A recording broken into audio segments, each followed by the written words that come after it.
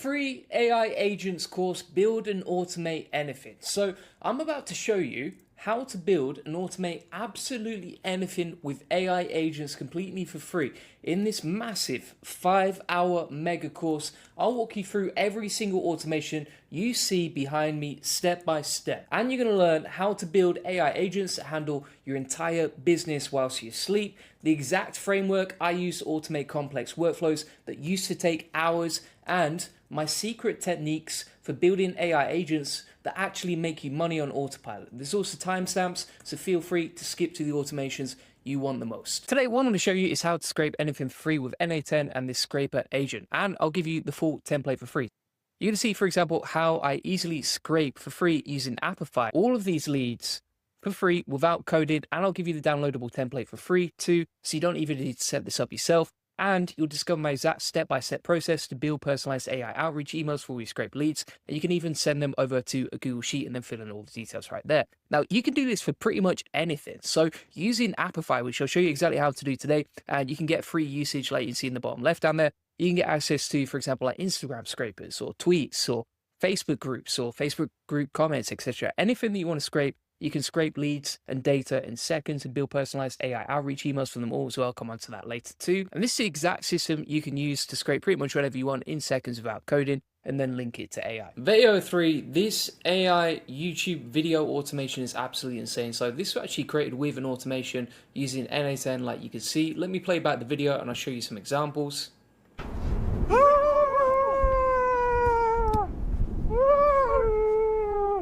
I can't believe I just did that. So it's super high quality. That is Yeti losing his selfie stick in the snow. This is Bigfoot making a squirrel smoothie. Out, folks! Totally organic, wild squirrel smoothie. Straight from my backyard. We've got the Yeti using chopsticks over here. How do people even do this? We also have... Can you believe this? They're actually dancing! Bigfoot dancing in the jungle with a vlogger annotating it, right? So the way that we've automated this is with this workflow right here. Basically what we've got is a AI video generator. Now you can tailor this to your business. You could use this for ads and advertising, that sort of thing. And basically what we're doing here is just saying, for this, create a prompt, a caption, an idea, etc.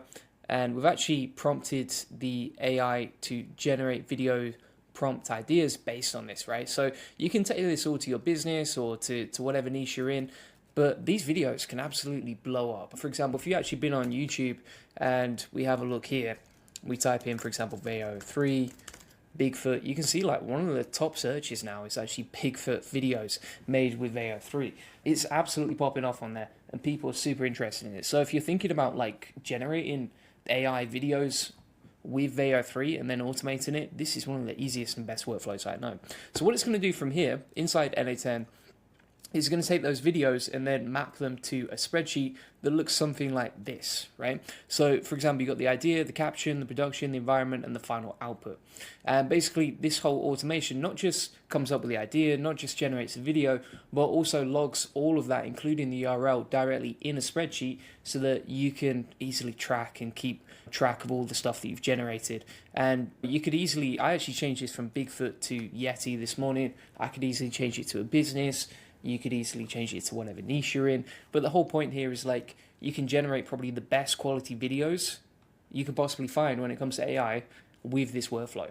And the crazy thing about this as well is like, you've got the audio lip synced inside, so you don't need to use any sort of audio generation separately. All the APIs are just with Veo 3 and it's super simple to implement. You've got the AI coming up with the idea, the AI generating the prompts for the AI, so the AI prompting the AI, and then you've got the video being generated here. Now, if you want the workflow and the template for this, it's inside the AI Profit Boardroom, link in the comments description. You can just download this template from me and then import it into n8n, and it will literally look like this, and you just customize it how you want, right? So, if we get back to this now, it's going to generate the idea to sheets, so we've got the details of the caption, etc. And you can post this straight to Instagram with the caption and the hashtags and everything else. And then from here, with the Na10 agent, what it's actually going to do is take the caption, the idea, and the environment. And these are dynamic, so it changes every time you generate the outputs. And that is going to use Veo 3 to generate a prompt, right? So it's going to say, create a Veo 3 prompt based on this. Here's the environment, and in the prompt, explain like the situation, the environment, who's vlogging, etc. These are the outputs we get back. So in a bright neon lit cave, a giant yeti films himself clumsily trying to eat a bowl of cereal using oversized chopsticks, which is exactly what we got on this automation over here, with a bunch of penguins in the background having a great time. All right, and then we also have the system message. So we have the prompt, which is going to be dynamic each time based on the ideas from the AI, and then we have the system message for the AI to just make sure that the prompt is actually good, and you want to refine it, because if you don't, sometimes AI is not going to give you full context, or the prompt that it generates is not going to be very good. And so that's why we have the system message and the prompt over here. Now this is where it gets interesting. So stage number 3 is actually creating the video, and we're using something called 4ut to generate this, right? So you can see here I've set the HTTP request to post the URL as the 4ut API over here. And using 4ut is actually pretty cool because you get loads of different APIs. Like for example, some people will be watching this and they'll be saying, oh, I can't afford to use Veo 3 API, etc., which is totally fine. And so what you can actually do if you go to the explore section inside 4ut is you can use other APIs. So for example, they have Kling, which is actually a lot cheaper, I believe. And you also have even older models, right? So for example, if you don't want to use Veo 3, you could use, for example, like the old version of Kling, or you could use Veo 2 in your image and video generations too as well. So if you want cheaper ways around, that's one of the easiest ways to do it. And then you can plug in the endpoint here. The credential type, I've used a header, and basically what you're going to do is put authorization as a name, and then key space, and then your API key inside the settings there, right? So you can just add a credential for logging in, and then we can rename this as well. So I'm going to rename this, for example, let's put 4ut login details. And then the good thing about that is, like, I've got those login details ready to go, the credentials are saved, and I can just generate outputs anytime I want, right? And then inside the body, we are taking the JSON using the body type prompt, and that's going to send the prompt from our spreadsheet over to 4ut, which is then going to use Veo 3 to generate the video. Now, inside the batching section over here, we've got one item to batch, and we're going to wait 2,000 milliseconds to batch that in between batches, right? So if you're generating multiple videos at one time, this just gives the API enough time to generate outputs without getting overloaded.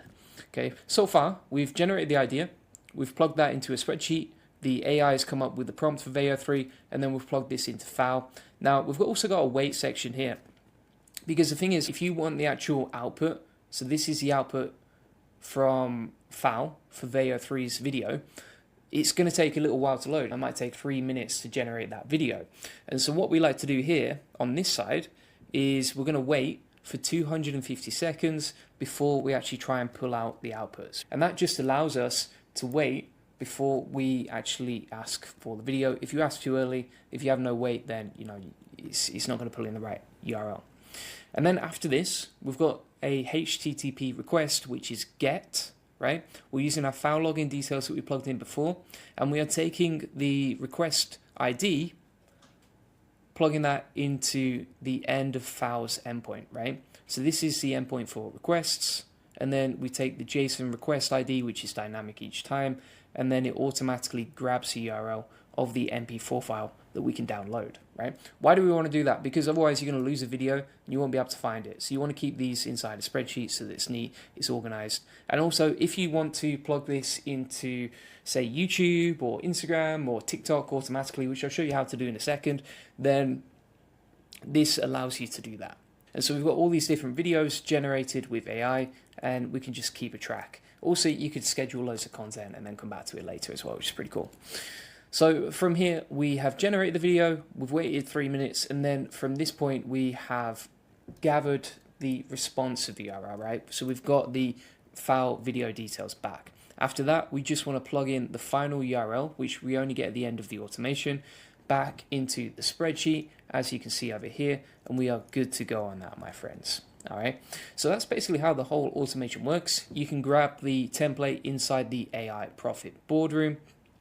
Feel free to get it, link in the comments description. If you're wondering, okay, how much does this cost you each time? Let me show you an example. So if we go to usage over here, we can see how much it costs us each time to generate the outputs. And you can see I've spent $26 on Veo 3 just testing this out. And that was me trying to figure out how to do this workflow. So for you, it's going to be even cheaper. And then if we click on this, we can see our recent requests over here, right? And then if we go back into the usage, so I've created 2 different workflows today, and it's cost me, so I think it's cost me $6 today to use this. Sorry, how much is that? $12. So it's cost me $6 each time to generate a video, just being 100% honest with you. So these 2 videos, one hour ago, another one another hour ago, and you can see the videos generated right here. Now, also, what I'd recommend here is inside the idea generator,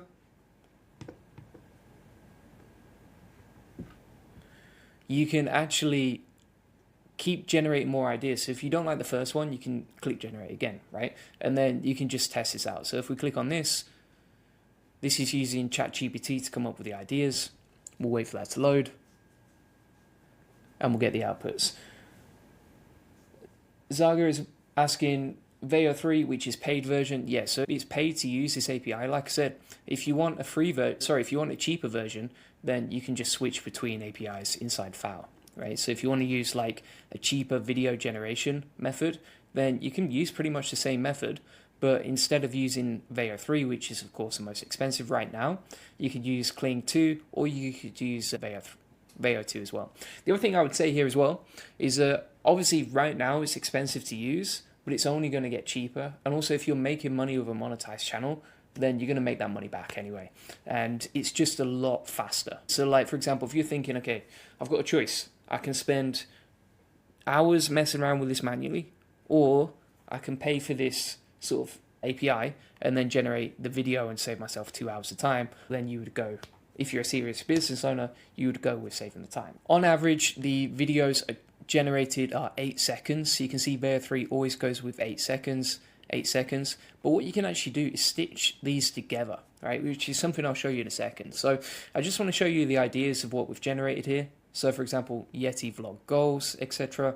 It's come up with loads of cool ideas right there, which is awesome. All right, so we've come up with different ideas. If you want to generate another one, you can. There we go. So this is Yeti filming his morning routine with giant pancakes, and then we could generate a full video on that. So if you want to figure out, okay, how do you stitch these together? Let me show you an example. So we actually have inside the AI Profit Boardroom this workflow. And basically what it does is it stitches automatically videos together. So let me show you an example. This is probably the easiest way to create long form AI videos from what I know so far. So for example, if we have a look at this video, this is multiple AI videos generated together in an N8N workflow. And you can stitch them together that way. And that's all automated, so you don't need to do any video editing. So let me show you exactly how that works. If we go back to N8N over here.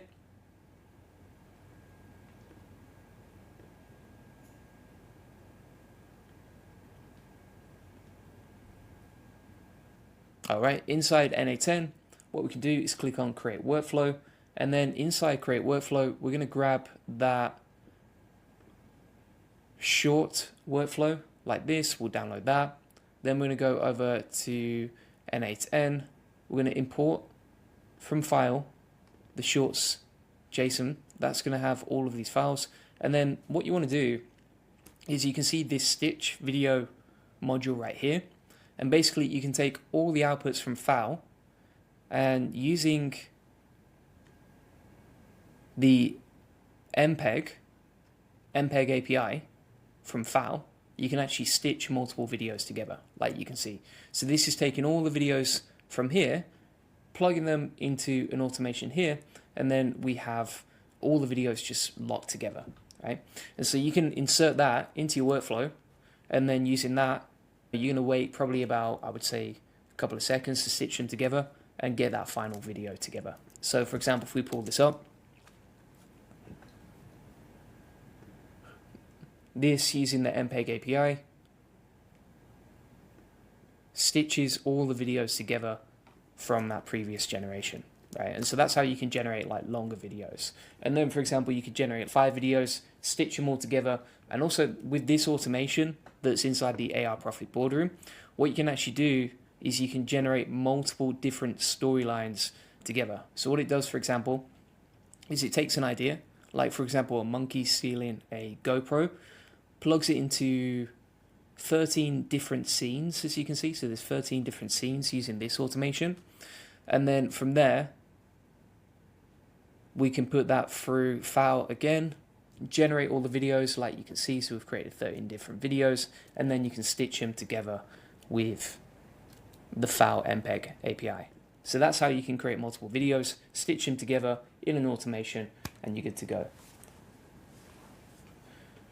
Someone's asking like, what are the benefits to use N8N with GitHub? I've never really used GitHub with N8N, so I'm not going to be SEO there, and I just want to be 100% transparent. If it's something that's really popular, we'll usually build it inside the AI Profit Boardroom for people. But yeah, I don't know. I don't really use GitHub that much. I just like to be proactive. So basically, that's how you can basically take the automation, generate the video, come up with ideas, stitch them together. And then for the auto posting, let me show you how auto posting works. So I'm just going to leave that. We'll create a workflow here. Inside the AI Profit Boardroom, you can grab this template, and I'll walk you through it in a second. But essentially, you can automate content across YouTube, TikTok, Facebook, Threads, Twitter, etc. So if we take this blueprint, then we're going to go back into N8N, and we'll import this blueprint. Here we go. And now inside N8N, what you can do is you can actually schedule the automation to check your spreadsheet like once a day. It will check the N8N automation with all the URLs, etc. So you can see, for example, here, it's pulled in the information from the spreadsheet, and on the outputs, you've got all the details of the caption and everything else. That's going to send it over to Blotato, as you can see. And Blotato, using its API, can then post to TikTok. And that's how we automated that post to TikTok that I showed you earlier, right? And so you can take the videos from your spreadsheet, which are logged right here, run it through Blotato, and then you could plug that through, for example, Instagram, YouTube, TikTok, Facebook, etc.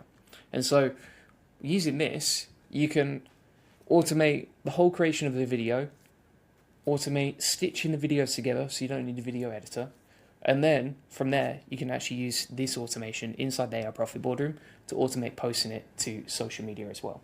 And so you can see that with N8N, you save time. All you're doing is clicking a button. It saves hours on like video editing, uploading the content manually, and also like you can scale this, right? So for example, you can imagine that if you were trying to build 5 or 10 different TikTok accounts or even more, like you're not going to use a manual process where you have to rely on humans to upload the caption and the video and everything else. What would be much smarter as a business owner is to use automations like these where you can just save a lot of time.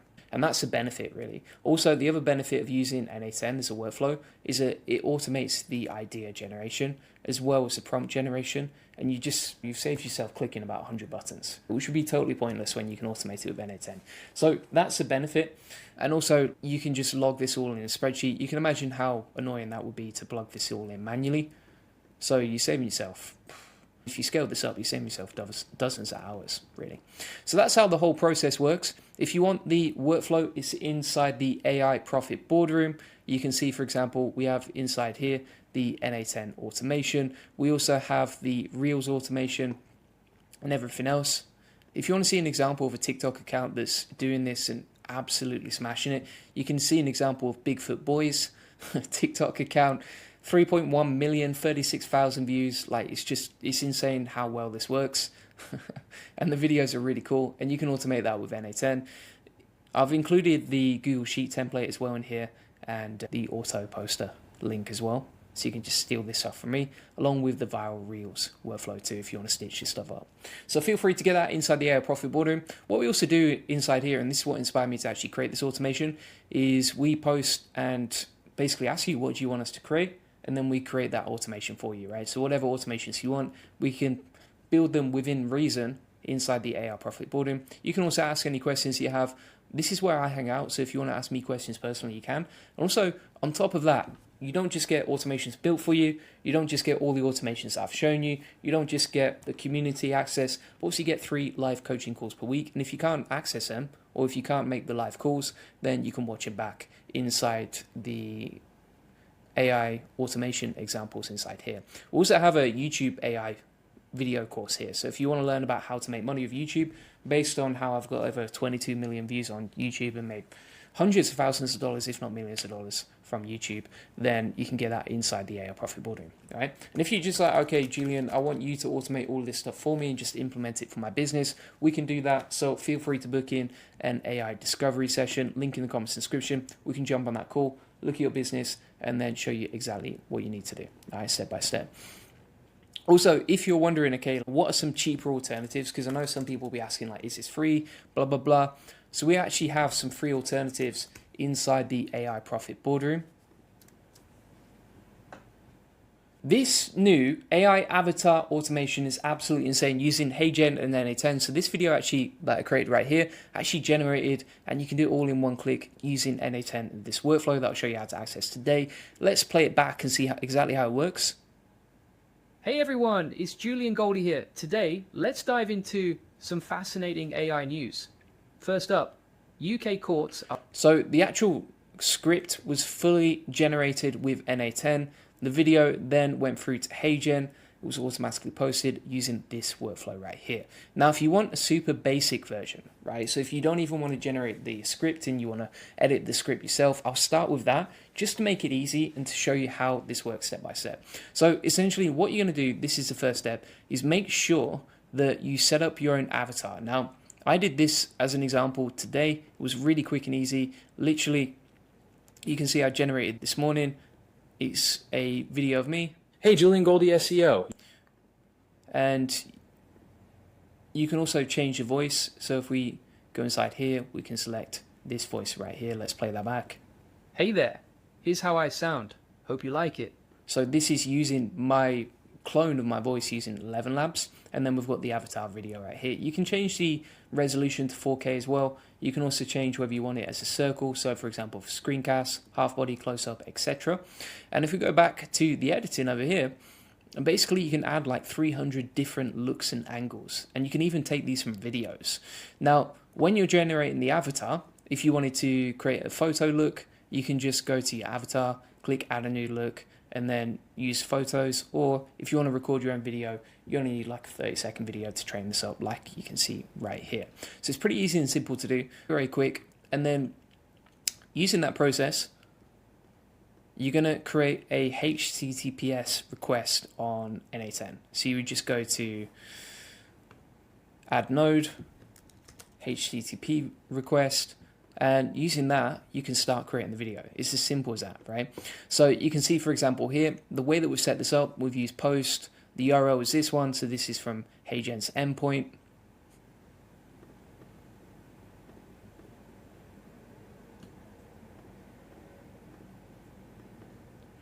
Which you can get the documentation for right here. By the way, if you want all this stuff, it's inside the AI Success Lab has all the links to everything that I'm talking about. And then if you want to get the actual template, it's inside the AI Profit Boardroom, so you can just download this and import it directly yourself. But if we go back to HeyGen now, basically what we're doing is we're uploading these details into NA10. What you can do is even import CURL and just take this and import. But basically we've got method as post, URL is this, the credential type, I've put header and auth, and then I've saved my HeyGen login details.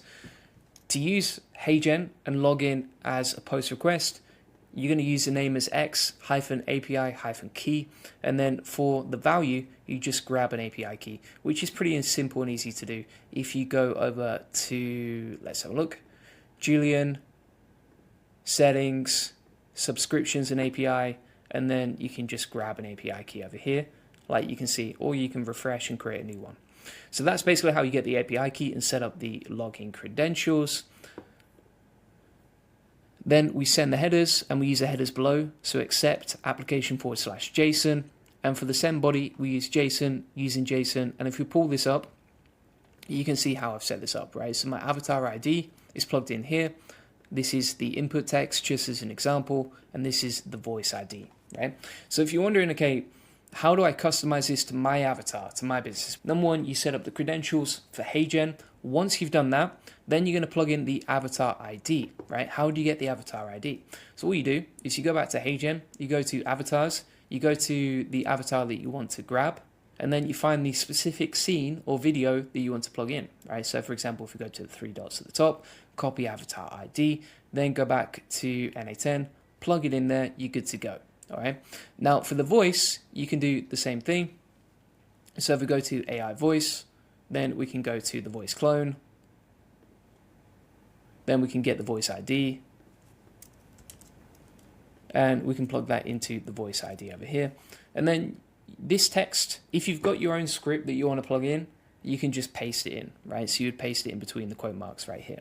That's basically how it's set up. You can also change the dimensions there as well, so that's nice and easy. Let's say, for example, you wanted to generate a landscape video or that sort of thing. You can quite easily.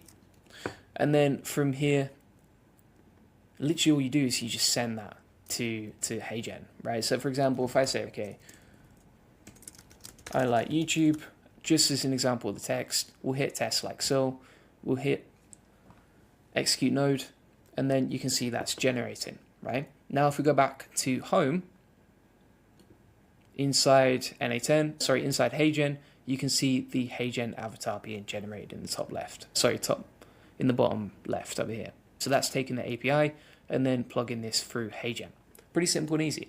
And then all you need to do is just grab the URL of the video you want to retrieve, right? So for example, if we go to this HTTP request, you can change the method to get URL as this, credential type as this, and then using fields below video ID, and we take the video ID, right? And then we send the headers, accept application JSON, and that's pretty much it. And then just make sure you got the credentials set up. So that's it for the very simplified method, right? So we've got that video generated using the API over here. Let's click play on this. I like YouTube. It's not bad, right? It's not bad at all. It's pretty convincing. I think if you look at that versus the video you're looking at now, pretty similar, to be honest with you. And then if we go to test over here, so let's click on test step. What that's going to do is it's going to take the video URL, like you can see over here.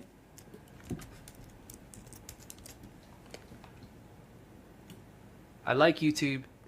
And that is a video URL that we just generated from NA10. Obviously, it was a super short example, but you could make it much longer if you're willing to wait. And that's basically the simplified SOP and template. Now, if you want to get that's inside the AI Profit Boardroom, you can grab the basic version right there. If you download that, and then I'll delete these just as an example. And then we import the file that we just downloaded, the JSON that you can get from the AI Profit Boardroom. That's ready to go and ready to set up, right? Now, if you want a more advanced version, which is way more practical and useful in real life, then you can use this process, right? And this is way more powerful. So essentially what we're doing here is we are actually automating the research and the script writing and then plugging that through HeyGen, right? And so the way this works is you can actually just go inside the chat here. So you can go inside the chat and then you can send a message and tell it exactly what you want, right? What that's going to do from there is take the message or the topic that you want to research and start generating the outputs, right? So for example, if we go to the research agent over here, this is connected to Firecrawl. So you can see it's connected to Firecrawl over here. And it's doing a Firecrawl search from Reddit to get the latest news, right? So it says, for example, search Reddit for the keyword I give you, search useful posts, finding relevant marketing insights, generate content concepts, blah, blah, blah. Use the Firecrawl tool for search. So that's using the attached crawl. And then this will take the latest information from today off Reddit and then generate a script later using that scraped information from Firecrawl. And by the way, Firecrawl is free to use. I haven't paid for it. Right? So if we look at this research assistant, we put in the chat input AI news today. It came up with this output. So it grabs all the notable AI news insights from Reddit today. And then what that's going to do is relay that information over to our script writing agent, right? So if we go to the script writing agent over here, you can see it's like, here's some news insights. And what we're saying is based on the research from today, right? So from that previous module, write a short fun script for my YouTube video. And then inside the system message was said, you're a helpful script writing assistant. And then also you want to make sure that you just put this in like plain text, because if you generate the outputs in any other format, then it doesn't seem to get recognized when you send this over to HeyGen, right? Because it has to be like plain text. If you have any formatting or HTML or that sort of thing, it's going to mess up the JSON later. So keep that as normal. And then it said, hey Julian, it's hey everyone, it's Julian and Goldie today. Here's what we're doing, blah, blah, blah. And then it created a short script. Now, obviously, like you'd want that in a real life situation to be like 1,000 words, 2,000 words, which you can easily do using the scriptwriter agent. Just change your prompts inside here, right? So once you've done that, you've automated the research from today, which is useful in itself as an N8N automation. You've automated the script writing, which is also pretty useful.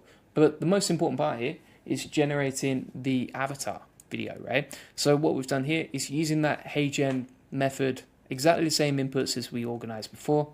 We're sending that to HeyGen, and then from HeyGen, we are using a HTTP request, generating the video, and then we've got that good to go using HeyGen. Now, at this point, you might be saying, okay, that's great. You can automate the research, you can automate the scripts, you can automate the video creation using an AI avatar, whoopsie-doo, but how do you actually post this to other platforms? So what we've actually got inside the AI Profit Boardroom, as well as this automation, which you can download from the AI Profit Boardroom, right? So you can download the HeyGen templates right here. What we can actually do from there is we can use Blotato and the auto posting automation. So let me show you an example of that.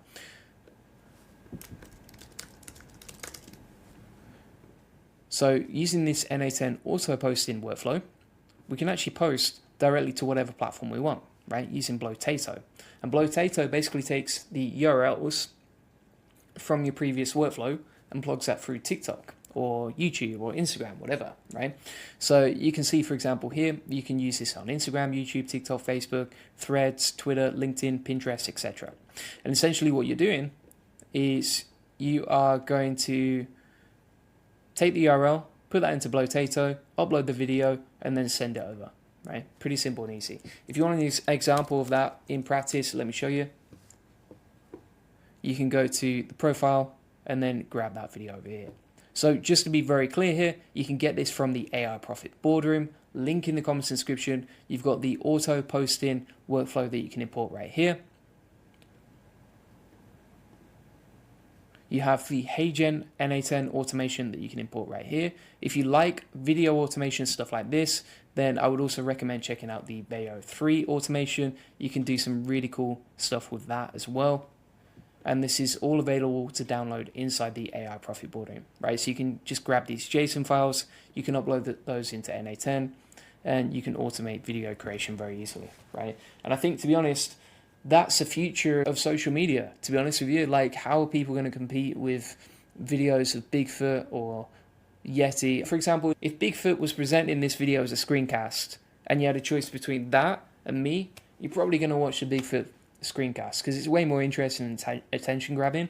And also, even like the way this process works, it's way more automated, right? It's way faster and efficient, which means there's going to be more content flooding the internet, and therefore it's going to perform really well, right?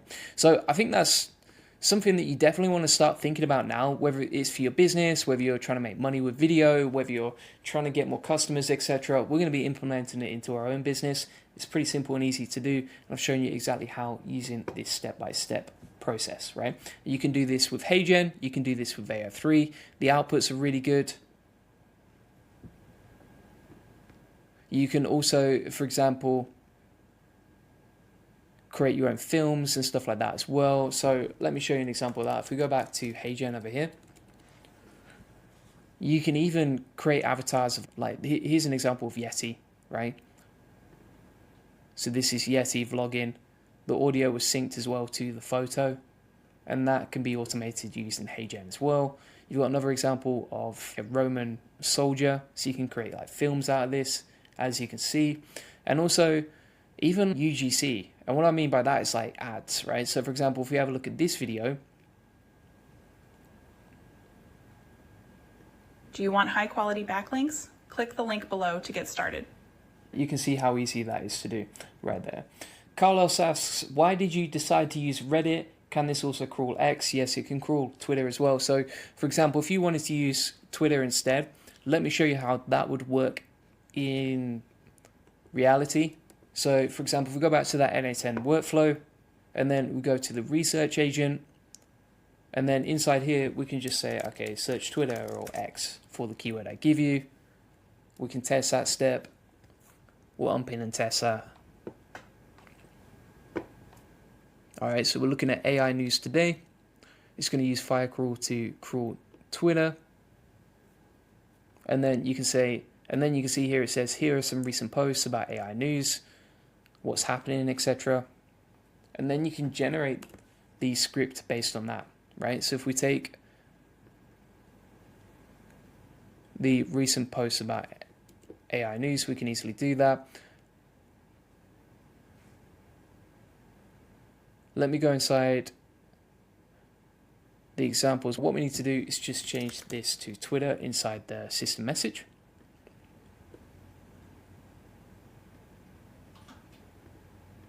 Let's click test on that.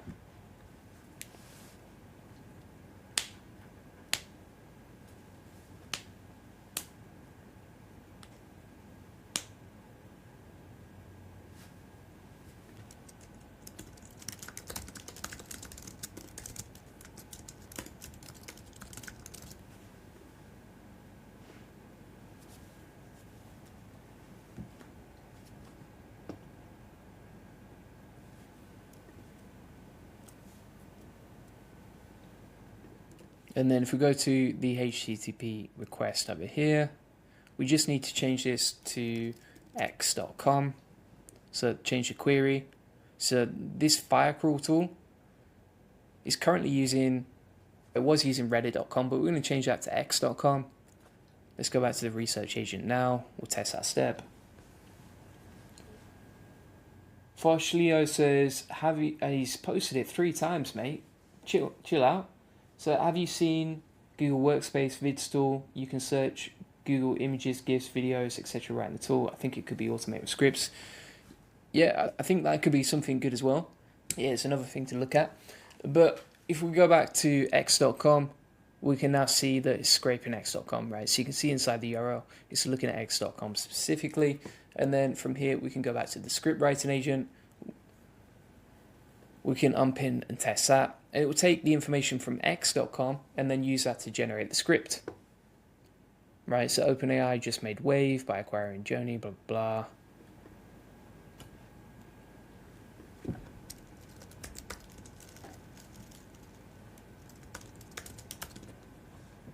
And if we go to the news, just to clarify and make sure that's correct.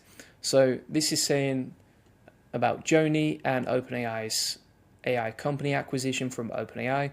If we go here, you can see that news was just announced a day ago. So it is literally scraping the latest news from X and then using that to generate the outputs. Now, this in itself, these 2 modules right here are amazing, right? Like these 2 modules you could use pretty much every single day for any business that you're in because you want to stay up to date. So you could literally, if you wanted to, you could just delete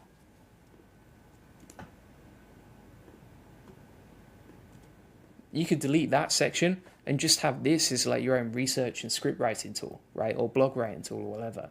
But if you want to automate AI videos on top of that, then it's quite easy to add this stage 3, as you can see, and you can get all of this automation inside the AI Profit Boardroom. Just go to the HeyGen NA10 automation. You can see all the other stuff that we've built here. So for example, like a Firecrawl Reddit bot that could be used for X or anything else.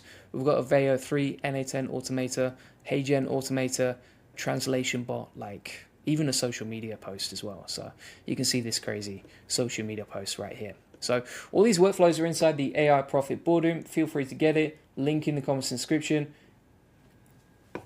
And you can download these workflows and then just import them into NA10. We also do 3 weekly live coaching calls per week. So you can see here, Tuesday, Wednesday, and Saturday. We also, Tuesday, Wednesday, and Friday, we do coaching calls live that you can jump on.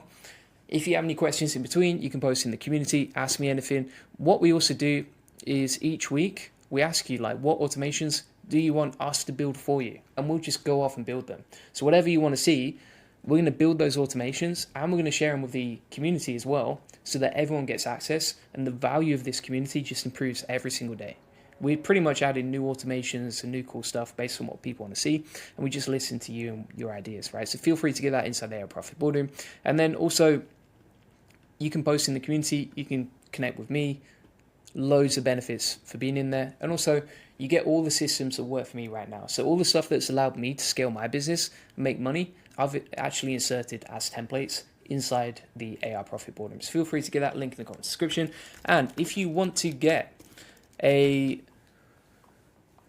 done for you service where we just implement AI for you, we can look at your business and figure out, okay, what do you need to automate, and then how can we do that? We can do that for you fully hands-free, and you can just book in a call, link in the comments description. We're happy to do that for you. We call it the AI time machine method because we're saving you hundreds of hours using this process.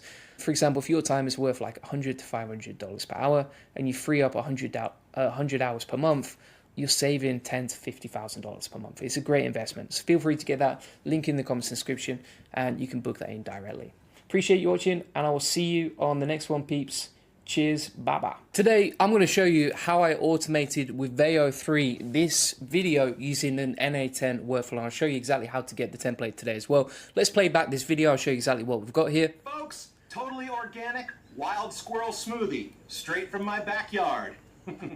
So that is Bigfoot vlogging, and this was actually inspired by a TikTok account that's absolutely blowing up. You can see using a similar sort of process, they're creating videos with Bigfoot vlogging, but I actually turned it into an automated workflow like you can see right here, where you can just click a button and generate these sort of videos as you want. Now, step by step, let me run you through exactly how it works and how to use this automation. By the way, if you want to steal this from me, you can get it inside the AI Profit Boardroom. Link in the comments description. Veo 3 automation. You can see all the templates right here, plus the importable JSON file, so that you can just steal this stuff from me, all right? You don't have to even set it up yourself. So, as we can see right here, we have the trigger for the automation, and so basically you can just schedule this to run like every 24 hours, or if you automated this to a TikTok account or Instagram account, which I'll show you how to do later, then you can use this process to just automatically schedule the content that you create directly to TikTok or wherever, right? As an example of that, here is a video I actually automatically posted using AI to my TikTok account. It was pretty easy and simple to do using the processes that I'll show you today. So as we get into this, we've got the schedule trigger. This is going to run every 24 hours. Then we have the ideas generator, right? And basically what we're doing here is we're saying, like, give me a funny idea related to Bigfoot vlogging in the jungle. Here you can just customize this to whatever you want. For example, let's say you wanted to have, I don't know, aliens doing like an MTV crib style video. You could just change the prompts right here step by step, pretty easy and simple. And then we also have a system message down below which shows exactly how to create the caption, how to generate the idea, how to set up the environment, so that we create really nice outputs from the videos that we generate. Okay, so we've got ChatGPT generating the prompt based on our niche. You can change the niche to whatever you want. This could actually be really good for ads as well. I was thinking, for example, for generating like UGC, I don't know, for our SEO agency, maybe Bigfoot promoting SEO backlinks. Using this process, we could easily generate that like this. Not even difficult at this point. So it's absolutely mind-blowing. You can see the outputs right here. So it's generated the caption, Bigfoot vlogs, the idea, Bigfoot shares his breakfast, totally organic, a squirrel smoothie, environment in a vibrant jungle, Bigfoot holds his camera with furry hands, right? Now, you can actually check this step by step. So if you're like, oh, I don't really like this, right? I want something new. So if you click test step again, what they'll actually do is redo the automation, and then you can generate another idea, right? And just generate whatever you want. So for example, here's another one. It said Bigfoot's wild adventures. Bigfoot shows off his breakfast, tree bark and mushroom smoothies. In a vibrant jungle, Bigfoot spins around with a selfie stick, chaos ensues, right? And it's got all the captions, the ideas, etc. So that is stage number 1 of the process. What I've actually done is broken it down into 4 stages, just so it's easy to understand. So you can see this is the idea generation section, and you also want to add a structured output parser so that you can generate the JSON from the text that you generate, right? So the AI agent creates this text, and then the output parser from JSON actually separates that into caption, idea, environment, everything else. Pretty simple and easy. Now, what that's going to do from here, once you've generated the ideas, is it's going to move on to the video prompts. For example, if we check this out, this is our ideas. This is generated via a Google Sheet. So we'll log in all the ideas that we generate and everything else into a nice little spreadsheet with the idea, the caption, the production, the environment, the final output, and also the ID of the video.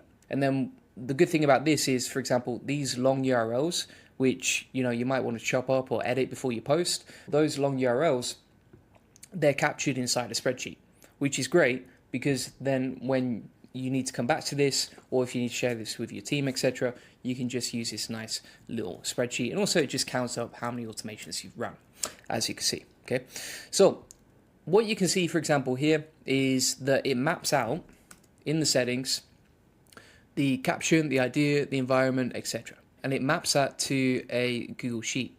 So if we check this out, we've set up an idea to sheet, Google Sheet within a document. I've actually created this template that you can steal from me. It's inside the AI Profit Boardroom, so you can just grab that Google Sheet template if you want.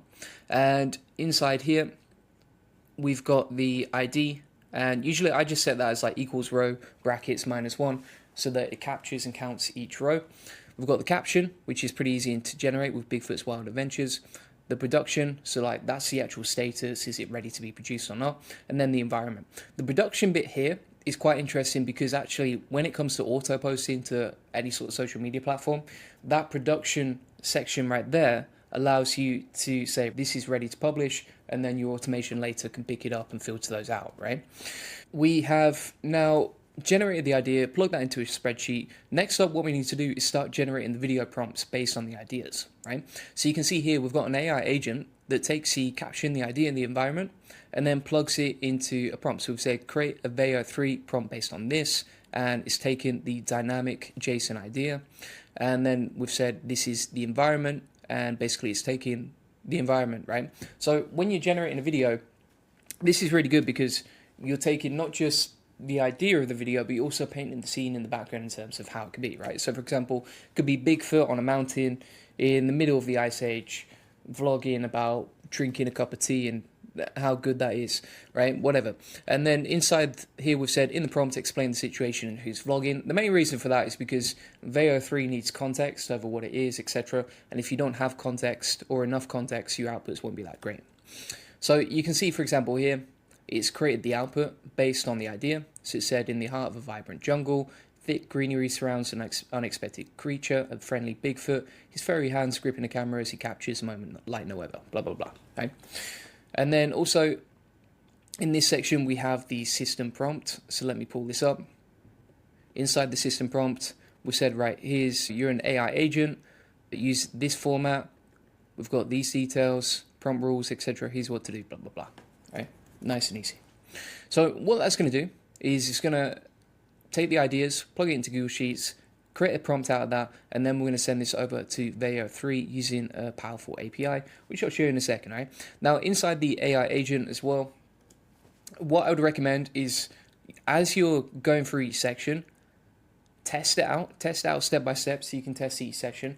And also, like, it can be expensive to generate the outputs. So, for example, with the API on Veo 3, it can be quite expensive because it's brand new.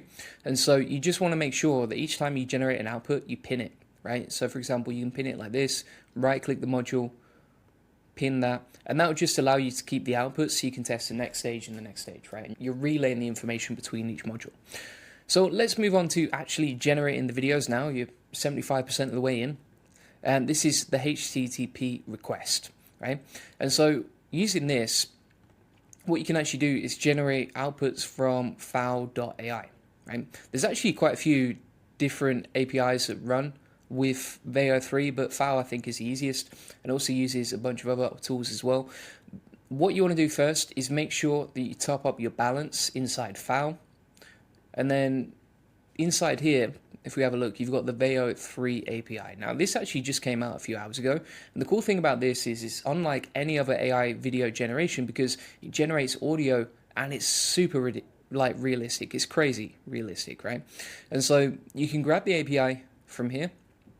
I've actually just pre-programmed this with our Veo 3 URL, and then for the authentication, we've selected generic credential type, header auth, and then you just want to set up your credentials, right? So if we go on here and we edit these, you can see basically what we've done is we put authorization as the name. So use authorization as the name. And then for the value, what I've actually done is type in key space, the API key of FAL. Now, if you want to get your API key from FAL, you just go to your account over here. Then you're going to go to API keys, add a key, make sure that you save that and copy it because otherwise you'll lose it.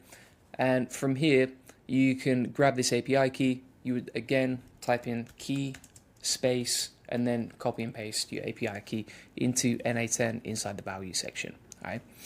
That took me a little while to figure out. If you have any questions, just ask me inside the AI Profit Boardroom. I can help you out. And then inside here as well, we've selected send body, JSON, using fields below, and then I've mapped this out, right? If you don't get this right, this can mess up as well. So you want to select JSON, using fields below, prompt, and then you're grabbing the JSON output, which is the prompt from the AI agent, right? And the reason that you're selecting name is so that FAL understands, okay, this is a prompt to generate the content with. Now, for example, if we go back to Veo 3 over here, we can actually look at our previous requests. And if you don't get this right, like I didn't get it right the first couple of times, as you can see, it totally messed up. And we got these 422 errors, right? And the reason is because this wasn't set up with the JSON. So make sure that you set up this properly. If you just want the template, you can steal it from me. And also, you want to be careful with batching, right? So this is expensive to generate outputs with.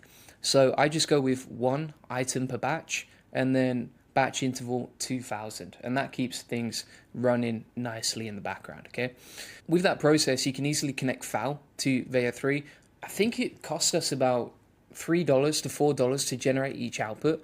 Now, what I want to say here is if you want a cheaper way to do it, a cheaper way to generate videos like this, you can actually do that with another automation inside the AI Profit Boardroom, which is this one inside the classroom, the NA10 Viral Reels workflow, right? This is a lot cheaper. It's actually using something called Flux and Cling, which are way cheaper. Before you start commenting in the video like it's too expensive to generate, etc., you can just grab the resources in the blueprint. I know not everyone's going to comment like that, but I know some people will. So if you want to use Veo 3, you can. It's more expensive. If you want to use Cling, it's cheaper. And I've shown you exactly how to do it. Plus, I've given you the template inside the AI Profit Boardroom where you can just grab this stuff from me. So once we've done that, then we're going to go to here and we're good to go. Again, test each step. You can see the output. So this is the response URL with all the details right here. And if we X off that, we've now scheduled, got the idea, sent it to Google Sheets, created the prompt, posted it to fal.ai to generate the video. And then the next module here is a wait module. Now, it typically takes about, I would say, 3 to 4 minutes to generate outputs from Veo 3.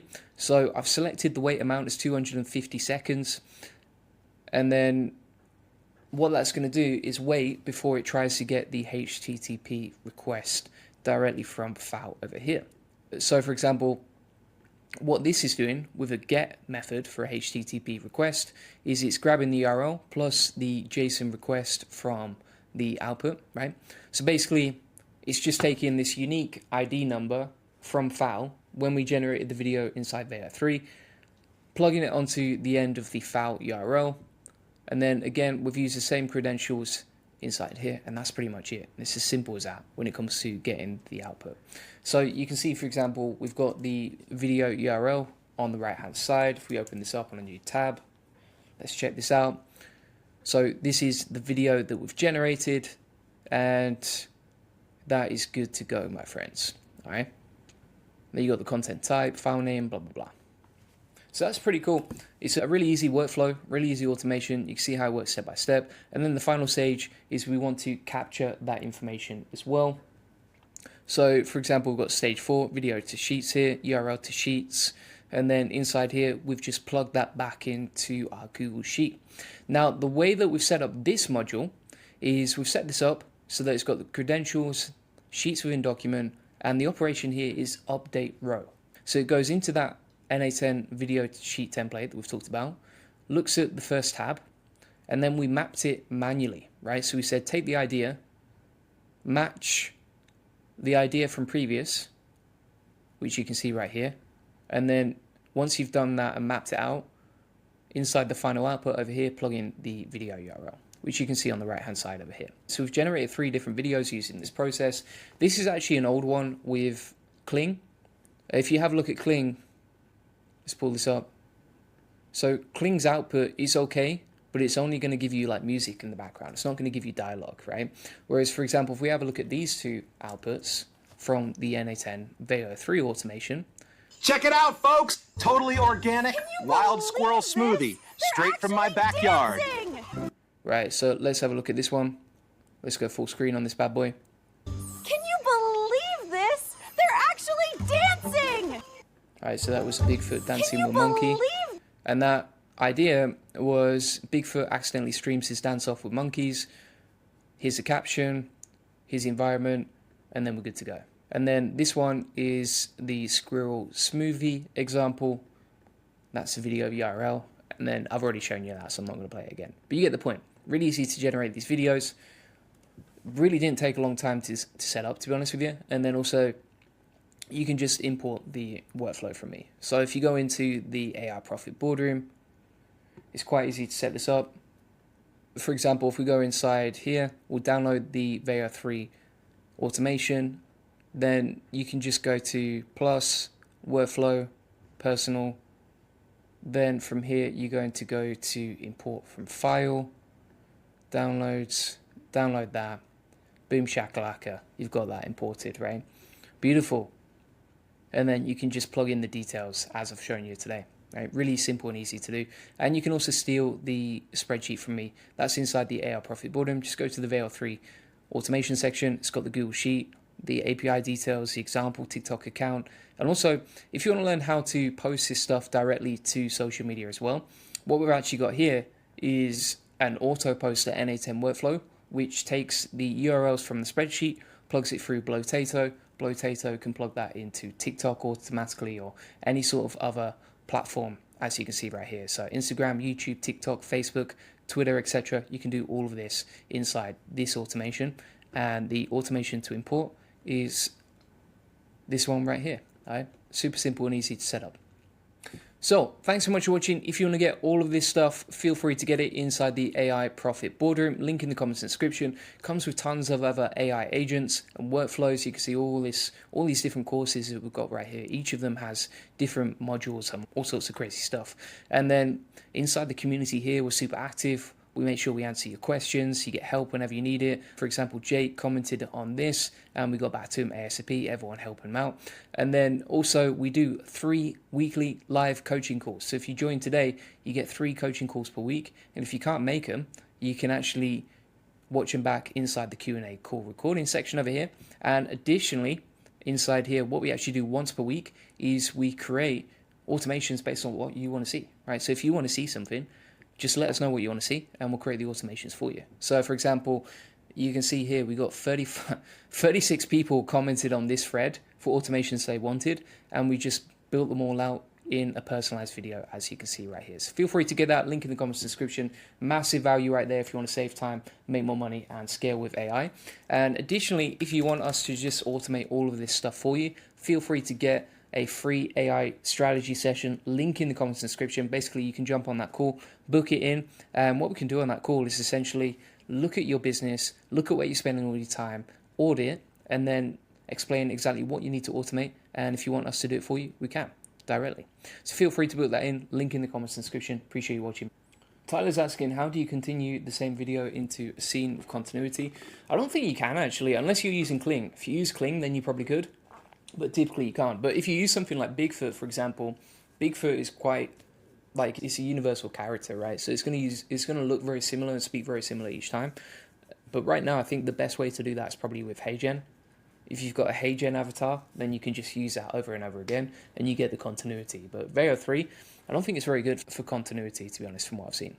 New NA10 Slack agent. Want your own customizable AI assistant right inside Slack? I'm going to show you exactly how to build this and connect it using NA10, and it's way easier than you think. Plus, I'll give you the free downloadable template, and I'll walk you through the entire setup process step by step. Plus, you'll get my free template, link in the comments description, and you'll discover how to connect NA10 to Slack in just minutes. You'll learn the exact API settings I'm using and how simple it is. Today, I'm going to show you how to link Slack to NA10 so that you can basically have your own AI agent directly inside Slack, and then you can customize it exactly how you want. So I'll show you exactly how to set this up. Plus, you're going to get the free template inside the AI Success Lab, link in the comments description. And so you can see Slack is connected over here. If you go to our Slack channel, you can see that it says here, hey, automated with this NA10 workflow, and then it links directly to our NA10 workflow that automated this process, right? This is really easy to set up once you figure it out, okay? So let me show you exactly how to set this up step by step and the whole process. So if we have a look at this particular AI agent, what we've done over here is we've selected a post message node. Now, if you're wondering how to do that, you just add a node, you're going to type in Slack, and then from here, we're going to select actions, and we're going to click on send a message, right? So inside my settings for the Slack automation, I've set up a direct login. So the way that you can do that is you can just go to the drop down over here, create new credential, and then you can actually log in with Slack directly. Then in the resource section, you can select message, operation equals send. You can select a channel over here, and then you can choose which channel you want to post in, right? So for example, let's say from the list. Inside the message type, we've just selected send message, and then you can put whatever message you want. So for example, right now, I'll come on to what you would send in a second, but what you want to do while setting this up is you want to go to api.slack.com, right? Then you're going to go to create new app, like you can see, and then from scratch, right? So let's say, for example, we want to put SEO bot as the app that we want to build. I'm going to build that inside our space over here. So we're going to create the app like, and now once you've set up this SEO bot, you're going to see a page that looks like this, okay? So what we need to do from here is we need to go to OAuth permissions. Then we're going to scroll down. So scroll down the page. And then inside scopes, you're going to add a few different settings, right? So for example, for my example, the scopes that we added previously, apps mentions channels, join, channels, chat groups, right? And this basically just allows the agent to interact directly inside your Slack. So you can just select the options that you want, as you can see right here. If you want to steal these settings from me, I'll put it inside the AI Success Lab, inside here. So you go to api.slack.apps, go down to from permissions, use the settings below. And I've screenshotted them for you right here. Now, if we go inside our Slack channel, like you can see, we're just going to tag in. And before we do that, we need to select auth tokens and install to unlimited Goldie agency. So you go to permissions, then you go to install to your Slack channel. So we're going to click on that and we'll install this app to our channel, as you can see. Dev Ryan says, thank you, God bless you, thank you. And thanks for watching, appreciate you. And now we've got this set up, we're all good to go on that, all right? Now, if we go back to our Slack channel, so you can see I'm inside my Slack. Here we can press app, and we are going to type in SEO and SEO bot, all right, as you can see. Now, what you'll see is that we have to add the Slack bot to the channel, all right? So we're going to add them like we've invited the SEO bot to the channel, and now it's been added. Happy days.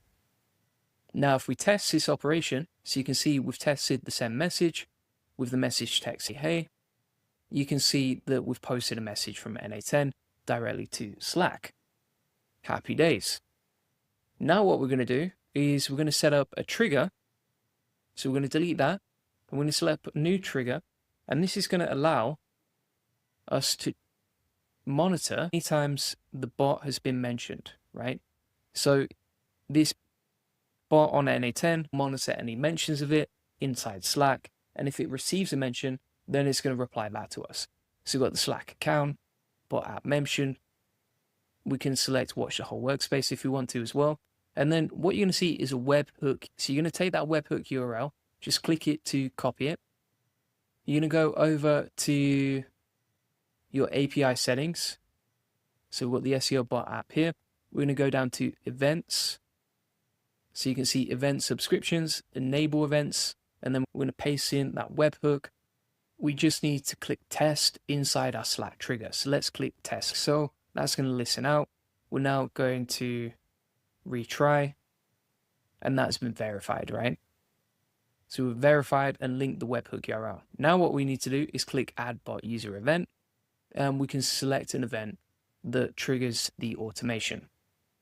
So as an example, we've selected app mention inside the NA10 example that I built previously. Select app mention inside yours, for example, as well. So here we go. Then we'll hit save changes, and that saves the event of the agent being mentioned, right? So it's linked to our workflow. So if we go back to our channel now, and we mention our SEO bot, you can see that's now filled in the mention of the bot and selected it as an event. Beautiful.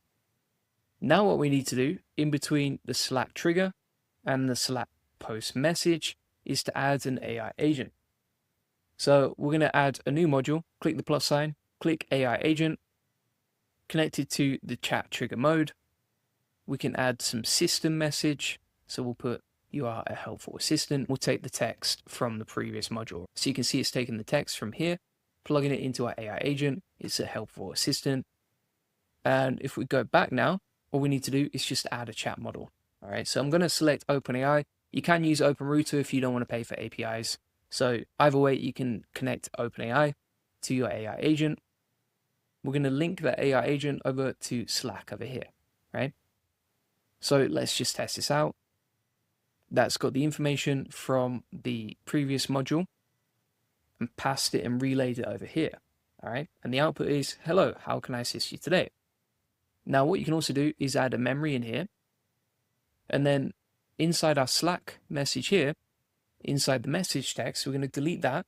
And we're going to take the output from the AI agent, right? So basically when the AI agent responds, it's going to be taking the output and plugging it back into Slack. So let's test that step. This is the Slack channel that we've created. We're going to hit test step and you can see it says, hello, how can I assist you today? And that is using the NA10 workflow. Beautiful. So that's basically how we've connected Slack as an AI agent in a really simplistic way. If you want to steal the template from me, I've actually included the Slack template inside the AI Success Lab, but essentially it's pretty simple and easy to do. If you want to get the settings for each part, let me show you exactly how. So I'll plug that into the AI Success Lab with all the screenshots. And what I'll also do is inside the AI Success Lab, I'll include an SOP step-by-step on exactly how to install this stuff as well from the transcript today. So that's essentially it. That's how you can connect Slack. Now, if you wanted this to go live, for example, what you would actually do is you would make this active, as you can see. And then if we go back into the Slack trigger, we can now get the production URL. All right. We're going to go back over to Slack in the API settings over here. And inside the event, we're going to change the webhook to this one instead, because that's the live webhook. Yeah, right. We'll hit save changes. Let's test this out. And now you can see as soon as I posted that message, it's replied to me instantly. Now, if you wanted to make this AI agent more useful, what you could actually do inside the system message here is you could actually just change this. So for example, you could say you're an SEO expert writing SEO content, the keyword, you write the article. All right, just as an example, random example. So we're going to make this active again. Then we're going to go back to ads and we'll plug this in. So we're going to tag in the SEO bot and say keyword equals SEO training Japan.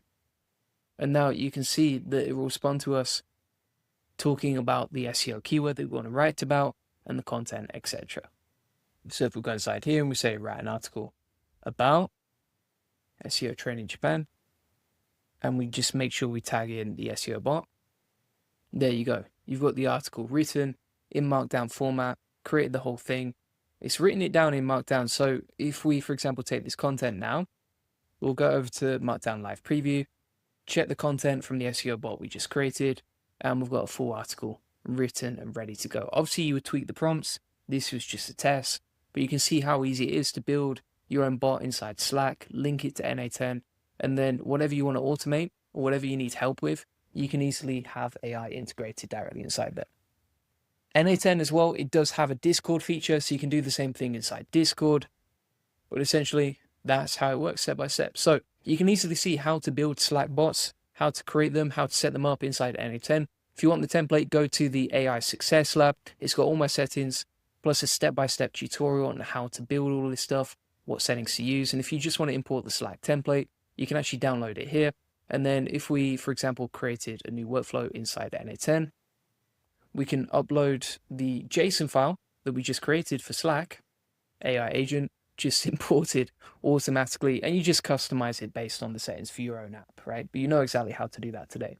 Now, if you need help setting this up, if you want all my best automations, and if you want to make more money with AI and basically automate and save time, you can see how much time you would save with that one single app, then feel free to get the AI Profit Boardroom. It comes with tons of automations like this. It's a community focused on making more money and saving time with AI. And not just that, but it's got an awesome community of people serious about growing with AI. It's got an awesome classroom with all of my best automations, and also weekly coaching calls. So you can jump on the weekly coaching calls, get support. You can also DM us if you have any questions, and you can post inside the community if you need more help. But the main thing here is you get everything you need to implement and learn how to build your own workflows and automations based on what's working for us, and you can see how powerful this stuff is.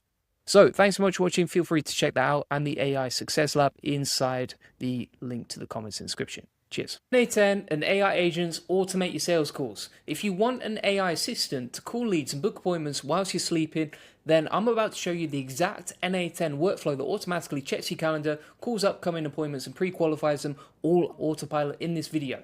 And you can learn how to build an AI voice agent that confirms appointments and does discovery calls for you. You'll discover the step-by-step process to connect your calendar to an outbound dialer and how to get faster responses with GPT-4 Mini real-time. Plus, I'm going to give you the whole template completely for free.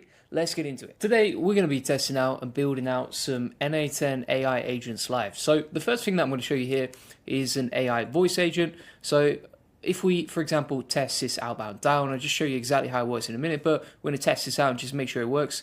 So what this is going to do is take the details from my appointments and then give me a cheeky call on my number, as you can see right here. Boom. Let's answer it right now. Hey, this is Julian Goldie's AI assistant. I was just calling about your call. What's your biggest challenge with SEO right now? Right now, we need to get more leads, more traffic, more sales. Got it. You're focusing on increasing leads, traffic, and sales. That's crucial. Are you the one making the final decisions on your SEO strategy? Or is there someone else involved in those decisions? Yeah, so that's mainly me. Great. It's good to connect with you directly. What have you tried so far to boost your SEO results? Are there any specific challenges you faced in your link building efforts? Yeah, so right now we just don't know where to start. We've been watching Julian Goldie's videos, and it's confusing us more than helping us, my friend. I totally get it. SEO can be overwhelming at first. What if we focus on defining clear, achievable goals for your SEO strategy?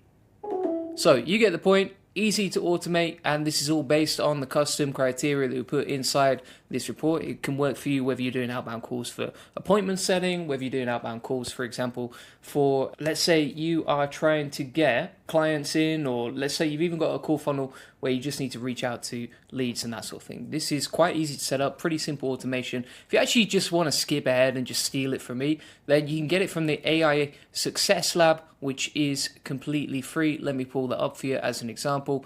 So if we go to the AI Success Lab, link in the comments description, go to the classroom, AI course, and then boom, we have the NA10 appointment setter, and you can just download the resources directly from me. All right. So let me show you exactly how this works step by step and exactly how to set it up. Right. So first thing that you want is to have a schedule. Right. So you can see here, for example, every day, 9 a.m., we can schedule this workflow to run. And what it's going to do is check my calendar. So it's going to run through my calendar over here. It's going to say, right, over the next sort of 24 hours, what have we got going on? Who are we going to need to contact? So for example, we've got Julian Goldie's NA10 party. He's booked in a call. Let's call him. So it's going to take all the calendar information and plug it in. So in terms of the settings here, if we pull this up, we've got days between triggers, 1 day, trigger hour, 9 a.m., trigger minute, don't worry about that. And that is just a schedule for a trigger. So the first thing that you want to do is just add a node, right click here, add node, and then just a scheduled trigger. That's the one you're going to select, and then use these settings like so. If you want to steal these settings from me, what I can actually do is just screenshot those and plug them into the AI Success Lab so you can get the details completely for free, right? You don't need to pay for this, it's completely free. You can just steal the schedule trigger settings from me down here, right, folks? Now, the other thing you can do as well is you can actually use your 11 Labs custom made Pro Voice as well. So if you want your voice to be more lifelike, then all you do is you use 11 Labs, create a custom voice using the Pro package, and then your voice can be exactly like a clone of yours, pretty much.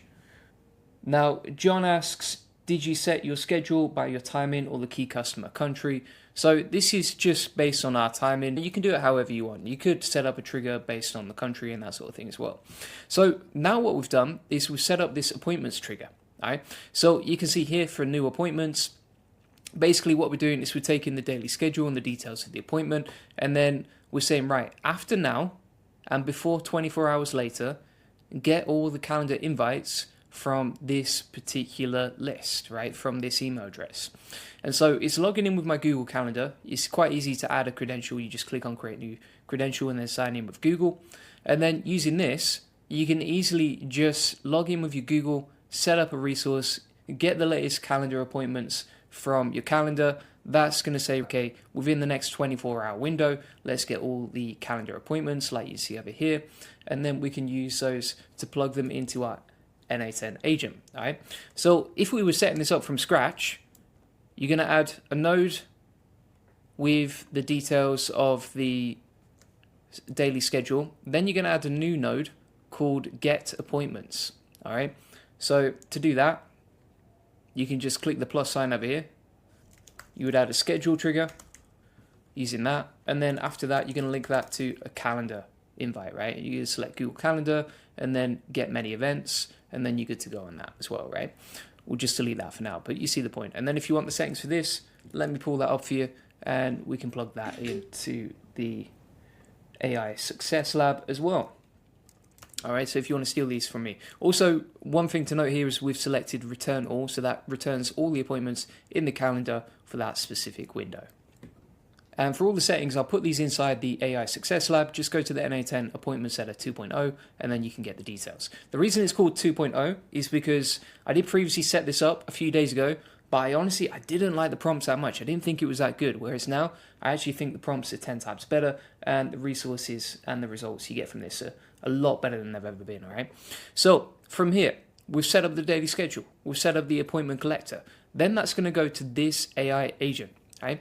And essentially inside this AI agent, we've got this prompt, which basically takes the information from the appointment. So for example, it's collecting the event name, the date and time, the time zone, and the description.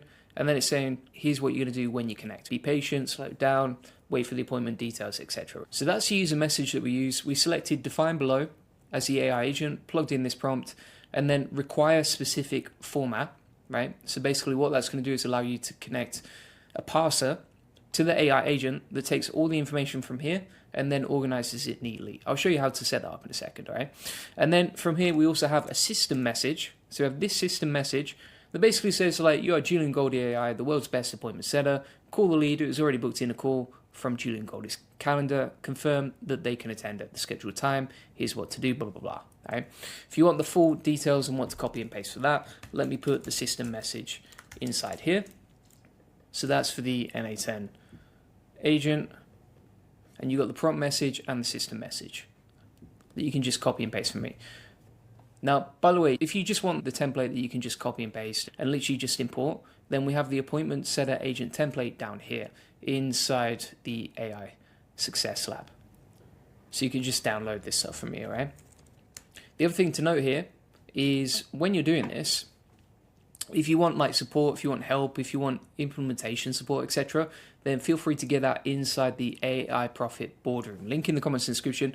This just comes with like weekly coaching calls, awesome community, all my best AI agents, plus DM support. So if you need help implementing this stuff, if you get confused along the way, just join the AI Profit Boardroom and then you can get the help and the support you need. All right, so what we're going to do from here is we'll set up the outbound AI agent. I've shown you all the settings for this. I'm just going to grab that and copy it for you as well. And then you just want to link this to an OpenAI chat model. I actually use GPT-4o Mini with my OpenAI account. You could use even OpenRouter or something like that. If you just want to use this for free, then you can use OpenRouter, plug that in, change your settings, and you're good to go. But basically, the main thing here is like you're creating an outbound agent that passes the information from the calendar event and sends it over to this structured output parser, right? So to set this up, like I said, you want to make sure that you select require specific output format, and then from here, select structured output parser, and then for the schema type, select define below, right? Don't select generate from JSON example, select define from below. From here, you've got all this information in terms of what's going to be sent over to the AI agent for booking. Now, you can see here, for example, we are passing the information into the properties, event name, date, time zone, about, contact, phone number, email address, decision maker, etc.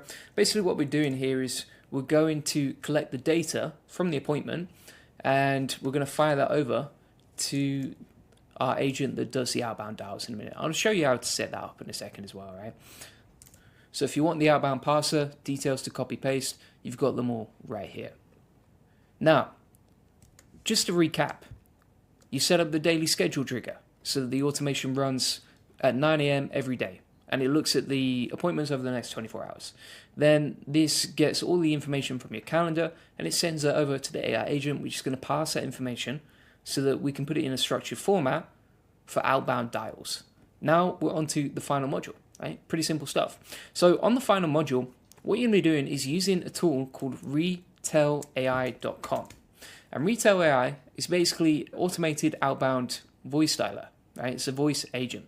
And you can connect it to NA10, and it's pretty simple and easy to set up. For example, what you want to do is you want to go into retailai.com. You can get a free trial, and they'll give you $10 free credits. And essentially, you're going to create an AI agent. The one that I used to set up is a single prompt agent. So just select create agent and then single prompt agent in the top right. Once you've done that, you're going to see an example like this. I've selected GPT-4o Mini real time to get faster responses on the call.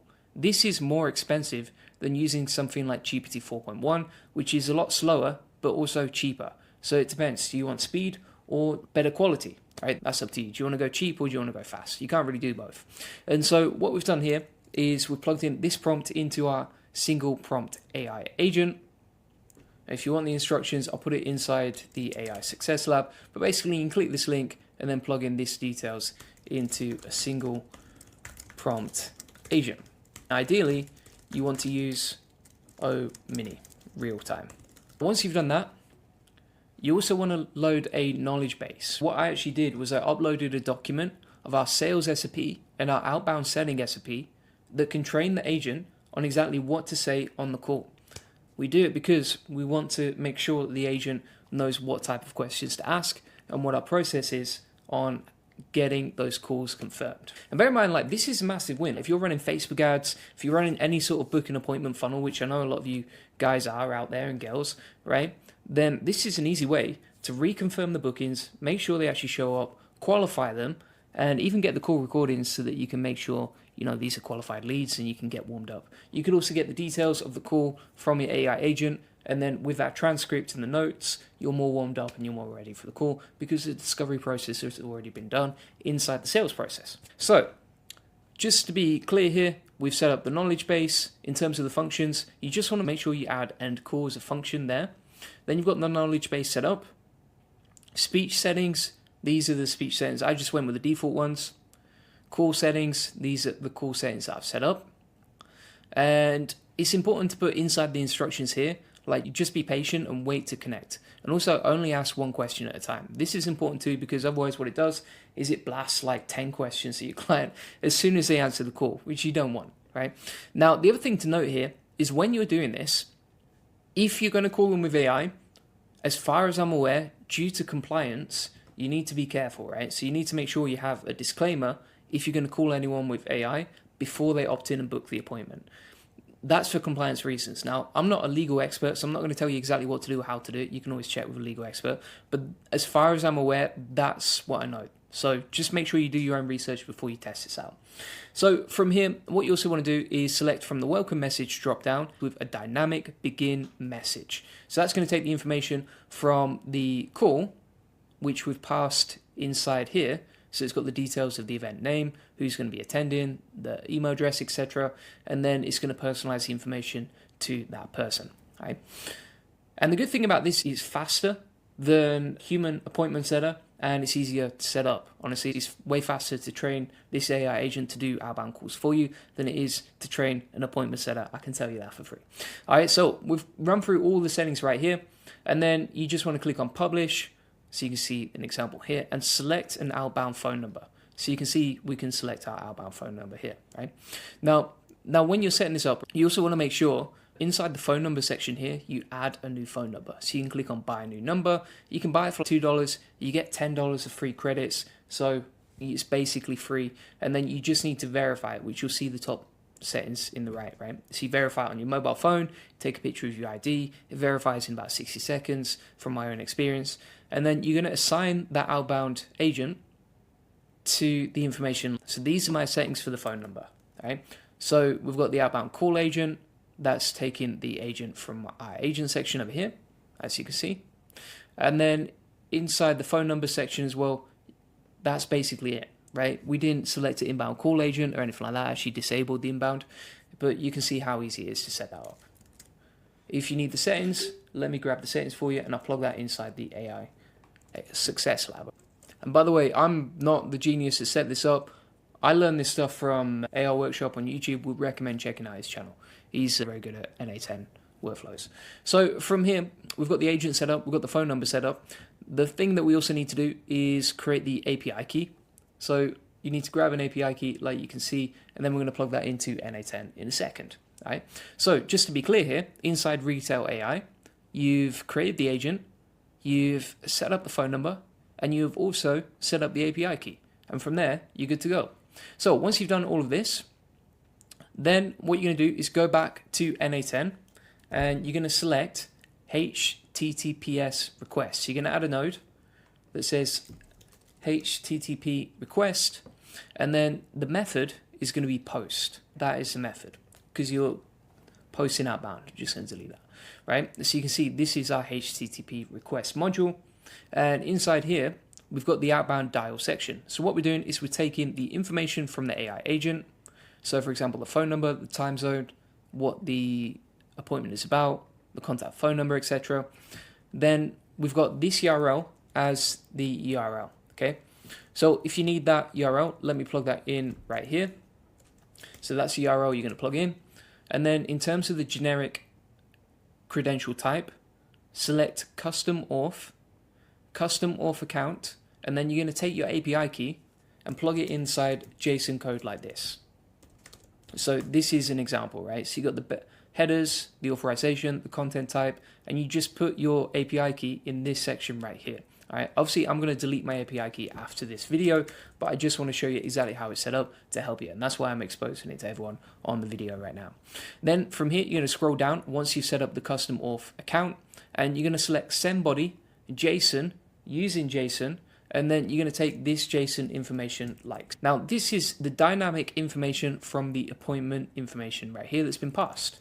So you can see an example right here. If you want to take that code from me, let me show you exactly how to do it. So this is the JSON body on the HTTP request as an example. You can customize this as much as you want.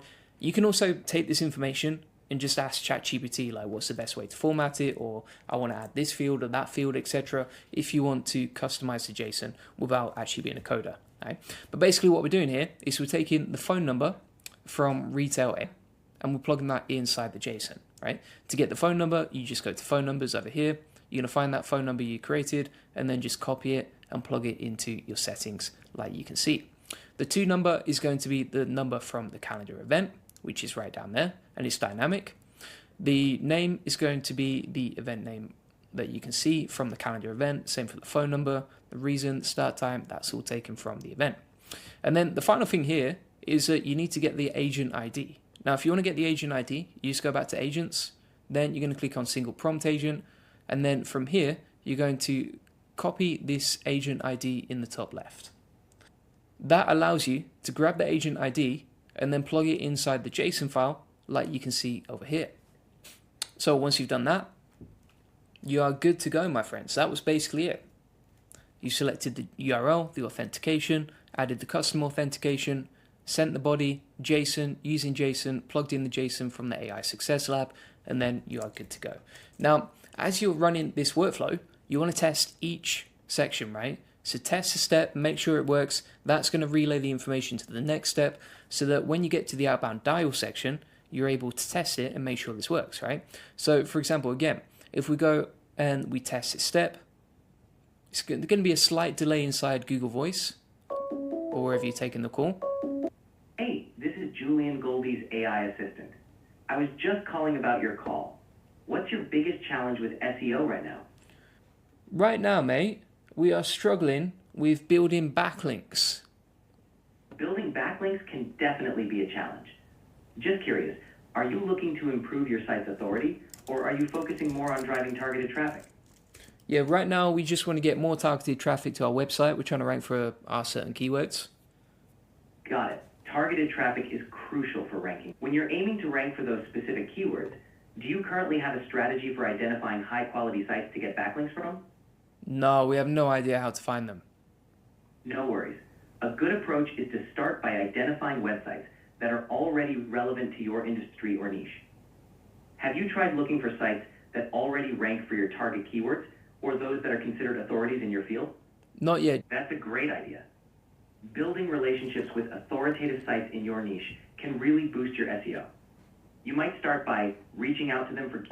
Alright, so you see here how it's like actually quite a powerful automation where you're not just doing the discovery process with the potential client and the customer, but also you're giving value to the person that they're calling up, right? Because you can see this AI agent is looking at the situation, analyzing what they can improve, giving them tips on how to improve, and then setting that process up so that when it comes to the actual call that my team will take, that client has already got value, understands that we're the experts, is already impressed by the process, and is now warmed up and ready and knows exactly what they need to do to get more SEO traffic, right? And this would work for any agents or anyone running a sales call funnel.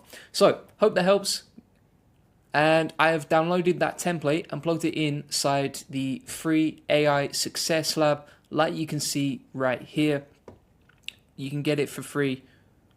I just wanted to help you, and that's why I'm giving you all this information, all right? It's absolutely amazing what you can do with this.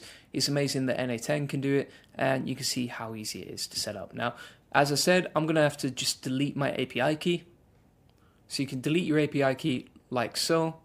Just make sure you set up another one and set that as a webhook, and then your API key is done and dusted, my friend. And that's basically it. And then if you want to import this stuff, let me show you how easy it is. So if we go into workflow, personal, we're going to download the template from the AI Success Lab, which you can see right here. So this is the JSON code. We'll download that.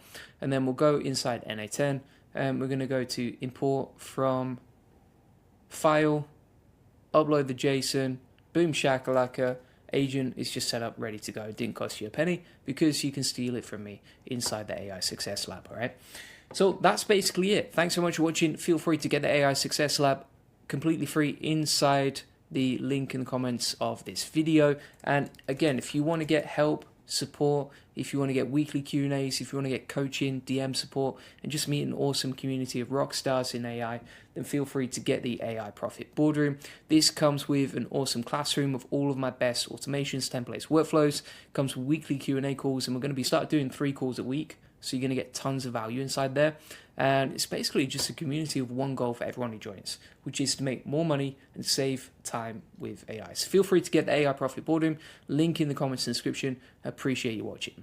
Here's how to build and replicate any NA10 AI agent in one click using Claude. So you can see, for example, here, we actually screenshotted the workflow we wanted to replicate. Then we created the JSON inside Claude. I'll show you how in a second. If we paste that into NA10, you can see that has come out perfectly. And today I'm going to show you exactly how to do it. Now, I just discovered how to build NA10 AI agents in seconds using Claude, so you can basically take a screenshot of any NA10 workflow. I'm going to show you exactly how to build up a custom built project like you can see right here. So you'll get basically awesome copy-paste JSON that instantly creates the entire automation. And in this video, I'm going to show you how to set up Claude with the custom built instructions like you can see right here. You'll learn the exact prompt template that makes Claude an NA10 expert basically instantly. You'll get all of this for free, and I'll show you how to replicate any workflow with just a screenshot, even adding custom modules. And you'll get the free resource I created so you can steal this entire system from me. So I'm going to show you how to basically get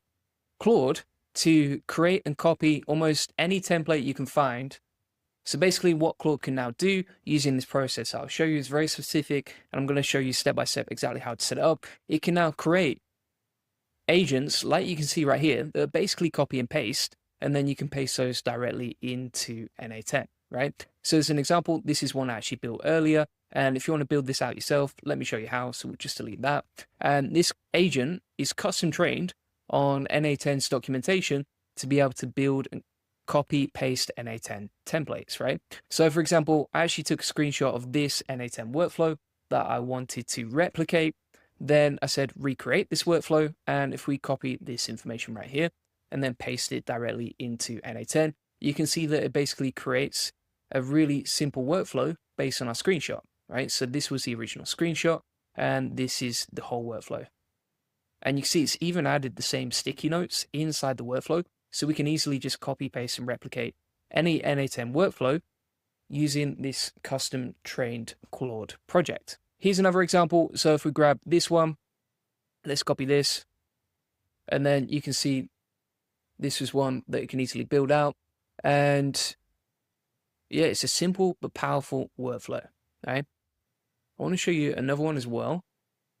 So if we say, for example, create a AI voice agent for NA10 inside the NA10 JSON builder, it's now going to start coding that out, right? So you can see it's thinking about it, and it can basically produce like copy paste JSON code, right?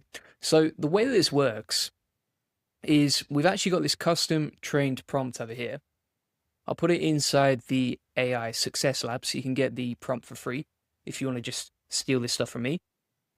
But basically we've said you are an NA10 expert NA10 workflow generator. Your job is to create fully functional NA10 workflow JSON that can be directly pasted into NA10 to create working automations.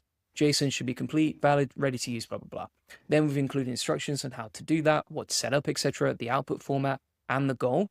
That is directly inside the project details of this agent, right? Now, what you can also see here is that we've attached information on the JSON, cheat sheet for NA10, and also a bunch of other NA10 templates that it can learn from, right?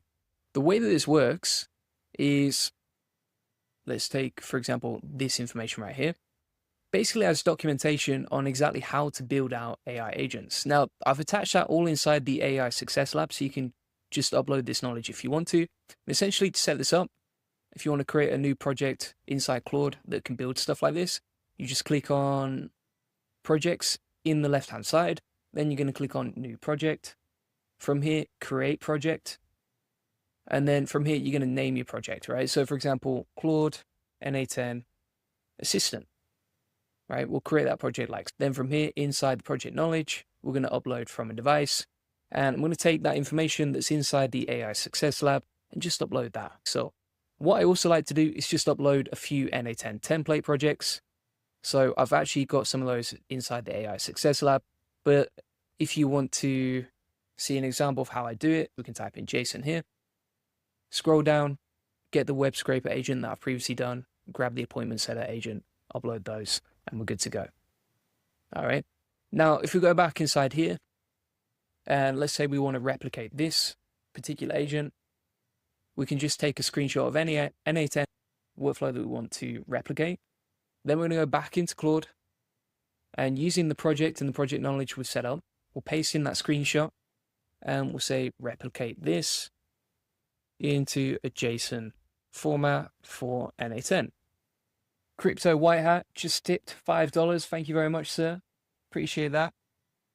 And Nicholas says, this is scary, reminds me of malware. I think you're referring to the MCPs I showed earlier. If that's the case, yeah, just use that stuff at your own risk. But you do need to be careful what you install. I show this stuff as a guinea pig, but obviously you do need to be careful in terms of what you build, how you build it, what you install, etc. And that's down to you and what you want to do. But I take the risk for you. Now we're going to wait for this to load. And you can see it's basically building out the JSON format, right? Which is pretty cool because then you can copy and paste this stuff directly into NA10. So we're waiting for that to load right now. And then do is just copy and paste that in, right? So for example, this is the original template we took a screenshot of. As you can see inside Claude, here's the screenshot. And then if we go to overview, we'll leave without saving that. We'll create a new workflow. And then all we're going to do is take this information, like copy it, paste in that information, and boom shakalaka. We've got the AI agent fully replicated, right? So we've got the outbound dial, the structured output parser, the open AI chat. You saw the original a second ago, which is this screenshot right here. And this is the workflow automation that's created, right? Nice and simple. We could say as well, if we just want to add an extra option to that, we could say, okay, add a Google Sheets node to this too. So I can output the agent workflows to Sheets, whatever.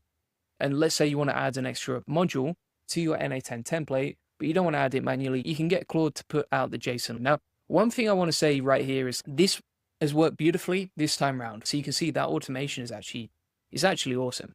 Like, it looks really good. I don't want to BS you though, because sometimes it doesn't go that well. And if that's the case, you just need to tidy up. But what I will say is that typically it will give you the 80-20, right? So it will give you like the 80-20 of the format, and then you just need to make a few changes before you finally go live and test out. But in terms of adding the modules, setting it all up, etc., it is quite easy to set up with this Claude AI assistant. And if you're wondering how do you set up, you create a new project, you insert the custom instructions from the AI Success Lab, you upload the knowledge inside the resources section, as you can see down here. And then from there, you are good to go with your NA10 agent. And what I'd recommend is that you don't necessarily describe what you want.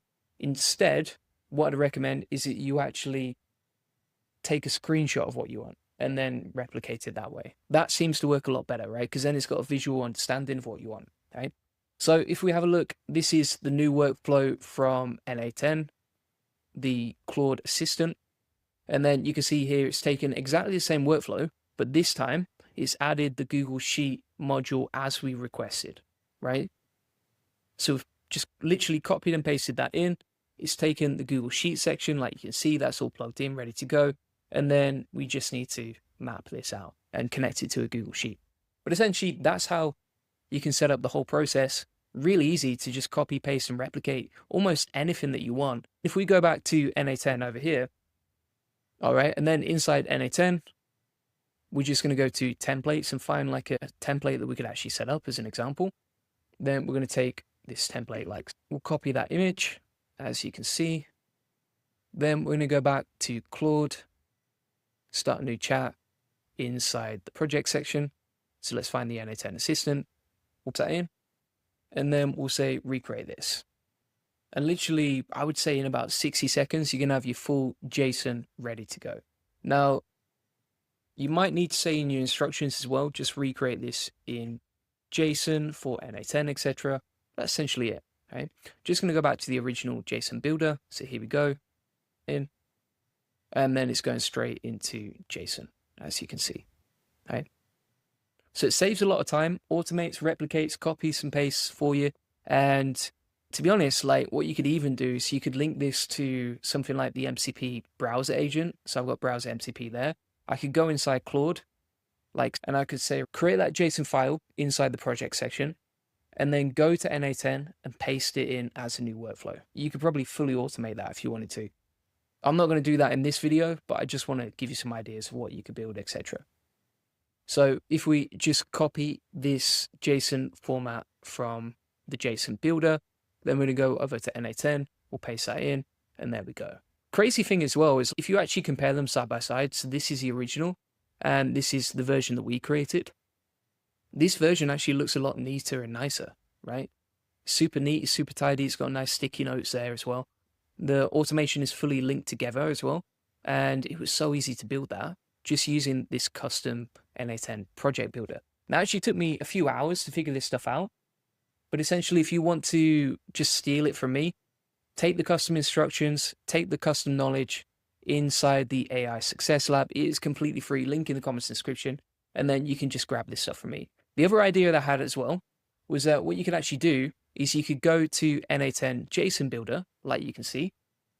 You can go to Claude Projects, then go to New Project, type in all the details you want, right? And then we can actually take the official NA10 docs from GitHub and load that as knowledge inside Claude, right? So if we click on the plus sign under Project Knowledge over here, then we'll click on Link, hit the copy and pastable GitHub URL, paste that in there, and then you can select which official documents from NA GitHub you want to custom train that project on, right? And then you're probably going to get even better outputs because you're using the official documentation from NA10 to build out your copy and paste machine, right? But either way, you can now get your AI agents to build other AI agents and replicate any NA10 workflow that you want in a copy and pastable format, and it's completely free. It's crazy. So feel free to get all my notes inside the AI Success Lab if you want to steal this stuff from me. Again, you really do need the knowledge, so you need to download that. Make sure you've got that plugged in as well. And that is free inside the AI Success Lab. If you want support and help, and you want an amazing community of people all interested in scaling and growing their business with AI, including using NA10 automations, then feel free to get the AI Profit Boardroom. This is an awesome community where you get DM support, you get weekly Q&A calls, you get a community you can post in and ask questions to, and there's 584 serious entrepreneurs trying to scale their business with AI. So feel free to get that link in the comments and the description. What I'm going to show you is a way to automate outbound calls, right? And you can basically get an AI agent to call your appointments or your sales leads or anything like that automatically as soon as they opt in. So here's an example right here. This using NA10 is an amazing workflow, absolutely beautiful. And if we click on the outbound dial section, we can just run a test call. So let's test this out right here. We're going to click on test step. That's going to execute the node. As you can see, phone call type. And then you can see the phone call coming through here. Let's answer that. No worries at all. Take your time. I'm here whenever you're ready. If you need a moment to get settled, that's absolutely fine. Just let me know when you're ready to continue. Hey, how's it going? Hey, I'm doing great. Thanks for asking. How about you? I really appreciate you taking the time to chat today. I just wanted to quickly confirm that you're still good for your scheduled call with Julie and Goldie. Is that time still convenient for you? And is this the best number to reach you on for the call? Also, before we jump in, I'd love to learn a bit more about you and your business. What's the main SEO or link building challenge you're hoping to solve right now? Yeah, so right now what we want to do is scale our business with SEO, get more organic traffic. That's fantastic. Scaling with SEO and boosting organic traffic is definitely something we can help with.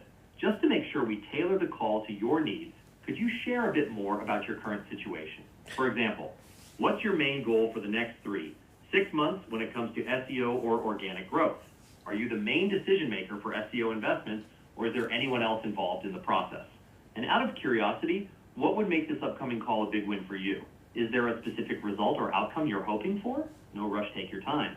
And if there is anything you'd... All right, so we're going to end that call right there, but you get an example of exactly what we've done, how we've done it, etc. So the way that we've done this, creating this AI agent that can basically call your sales appointments, reconfirm them, is really simple and easy, right? So what you can see here is we have an NA10 automation. It's completely free to get access to if you go inside the AI Success Lab, link in the comments description, and then go to the NA10 outbound calls agent. You'll find the template that you can just import straight into NA10 right there. But essentially what we're doing here is we're taking appointments. For example, you can see this calendar is linked to new appointments that come in. And then from here, we have an AI agent that basically responds and figures out, okay, what to say, etc. And that sends the information over to a tool that can make outbound calls absolutely amazing. And you can sync this to a sales calendar, or it could be to appointments, or it could be whatever you want, lead generation. You have to be careful, of course, because if you're making calls with AI, you want to make sure that it's all compliant. I'm not a legal expert. This is not legal advice. You can figure that stuff out and research it, do your own research. But you get the point. This is how powerful it is and how it works, right? So, for example, the way that this works is it's taking appointments. So I'm going to just set this up in a new tab as a new automation just to show you how easy it is, right? So if we go inside NA10, you're then going to go to create workflow, and then inside NA10, from here, what you're going to do is add a first step. Now, I would recommend that you have this running on a schedule. So it could be like, okay, 9 a.m. each day, we're going to run this automatically based on my new appointments, right, from the day before. Just reconfirm everyone, make sure everyone's going to join the appointment, right? Then from here, what we could do is we're going to add a new section called calendar, and we're going to select inside here, get many events. Now, with get many events, basically you just want to connect to your Google Calendar, like you can see. You just sign in, it's pretty simple, allow access to NA10. And then from here, you can actually get access to your emails. So for example, this random email address that I've used for the process. And what this is going to do is it's going to take appointments from this email address. So here's an example calendar with appointments. So you can see we've got an NA10 party happening tomorrow within the next 24 hours. It's going to take that information and send it over to the AI agent. Now, the way that you can do this is you're going to have the settings as Google Calendar account, resource, and then you can click on return all. So just select return all, toggle that on. And then from here, we can just select, okay, anything after right now, but before 24 hours time. All right, so we'll plug that in. And basically what that's going to do is take all the appointments within the next 24 hours. So from here, we can just test that step. And basically what that's doing is taking all the information from the appointment and sending it over here. So you can see this is all the information about the appointment, when it's going to start, when it's going to end, etc. So just to recap here, we've scheduled a trigger to run every 24 hours, and then we've set up Google Calendar to grab all the latest events. From here, what we're going to do now is set up an AI agent. So you can see we've got the outbound AI agent. The way that we set this up, we just click on this, and we need to link this to a model. Now, you could use OpenRouter for free, something like that. I'm just going to use OpenAI because it's easier. So I've got this connected. If you don't know how to connect this, you just edit the credentials and plug in your API key from OpenAI, and then you're good to go. All right. So we've got schedule the trigger, Google Calendar, AI agent. That's got the information right there. And then you just need to program this AI agent to be able to run your instructions. So here's an example, right? So it's got the source for the prompt. We're going to select define below, right? And then we're going to plug in a prompt, as you can see right here. So we've pasted that in. Now, if we open this up, what you can see is we are taking in the information from the event, the date, the time, and the description of the event, right? And also, you want to add some new instructions here. So, for example, wait, be patient, might take a while to connect, whatever. And you just give them some information to the agent. Now, I think, honestly, this could be improved, but I just want to give you an example of how it works, right?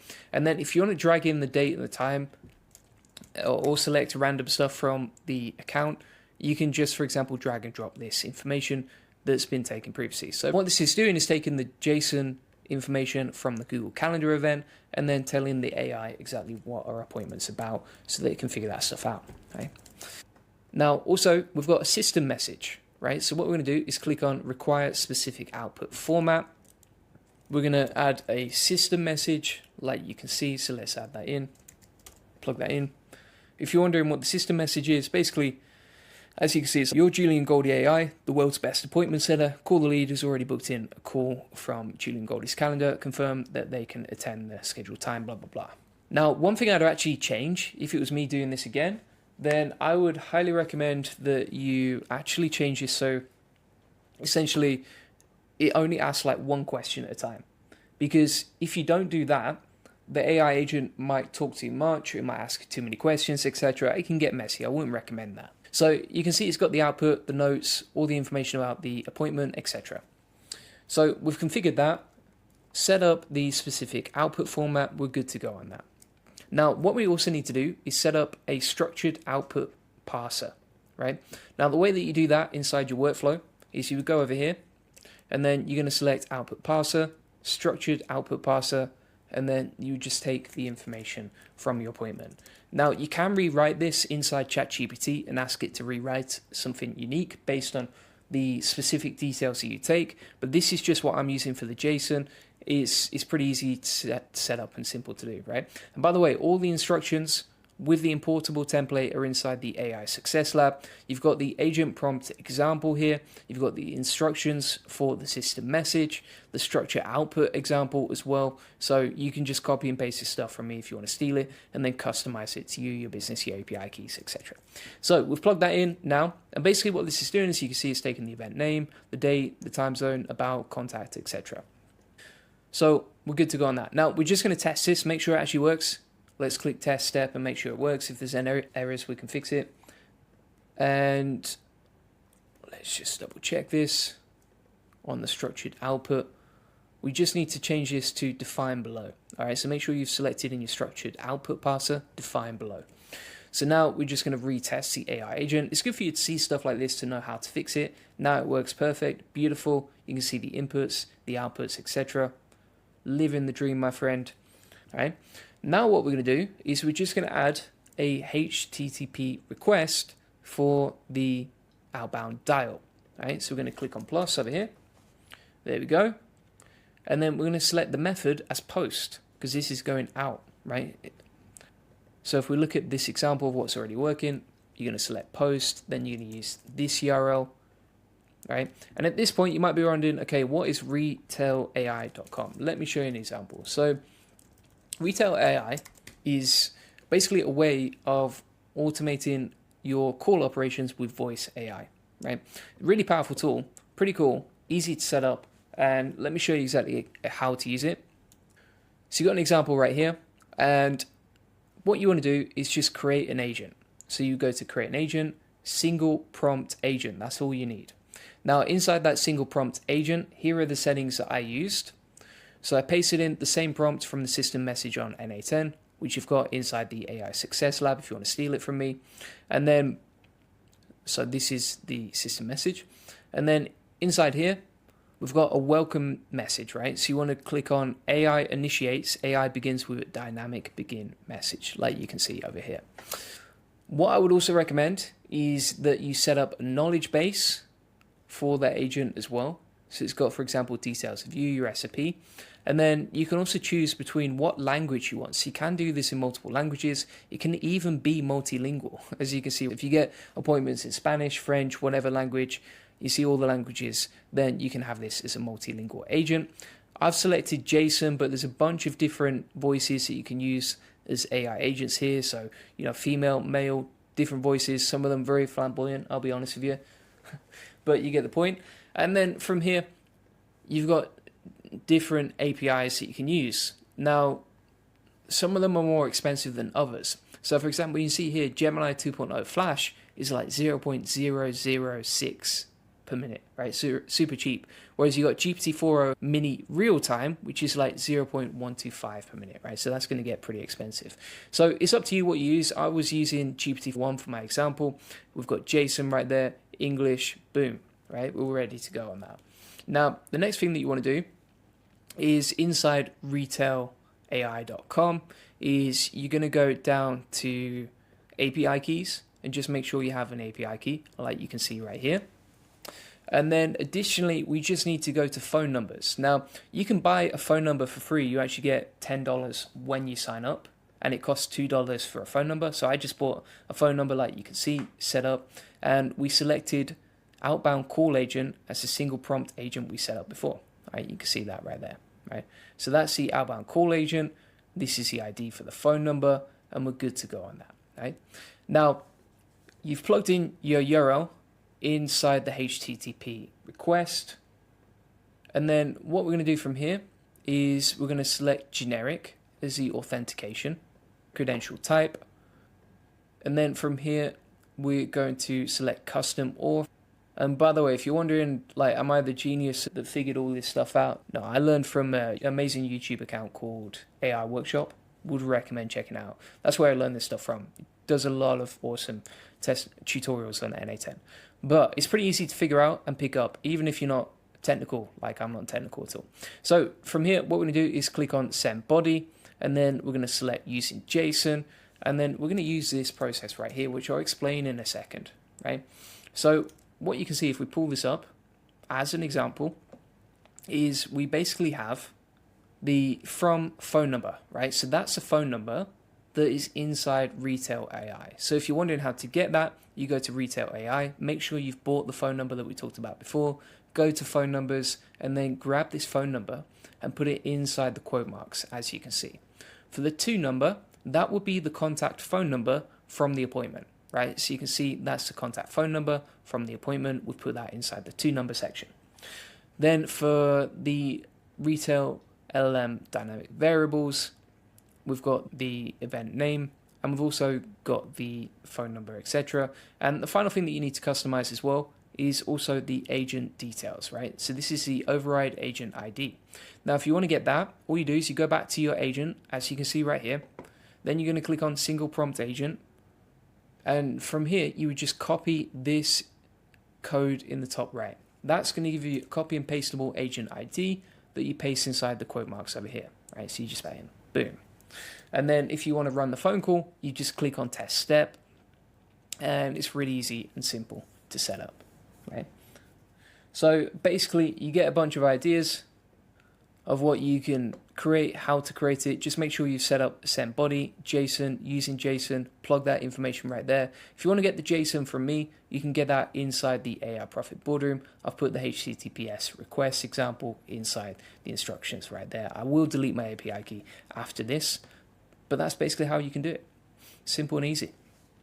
I would also recommend maybe you want to run this through whatever you want. And also here inside the knowledge base, you can click on add new knowledge base and just plug in the information. So for example, let's wait for that. You can see here I've uploaded my sales SOP for the appointment setting agent who can just go off and figure stuff out, right? So really simple and easy. You can add knowledge, and if you have an SOP on how to do outbound calls like we do for our setters, then you can put that inside the knowledge base plus some information about you, etc.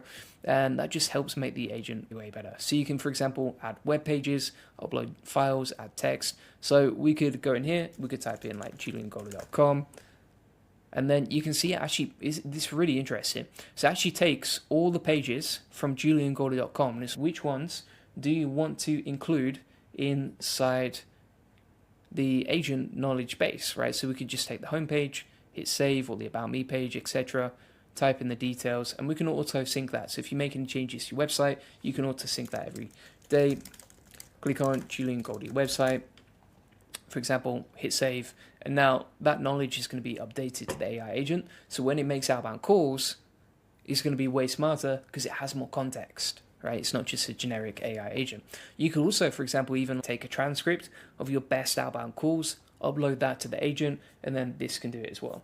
So it's absolutely amazing what you can do. Easy to set up a phone number. The only thing with the phone number is like you can't make outbound calls until this is fully verified, which literally takes 1 minute, but you have to open up your phone app, take a picture of your ID, plug in your face, etc., and then it's all verified, and then you can start doing calls, right? So you'll see a little button in the top right that says verify your call, and then you've got the phone number, you've got the agent, you've got the knowledge base, etc., all set up inside this bad boy, and then you got the API key over here.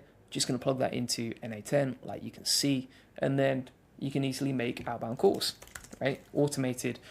You could even set up a trigger where it's right as soon as this webhook comes in, and that webhook is an appointment from your calendar, then as soon as that comes through, then you make the outbound dial, right? So it's like speed to lead is super fast, and you can just call people as soon as they've booked in the appointment. So let's test that out again. We'll take the appointment. Here's the full workflow. Again, you can download it inside the AI Success Lab, which is completely free. Just go to this section here. It's called NA10 Outbound Calls Agent, like you can see. And then if we go inside NA10, we'll run a test here. So we'll click on this. Just make sure as well, if you want to test this out, that you're testing each stage of the process, right? So you have to test this, then that, then this, then that, right? And each stage of the process has to work because it relays the information onto the next module. So for example, if we click on this one, then we're going to click on test step. And there's always a little bit of a delay before the outbound call comes in. Obviously, it's not like directly instant. There we go. Call from? Of course. After. Hello? No worries at all. Take your time. I'm here whenever you're ready. Just let me know when you're available to chat about your upcoming appointment with Julian Goldie. Hello there. Hi there. Thanks so much for picking up. This is Julian Goldie's team. I'm just calling to confirm your upcoming appointment with us. Can I quickly check, are you still available for the scheduled time? And is this the best number to reach you on for the call? Boom, right? That's how easy it is. Ready to go. You can customize the agent a lot more. You can make the prompts much better and smoother, but that was just a little demo to give you a little taster of how it works, right? If you want the workflow, you've got it attached inside the AI Success Lab, link in the comments description. I've given you the demo, showing you how easy it is to link to your Google Calendar. You could also have that as a webhook from your CRM as well. To be honest, I would recommend the CRM method because the faster you get to those appointments, the more likely they are to confirm and be impressed by your amazing workflows. And you can see the knowledge base example. I've included all the links inside the AI Success Lab. And yeah, that's basically it. Now, if you also want other automations on like a scraper agent, a social media post automator, NA10 is absolutely amazing. And you can get all of these templates inside the AI Success Lab. It's completely free. You can just join today. Big community of 5,900 people, and also a bunch of other training like you can see in this section here. Now, if you want to upgrade, if you need support, if you need help, if you want people to actually answer your questions, because that doesn't really happen inside the AI Success Lab, then feel free to get the AI Profit Boardroom. This is a community focused on making more money and saving time with AI. And additionally, inside the AI Profit Boardroom, you can get weekly calls, so you can jump on live calls with us, ask any questions you have, get help and support, get all the coaching that you need. Also, you can DM us with any questions that you have. And additionally, you can post inside the community here, like you can see everyone is doing, and then get help and questions and advice on whatever you need, right? And that's the best way to do this. I think if you need help, if you need support, if you want to save hours of messing around, this is the best place to go. So feel free to get the AI Profit Boardroom, link in the comments in the description. So what I'm going to show you is an easy way to basically scrape anything with NA10. So you can see this is an example web scraper that we've built. And if you pull up this example right here, you can actually see that we've scraped 50 dentists. And you can do this for free. I'll show you how in a minute with all their details, like their phone numbers, email addresses, etc. And then we've actually blasted that over to a Google Sheet, which you can see on this example. And here's an example of the data that we scraped directly from Google Maps. Now, it doesn't have to be from Google Maps. It could be from I think there's like thousands of platforms on the app that I'll show you in a second. But essentially, if you want to quickly scrape data for free and then plug it into a Google Sheet automation, like you can see, you can easily do it with this web scraper AI agent. Now, I've actually included the template for free inside the AI SEO Success Lab. So you can get the scraper agent directly inside the AI SEO Success Lab. If you want to get free access to it, just import the JSON, as you can see down here. We've also included links to all the relevant resources. And let me show you exactly how this works and how to set it up step by step. So essentially what's happening here is we're running a request, and then we've plugged this into something called Appify. Now, Appify, directly inside the Appify store here, they have something called actors. Now, actors are like basically pre-built agents for web scraping and AI automation projects, right? So you can get an API from any of these different models, and then you can plug that into NA10 and use this to build stuff out. So as an example of that, I actually took the Google Maps scraper and then plugged that into NA10 to create this automation. Now, you may say, okay, is this free or not? So we actually get free usage, and I rinsed it this morning and it's only cost me 41 cents, and you get $5 of free usage that resets every month, right?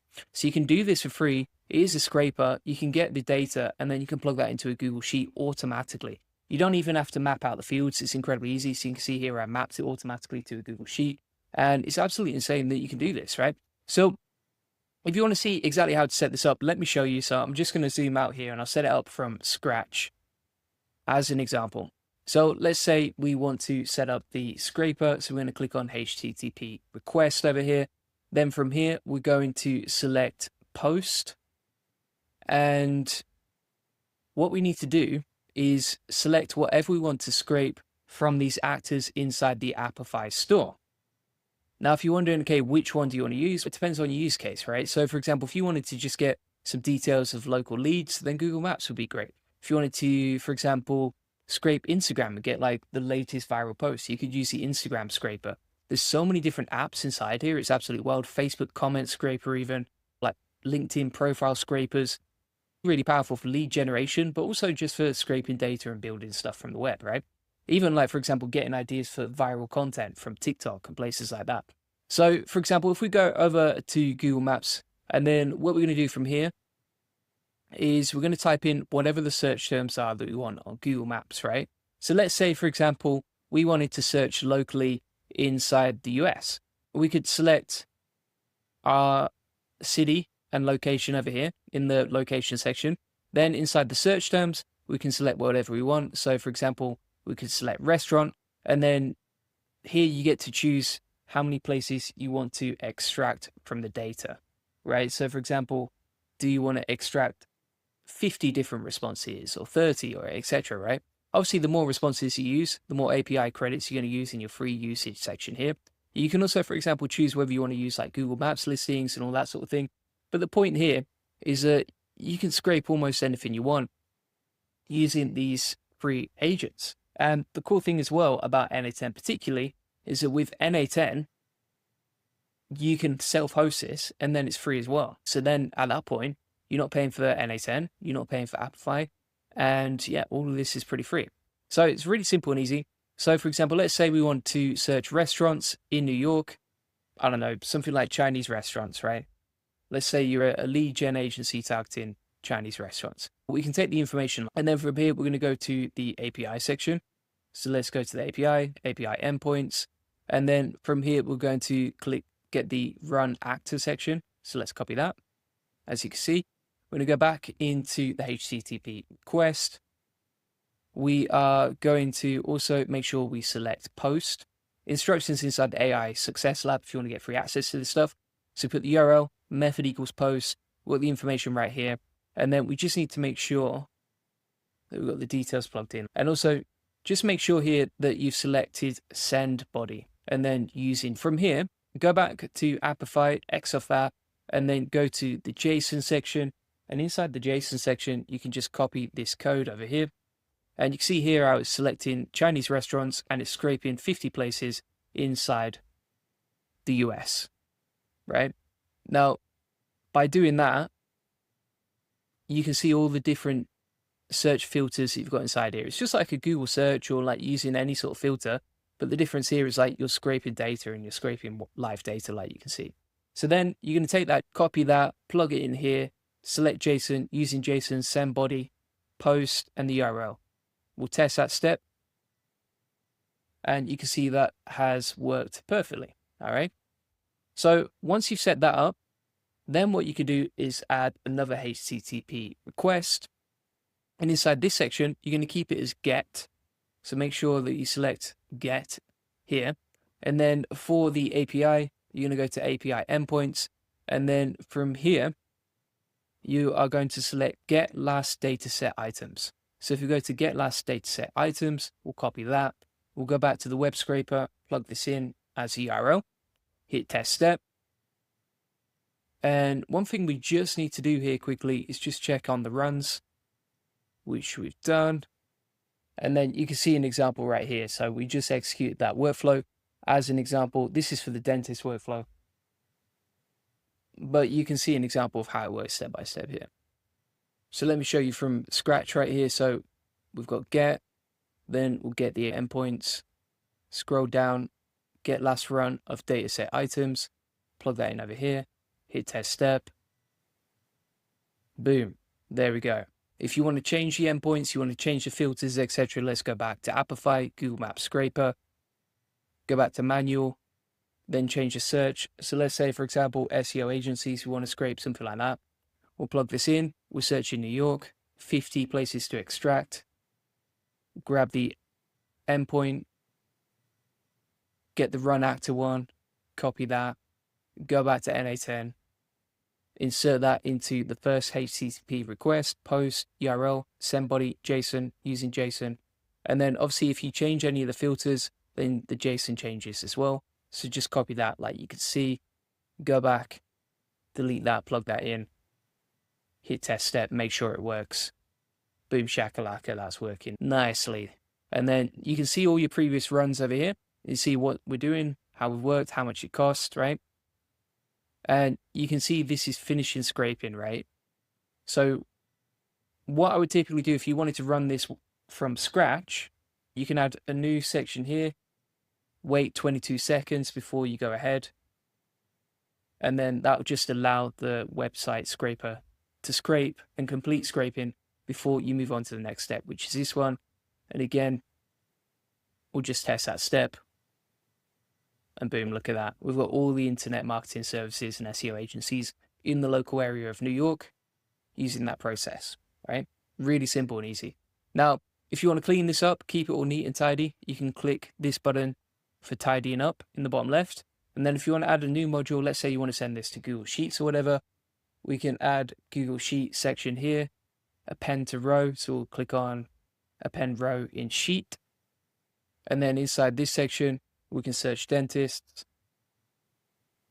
just for my random template. Then inside here, we'll update that sheet. And you get an option here, which is map each column manually or map automatically. So I'm going to map automatically, just save a bit of time. And basically, we've got all the headings inside the spreadsheet mapped to the Google Maps scraping search, right? So what you can do here is if we click on test step now, that's going to send all this information inside the Google Sheet. You can see it's all been appended to the spreadsheet. So we've got, for example, all these SEO agencies inside New York from Google Maps listings. And we're living the dreams, my friend, right? Now, let's say, for example, you wanted to take this information and then, for example, do some outreach. There's a couple of ways you could do that, right? You could take the information from the spreadsheet. You could go over to ChatGPT.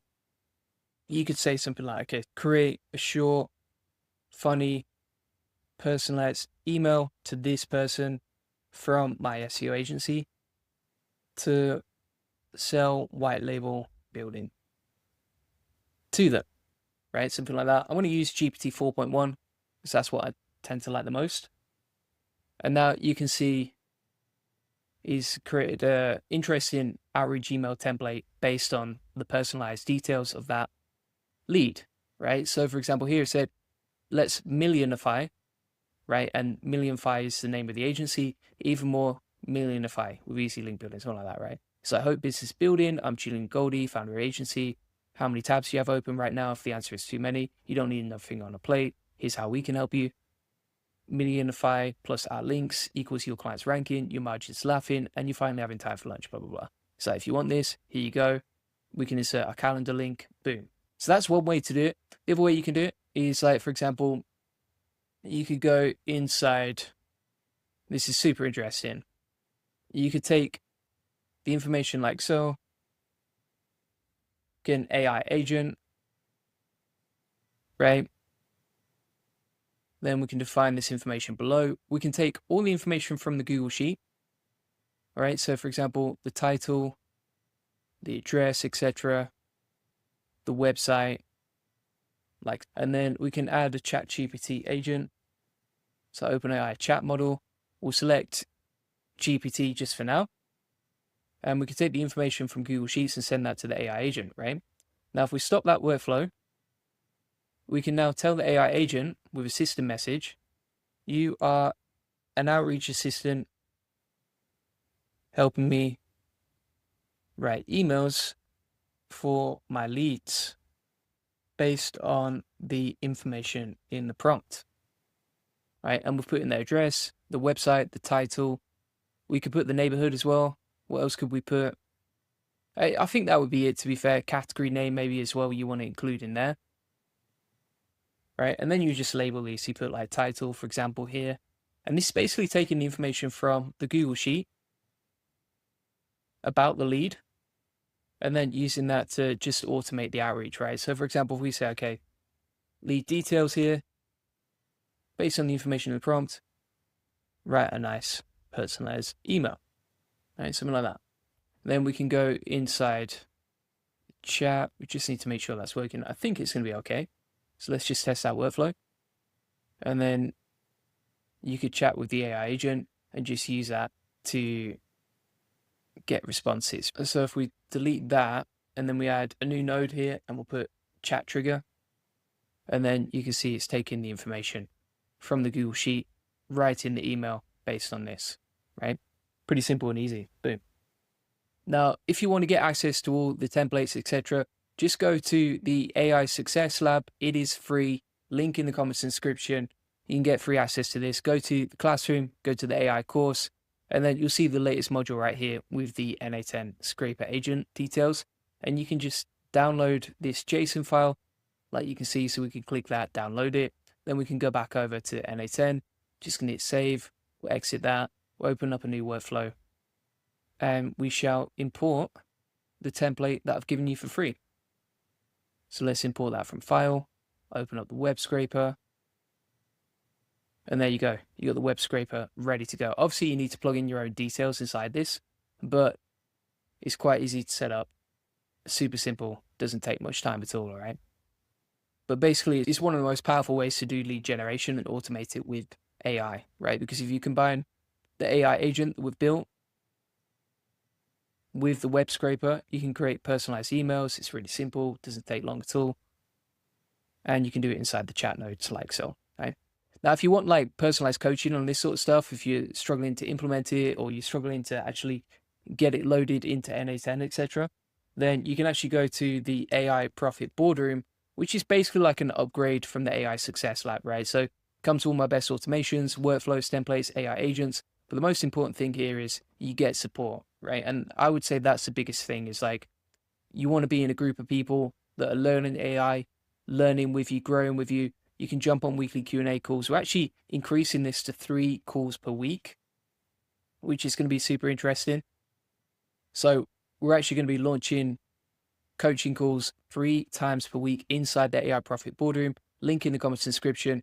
And you can get all the support you need from the DMs, from the community, from the weekly coaching calls, and the classroom modules inside here. So if you really want to learn and implement this stuff, I would recommend the AI Profit Boardroom. But if you want to get it for free, you can get it inside here. Feel free to get it. Let's try another one now. So we're going to try and build something with, for example, TikTok. So let's put in a HTTP request here. We can do that. In fact, let's try Twitter just to mix it up. So let's say we're targeting like content around AI agents. We want the latest content, maybe like the top 10 tweets. Then we can do that. So we'll grab the API key. So grab the endpoint over here. We'll copy that. Go back in here. Post URL here. Then inside the send body, we'll select using JSON. Then we'll grab the JSON over here. I'm flying through it now because I've already shown you how to do this stuff. We'll copy this. Go back in here. Plug this in. Hit test step. That's running now. And then, for example, what we could do here is we can add a new HTTP request. We're going to link that in. We'll just select it on get. Then we're going to take the URL from the API. So let's grab that. We'll get the endpoint. As you can see, we'll scroll down. We'll get the last run dataset items. Copy that. Then we're going to go back to Na10, paste in the URL over here. You don't need to do anything else. And you can see the node is executed perfectly. And we're good to go on that. Happy days. All right, so it's really easy to set this up. Once you get the hang of it, once you get your head around it, it's super simple stuff. And as promised, inside the AI Success Lab, link in the comments description, if you go down to the Na10 scraper agent, like you can see, you can download the template in the resources section. You've got all the links over here. You've even got the template for the spreadsheet that I used, as you can see. And this is completely free along with all of my best agents. If you also like, for example, social media post automations and shorts, you can get that inside the AI Success Lab, along with a community here. And if you want to upgrade, you can upgrade to the AI Profit Boardroom, link in the comments description. This is a much more supportive community where you're going to get coaching, DM help. You can ask questions inside the community, get support whenever you need it. You can jump on weekly coaching calls as well. You also get access to tons more training templates, etc. And you connect with like-minded serious entrepreneurs who are serious about scaling and learning how to use AI automation to make more money and save time. Feel free to get that link in the comments description. Today, I'm going to show you how to automate posting reels to social media automatically. And this works with TikTok, Instagram, Twitter, basically any platform you can post to. You can automate the posting of social media content easily to any platform, right? Using this NA10 workflow. And you can see an example over here. So here's an example. This is an automated post to social media with AI. The whole video was actually generated with AI. And it's very easy to actually post that directly to social media as well, right? So for example, this was actually posted through this NA10 workflow. And you can see an example. So we actually took the video from a platform called Blotato, sent it over, and then posted it directly to TikTok on autopilot, along with the captions and everything else. Again, you can set this up for Instagram or any other platform, and it's very easy to do with this AI agent. So if you want to do this super simple workflow, and you can automate this so you can generate videos, say every hour, and then post those automatically every hour to social media, like you can see in this example. So what we're doing here, for example, is we're scheduling the trigger, which is going to be every hour. So if you want to set this up, let me show you exactly how it works. I'll start up a new workflow inside NA10 for you, just to build it from scratch. All right, so you're going to click on create a new workflow in the top. Then from here, we can just add a new step, and we'll call this schedule trigger. Like you can see, now you can schedule this hourly or every 20 minutes, however often you create content. But essentially what we're doing here is we're going to schedule this to run on autopilot so that we don't need to post ourselves. And this is going to take URLs from a spreadsheet, read them, and then post them directly to social media. So let me add another module like you can see right here. And basically what this is doing is reading our spreadsheet and then putting the outputs over here. So if you want to set this up, you would just click on the plus sign, type in Google Sheets as a module. And then from here, you're going to select Get Rows. So if we type in Get Rows in a sheet, this will take the data from our pre-formatted sheet. Now, if you need a template for the sheet, let me give you an example. So you can see an example right here. And if you need to steal that sheet from me, link in the comments description to the free community where you can get all of these templates for free. All right. You can see what it's basically doing is taking the idea, the caption, the production, the environment, and then plugging that into our sheet. So if we want to take that, we're going to take the spreadsheet from Google Docs. We'll take the spreadsheet named NA10 from my Google Drive. And then we're just going to select the sheet, which is this one. And you can actually filter this by production. So if you had like options for like pre-production, not ready for production, etc., then you can select that inside column D. So for example, here we can select all the inputs and we'll just click on test step. And you can see now it's taken all the information from our spreadsheet. So we've got the row, ID, caption, etc. Okay. Now from here, what we can do is we can use a JSON input to create the next step. So you can see here, we've got this new setup. And basically what we're doing here is we're taking the information from Google Sheets and then plugging that into JSON format. All right, so we've got mode equals then. And what this is doing is it's actually taking a platform called Blotato, which is an amazing name, by the way. And then it makes it really easy to post to different social medias. Now, there's many platforms where you can do this, but honestly, if you want to automate it, I think Potato, number one, has the most amount of platforms. And number two, it makes it very easy to set up. So let me show you what I mean. You can actually get a free trial and you can try it for free. But basically, this allows you to grab an ID. So if we go and log in here, you sign up for a free account, you can get a free trial. And then inside your settings, you can grab an ID, right? So you can see here, for example, we've got account IDs for my TikTok, for Twitter, etc., right? And so what we're doing here is we can log in with any of these platforms. You just click login, really easy and simple. Then you can connect your platforms like you can see, and then you can grab the account ID and plug that into JSON format inside NA10. So you can see here, for example, squiggly bracket, quote marks, TikTok, colon, then the ID from my platform, and then the key over here. All right. So that's basically it. That's going to send it over to Blotato. And we'll just test that out. There we go. And basically what this is doing is grabbing the ID. So it's taking the information from the JSON format here, plugging that into the output. And then the final bit is the post section here. So what you can do is you set up a new HTTPS request. Then you're going to select post as a method. Use this URL for the backend, so post into Blotato. And then inside the send headers section here, you're going to plug in your API key, right? Now, I'm going to delete my API key after this video. You never want to be showing your API keys online because obviously it's like a password that you're sharing with everyone. But essentially, if you want to post to social media, automatically, then you would get your API key. Now, if you're wondering how to get an API key, you would just go inside your settings, so my.blotato.com/settings, and then scroll down here and you can get API access, right? Now, if you copy that API key, you can plug it into your N8N workflow, like you can see. And then the format for setting this up is Blotato-API-key, all lowercase. That's how it's set up. And then underneath, you're going to select send body. And inside the send body section here, using the fields below, you're going to put the name and the value. So inside the name section, we just put URL. And then inside the value section, we take the URL from Clean, like you can see, right? So I've got this stored on Clean. You can get it wherever you want. If you look at my previous video and the previous section, you'll see that I've got a full automation on this. If you want an automation to create reels like you can see in this video, then you can get that inside the AI SEO Success Lab, like you can see. All right, pretty simple and easy. So now you set that up, it really isn't simple. We're just going to test it out, make sure it works. There we go. So we've got that ready to go. That's been sent over to Blotato. And then this is the easy bit. You're just going to connect it to whatever social media platform you want, right?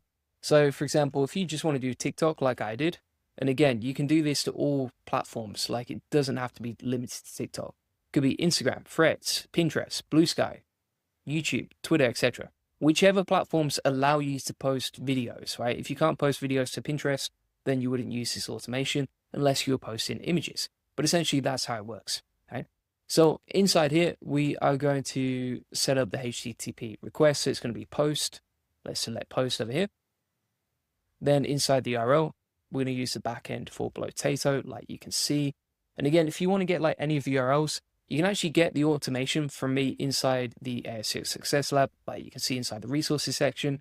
And you'll see screenshots step by step where you can actually view all the settings for each module, right? So if you want to steal this stuff from me, you can just grab it right there inside here. Right? I also added to the AI Profit Boardroom, which comes with like weekly coaching and all sorts of upgrades on that. So now we're going to click send headers. We're going to send the Blotato API key, which is the same as before. And then we just have to send the body, which is a JSON. So if we send body, use JSON, take this in, plug it in over here, hit test step, make sure that works, post submitted, boom. We should be good to go on that, all right? So if we go over to my profile on TikTok, here we go. That was a video I literally just posted. Pretty awesome. And it was easy to automate with AI. We create the whole video with AI and it's posted to social media with AI. Unbelievable. So that's basically how it works. So if we go back to automation now, the only thing that I would do here is just make sure you do actually rename all the steps, right? Keep it neat and tidy. So for example, in the Google Sheets section, I'm just going to call that get URLs from Google Sheets. And then inside the HTTP request, I'm going to rename that and say post, send, video. And then for each social media platform that you add, so for example, TikTok, then you just rename this as well. So if we click on rename, we'll type in TikTok here, hit rename, hit save on that, and then we're good to go on this, all right?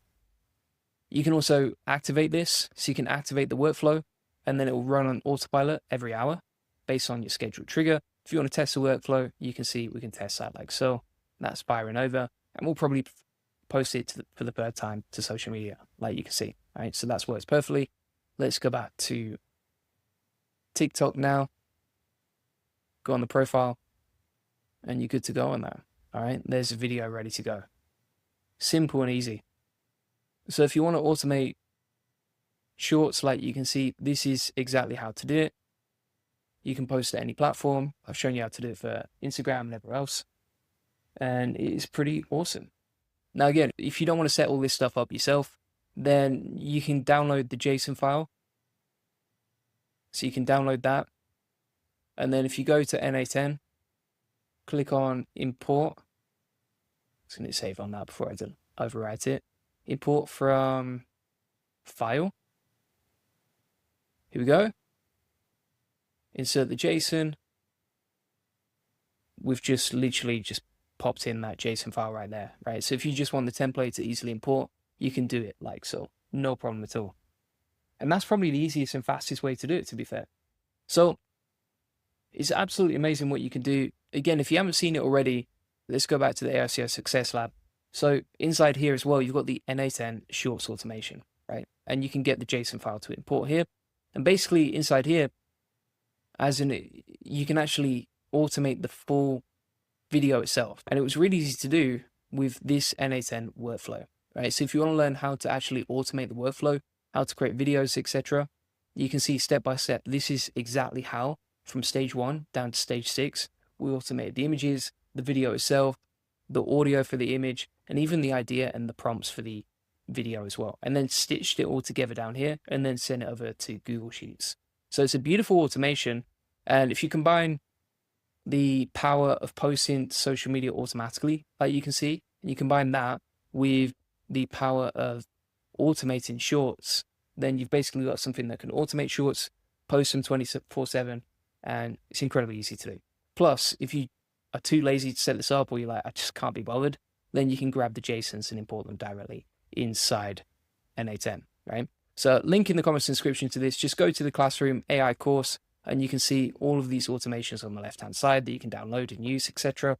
And if you want to get an awesome community of people focused on making money and saving time with AI, feel free to get the AI Profit Boardroom. This is an awesome community focused on just making money and saving time. If you need any help with this stuff, because I know it gets complicated, then you can ask inside the community. We also do weekly Q&As calls inside here, and it comes with all my best automations, templates, AI agents, and workflows. Right? So feel free to get that link in the description. Appreciate you watching. And if you want to get a free one-to-one SEO strategy session that shows you how to get more leads, traffic, and sales, feel free to get that.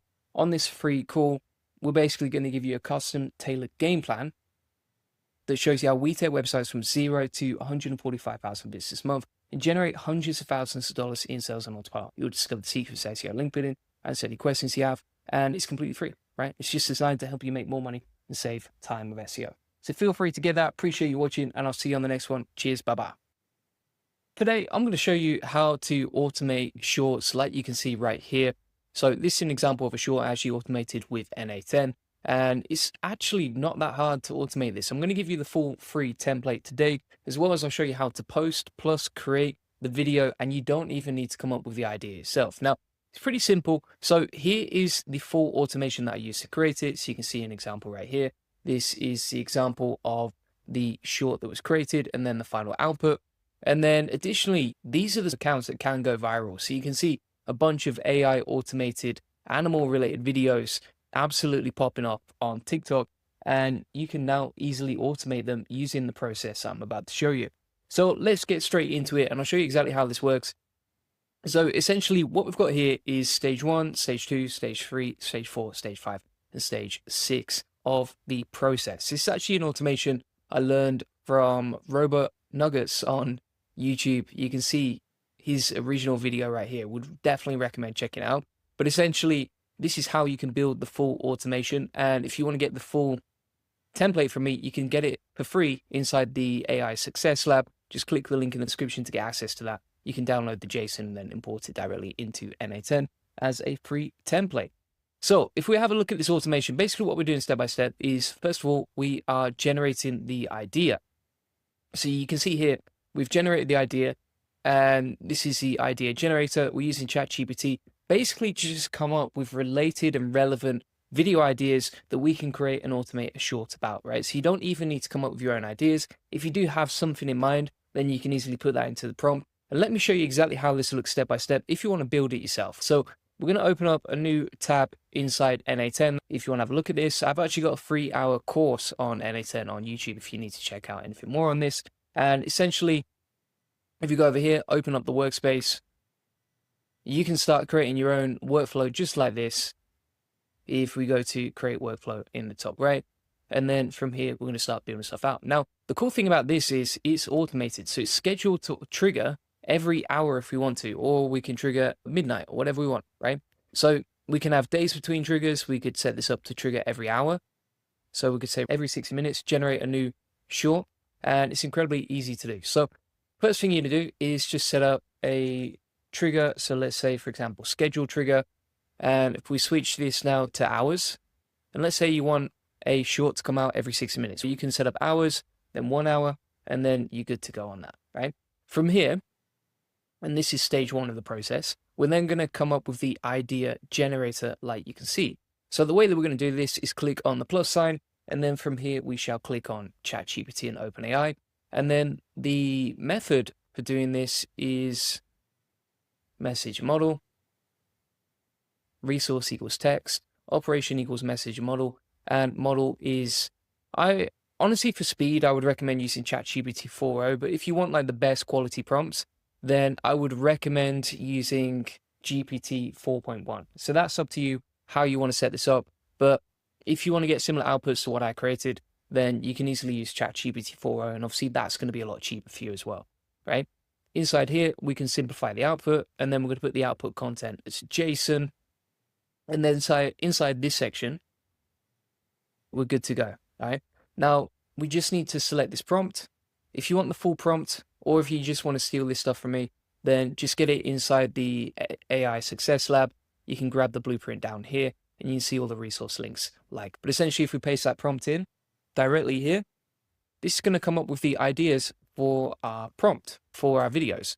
So you can see here, it says you're an AI designed to generate compelling, viral video short ideas for social media.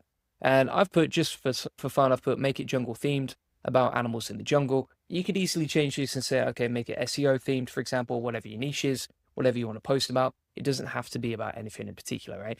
So whether you want it to come up with ideas for you, or whether you want the ideas to be generated automatically, you can do it directly inside this prompt here.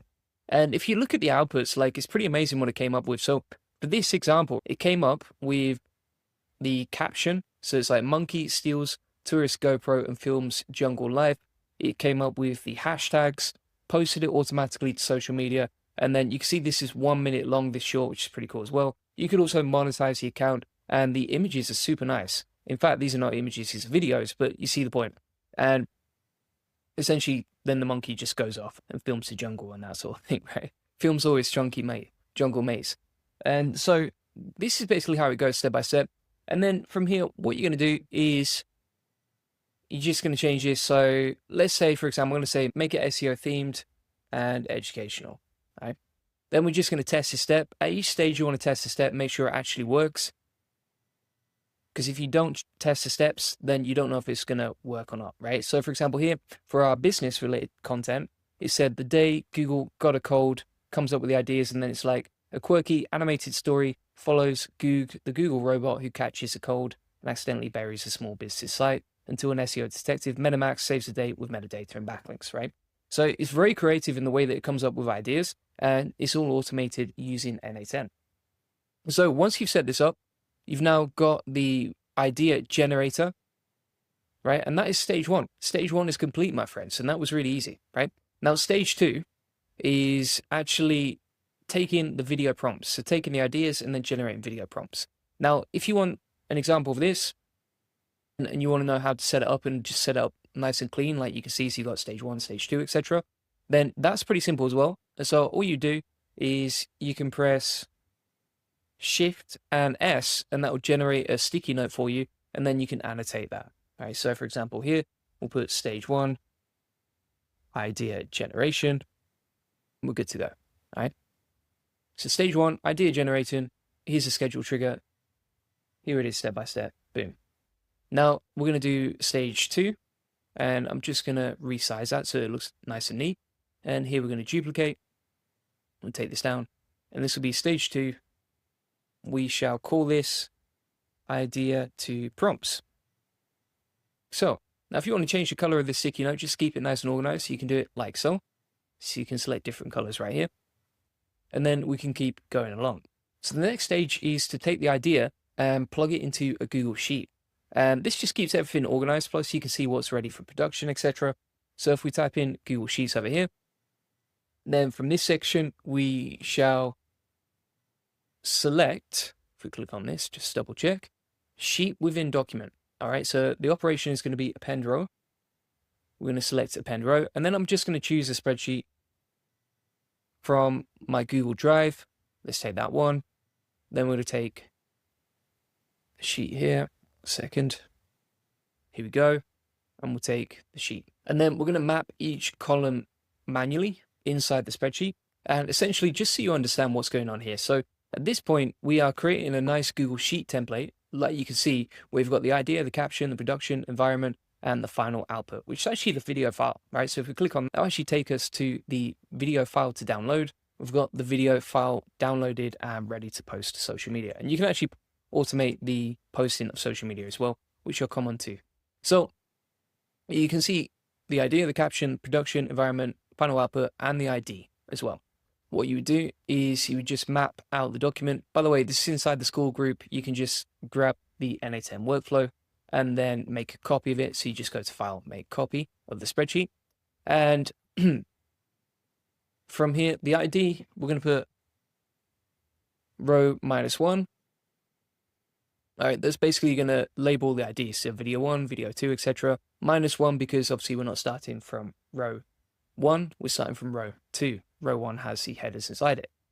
Then from here, we're going to take the idea, which is generated by ChatGPT. We then have the title, the environment, etc. All right, so the caption we can take as the title. The production, we can just type in like for production, for example. Environment, we can just drag and drop that. And that's going to be dynamic each time this workflow generates. And then final output, we keep blank because we're going to generate that later with the URL, which I'll come on to in a minute. All right.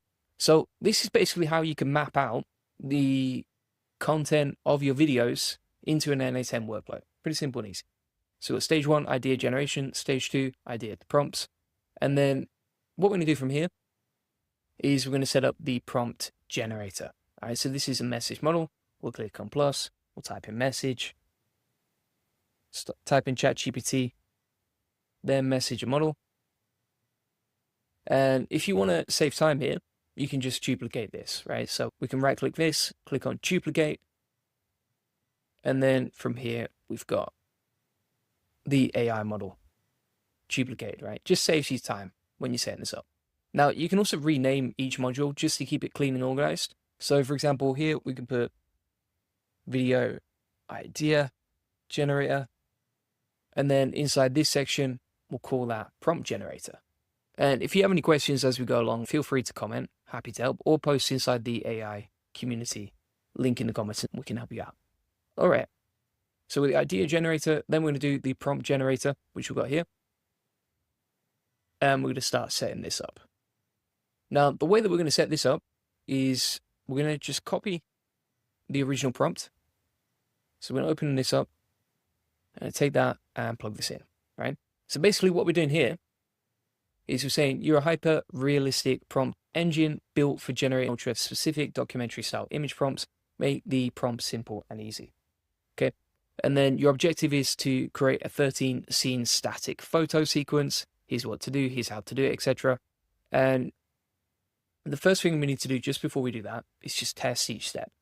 So we're taking the data from the previous module, plugging it into the next one.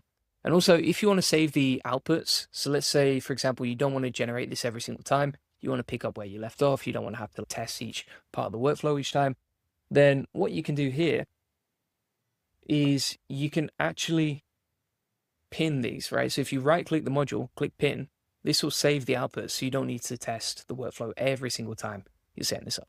All right, and then you can also save here as well. So inside the prompt generator, I'm just going to take this information, plug it in here, then we'll click test, and there we go. So you've got examples here of what we're doing step by step. Now, we're just going to flick to expression, like you can see. And inside expression, basically this allows dynamic fields. So it takes the inputs and the ideas in the environment and everything else and plugs it over here. So you always want to be testing each step, just making sure that the outputs are what you expect. Because if you don't get the right outputs from the previous module, the next module is not going to work very well. So you can see here, now it's come back with the ideas, the step-by-step scenes, etc. So Google, Chrome, Roma, blah, blah, blah. Here's what it's doing, step by step. And there we go. And by the way, if you just want to copy and paste all the prompts for me, get it inside the AI SEO Success Lab. You can just steal the JSON right there. Right, and then from there, you would just go to import from URL or import from file and upload the JSON file. So you can see here, we've got some formatting. Now this just makes the code more accessible for the next steps in the process. So we're going to click on add module, click code, and then we're going to take the code from here, plug it in, test that step.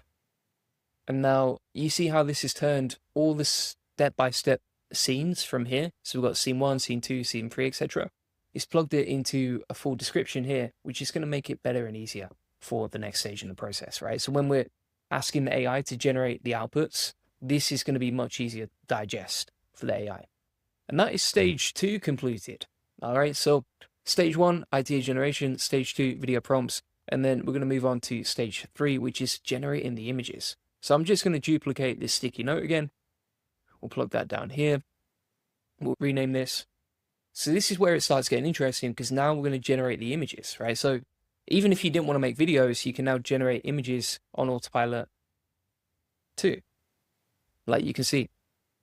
So inside the generate images section, what we're going to do now is we're going to do a HTTP request, right? And the model that we're going to be using for this is Flux. Now, Flux is pretty good for generating images in a cost-effective way. And the way that you're going to do this is click the plus sign down here, and then you're going to type in HTTP request. Then you're going to switch this over to post. So we'll take this. And then the other thing that we need to do here is select send headers.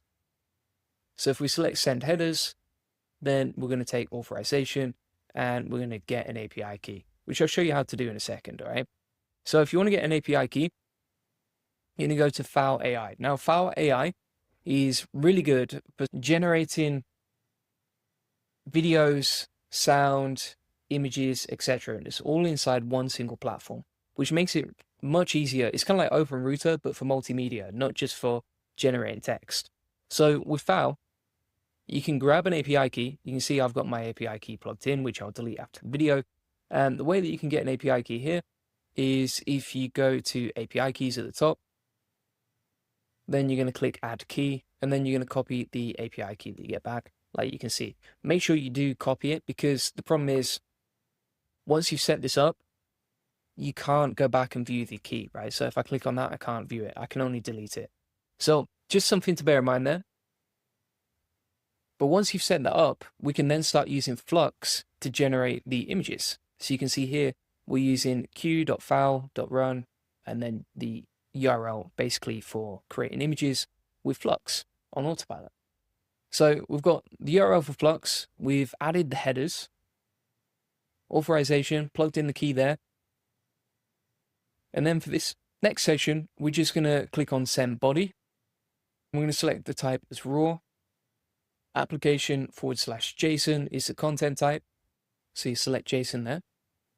All right, so raw and then application/JSON. And then inside the body here, you're going to take this section here, plug it in, boom, ready to go. So we're just going to test that step now. And as you can see, that's basically sent a bunch of requests over to Flux for each scene inside the prompts, right? So let me talk you through what we're doing here. To generate this cheeky little video right here, we had to come up with the idea. The way that we did that was we selected this stage idea, like, right? Let me show you what I mean. So we had to generate the idea, which we did over here. That's sent over to Google Sheets. Google Sheets created the prompts for the images. And then you can see here, we're generating the images in this section using a HTTP request. And the models that we're using here are ChatGPT and also Flux for now. But we'll come on to more in a second. So you can see here, we've selected the body. We're creating the images like so. We've plugged that information into our workflow, and that's generated all these images. Now, if you want to see what has been created so far, let me show you how. So if we go back to the AICO Success Lab, and then you're going to click on Flux. So this link right here, then you're going to click on Requests. And inside Requests, you can see all these requests we've created for the Google bot. So these are basically like the images we're generating to start creating our short video, our faceless video. So if we go back inside here, we've sent the request over to Flux to generate the images. And now what we're going to do is we are going to add a new section, which is just wait, right? So it takes a minute or so, like you can see, for the images to generate. So we're going to add a new module called wait. Just add a second there. Click test step. Make sure that works. You can see that's weighted, so we've got everything inside the queue. And then from here, we're going to click on Get Images. So if we click on Get Images, which is another request, type that in. And then from here, we're going to copy the URL, plug that in. All right, so this is the request for taking the images from Flux. So what you can see here is we're doing the request. We're choosing the method as get, take it from Flux, add in the JSON format after that, and then we need to click on Send Headers. Inside the Send Headers section here, we've got authorization, and we're just going to plug in our API key again. Okay. And then we also need to send body type, so let's click on that. And then from here, we'll type in this into body section and just double check that. All right, so we've got the files ready to go. So what you can see here is these are the actual files generated by Flux that we've literally just generated a second ago, which is pretty cool. So we can not just generate the images with a HTTP request, but we can also get those images directly from Flux. And now we're automating and we're getting pretty close towards generating the videos and that sort of thing.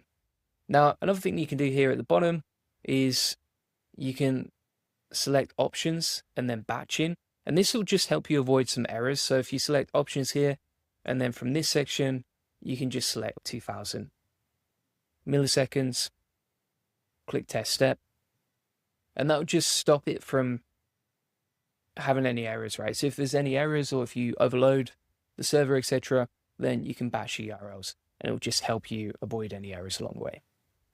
So there we go. We've got the files back now. Boom. And you can see there's multiple pages here at the bottom. And we've completed stage 3. So just to recap here, we've created the idea, we've generated the video prompts, we've generated the images, and now it's time to start generating the videos. So what we can do from this section is if we click on create video prompts, let me show you how. So we're going to duplicate this. We'll call this stage 4 is create video prompts. Now we're going to click the plus sign, just drag that down there, type in ChatGPT, hit OpenAI, and then from this section, what we can do is we can click on analyze image. So what this is going to do is going to analyze the images that we've generated just a second ago. So you've got the images generated from the URLs, which you can see over here. We're going to drag that over. So drag that over to image URL section. We're going to select the model as ChatGPT 4 latest. There we go. And then what's in the image, we're going to take that, right? So this basically analyzes the images from our prompts and also the image URLs, which we've got down here. So I'm just going to grab the prompt from the previous part of the workflow and we'll cut that and plug it inside here. There we go. All right. So again, this is a dynamic JSON prompt based on the prompts from before and the URLs from the images we generated. We'll just test that. And as an example, you can see for the GoPro monkey image that we generated, the video, it's broken it down step by step. So it's like a young monkey grips a black GoPro with both hands, crouched low on a lichen-covered rock. A soft sunlight brushes the tips of his orange fur, right? So simple prompts, easy to generate, and we're automating it with this process. So if we go back to the example prompt and we compare that versus the output, so a young monkey, you can see it's quite a small monkey right there, grabs a black GoPro, which we've got over here, crouched on a rock. There's a rock, and the sunlight is grazing its fur, which you've got over here, right? So it's basically mapping out exactly what we want inside the image. Now, it can take a while for that to generate, but you can see now we've got that generated. The reason it takes a little bit longer than usual is because you're analyzing these images, which does take time.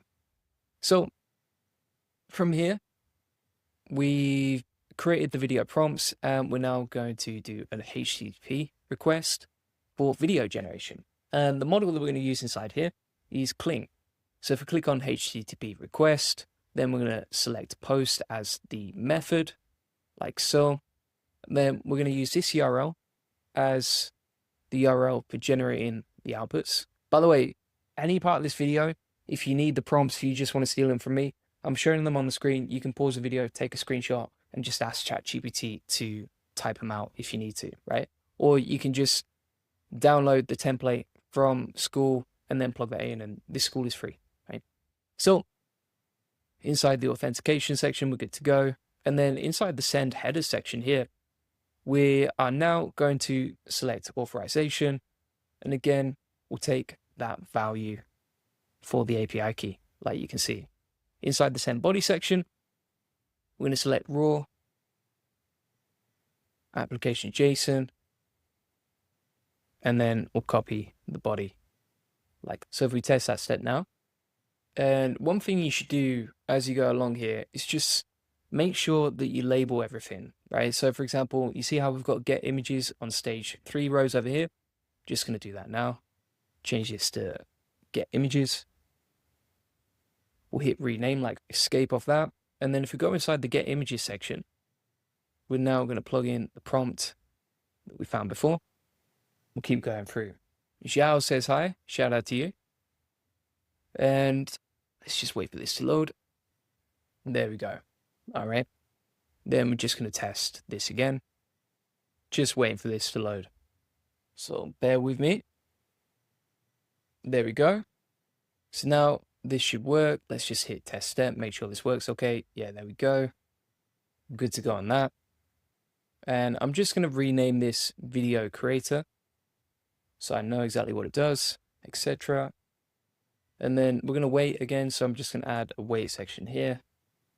We'll wait a second. But again, if you were like generating the outputs here, it might take 4 minutes for Cling to actually come up with outputs. So that's what we're doing step by step. And also in this section, you can see we're using Cling video, right? Cling video, that's what we're using. Now I'm using the standard version. You can use the pro version, which is even better, to be honest. So if you want like better quality images or something like that, like this was just a test run. The images still look good, to be fair, the videos. But if you want even better responses, then you can switch your models, right? So for example, if we go inside the course again, then we're going to go to requests. Inside the request section here, you can see the inputs for the video and what we've created so far. But if we actually go back here, we can switch on the drop down to Pro, right? Image to video Pro. And that will just make sure that the images you're using are even better quality. So if you want the creme de la creme, but you're willing to pay more, then you would use Video Pro. If you want like the standard sort of usage, then you're going to switch to image to video. From here, we've done that. We've worked our magic. We're just going to wait a second here, generate the outputs. There we go. We're good to go. And then what we're going to do is click on get video, right? So we're going to add another HTTP request. Click get. Type in the URL to get requests, which you can see right here. Now, important thing to note here is if you have a space after the request URL, it's not going to work, all right? So make sure that you use the exact same format that we've got right here. And then we've attached a dynamic JSON request from the previous responses, which is going to get the Kling video step by step, right? Now, just to recap here, you've got get, you've got URL. Inside the settings as well, you would send headers using fields below. Then you're going to select the name and the value for your API key. Again, whenever you're typing stuff like this, especially if you're sending headers and stuff like that, you've got to get it precise. If you add the wrong keys and stuff like that, it's not going to work. So for example, with the API key, we put key, space, and then we have the rest of the field right here. And then for sending the body, we'll select that. You can just duplicate it from the last one, but I just want to make sure it's super clear what we're doing here and how we're doing it. For sending the body, we're going to take the description from the prompt, and then we're going to put the batch in as 1 and 2000 is the interval time. Just test how it works. Some people are asking, like, how do you get access to the templates, etc. So let me show you how this works step by step. So let's say you are watching the live stream. You can click on the video, find the description down here, click on that. And then inside here, go to Classroom AI course. And then you can find the template and all the resources down here. So go to Classroom and then AI course. Hope that makes sense. So just going to double check this, make sure we've got it all right. And also, it does take a while for the outputs to generate on Kling, right? So if you want to see where you're up to in terms of generating the outputs from Kling, then we can go out to Kling over here.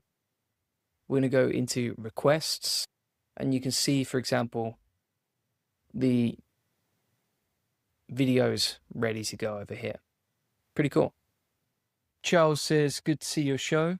You seem to be doing good work. Thank you very much, sir. And then I'm just going to change this as well to video. And there we go. Just one thing to bear in mind here. When you're doing this, make sure you got everything set up correctly. Otherwise, it can break. It is temperamental. So you want to make sure everything's matching nicely. Now, once you've done that, you'll see an example like this. So you just test step at each stage. Here's an example. And then you're going to move on to the next stage, all right? So we get the video, like so. Here's an example. You're good to go on that. Then you got stage 5. So stage 5 is where you start generating the sound. Now, I'm using GPT 4.1 for this. Again, it is a little bit slow, so if you don't want to use it, you can just test something else. You can see an example of the output right here. And then this, again, is a ChatGPT message model. We've got the prompt, like basically it's just a prompt to generate the music. So for example, it looks at the image, it's a lively symphony of rainforest life unfurls, leaves whisper overhead as a humid breeze stirs through the treetops. Beautiful and poetic. And it's got descriptions for each scene. Then from there, it's going to start creating the sound. Now this is another HTTPS request, post. We're using audio for generating this. Plug in your API key again, and then send body, select raw, JSON, and here's the example of the prompt that we're using. Then you're going to wait a second, and then from there, get the sounds. So what this does is it takes the audio from audio, you send the headers, you send the body, there's the descriptions, etc., and you're good to go on that. And that leaves us with stage 6. Now, stage 6, you're basically stitching everything together. You're taking all the code, then putting it into a format it can actually understand. So it's taking all the URLs. It's downloaded. It can download the video. So this is like a 5-second clip. It's taken all the 5 seconds that we've generated with Kling and stitching them together. So you can see here what we've done. We've said code, list elements, run for all items, language, JavaScript, and then here's the code to generate that. That's going to stitch the video using another HTTP request, post. Here's what we do, the headers, and then raw content type equals JSON again. You're just going to take the URLs. So these are all the video URLs we're plugging in. So you can just drag those in. Then you're going to wait a second, and this gets the final video. So for example, if we take a look at this output, and we open this up, this is the final output of the video we generated. Like you can see, downloads it automatically. And then the final thing that we want to do is just plug that into our Google Sheet. So here's an example of all the settings we're using, the idea, etc. Here's the code that we plugged in. And basically what that's going to do with the final output is it's going to match the column based on the idea. We're mapping it manually. Then it's going to look up that idea and plug it into our Google Sheet. So if we go back to the Google Sheet template, which you've got free access to, it will plug it directly into the sheet, as you can see right here. So this will plug directly into the Google Sheet and have the URL. So that's basically it for automating Reels. The next part that I'll come on to later is how to actually automate the posting of all of this directly to social media. So just to recap here, we've come up with the idea, the video prompts, generated the images, generated the videos, create the sound, stitched it all together, then plug that URL into a Google Sheet. And with the Google Sheet, we can actually take the outputs and then automate posting that directly to social media as well. So here's an example, right? So if we look at this one, you can see that for the idea of a monkey, we've got the caption, production, the environment, and then the final output of the URL, which takes us to this video that we've just downloaded, right? And you can automate posting that directly to social media, like you can see, which I'll come on to in the next video. So that's basically it. That's how to automate and create Reels with just one idea. You don't even need to come up with the idea yourself, and it's super powerful using this whole spreadsheet. So thanks so much for watching. If you want to get free access to all the templates, workflows, etc., you can get that inside the AI SEO Success Lab. Link in the comments in the description. And inside this community, we post a bunch of like notes from the courses and the videos that we do, so you can see like client and stuff like that. And then if you want to upgrade and get, for example, like coaching, weekly calls, etc., feel free to get that inside the AI Profit Boardroom. Link in the comments and description. So you just click on that, and then that'll take you to the AI Profit Boardroom, and you can sign up and get coaching, an awesome community of people focused on really scaling with AI, and also all of our best courses, agents and workflows and that sort of thing. So feel free to get that link in the comments description. If you want us to build this out for you or any sort of SEO automations as well, feel free to book in a free SEO strategy session, link in the comments description, and we can help you out with that too. So thanks so much for watching, appreciate it, and I'll see you on the next one. In this free AI agents course, you're going to learn how to basically automate anything using AI agents. Now, one of the first tools that we're going to kick this off with is N8N. This can build seriously powerful AI agents. In fact, your only limit is your imagination. Let me show you exactly what I've worked on, and we'll start with the basics, and then we'll get more and more advanced as we go through. We're going to be talking about how to use Gemini, DeepSeek, ChatGPT agents, how to insert feedback loops, human approval loops, even how to, for example, browse the web and scrape the web with AI agents, and even some of my best workflows, including AI avatars, web scraping, sales agents, etc. Super excited to show you everything that exists inside here. Now, if you just want to get started with the basics, and you can just go inside N8N, click Create Workflow, and from here you can add a step, which is an AI agent, right? And basically what you're doing inside N8N, you are essentially creating workflows that link AI APIs. Using these workflows, you can build all sorts of complex AI custom agents that you would have never found before. Now, I'll show you some example workflows in a minute, but this is how it works. Now, usually when you're building out these AI agents, you want to have a trigger. So this could be, for example, like a Telegram message. It could be a WhatsApp message. It could be just adding a chat inside the chat down here so you can talk with your AI agent directly. All right. Now, once you've done that, you're going to add a row to an AI agent like you can see. And inside this AI agent, you can just give different directions. Now, you've got two choices here. You can, number one, take the prompt from the chat trigger, or you can define the prompt that you want, right? So if I go into the chat, I can set that as a trigger, and that could be the prompt for the AI agent. Or what I can do is I can click on define below and take the input inside the chat over here, plug that into the text, or just change it to something like you are a friendly assistant. Right? And then what you can also do is you can have a system message. So a system message is like giving instructions on who that agent is. And this way it knows exactly what its role is, how it's using its AI, what is basically its main priority. All right. So once you set up your AI agent, then you can go inside the chat model here, and you've got all these choices of AI. So you can use, for example, Anthropic, Azure, DeepSeek, Google Gemini. Gemini is actually free. You can grab an API from aistudio.com and then plug that for free directly into Google Gemini. You could use Grok. That's also got some free options. Mistral, Llama is free. That's hosted locally. OpenRouter, OpenAI. Now, to keep things really simple, I'm going to use OpenRouter. And the reason for that is because you get access to all these different APIs directly inside it, right? So if you select OpenRouter and you plug in your credentials here, just click on the drop down, go to create new credential, then you can plug in your API key. Now, if you're wondering, okay, how do you get an API key from OpenRouter? Just go to openrouter. You're going to sign into your account or create one. And once you've done that, just go down to your settings in the top, to hover over your profile picture, click on keys, and then from here, you can create your API key that you're going to plug into n8n. And the good thing is, once this is set up, every workflow you create is already plugged in and ready to go.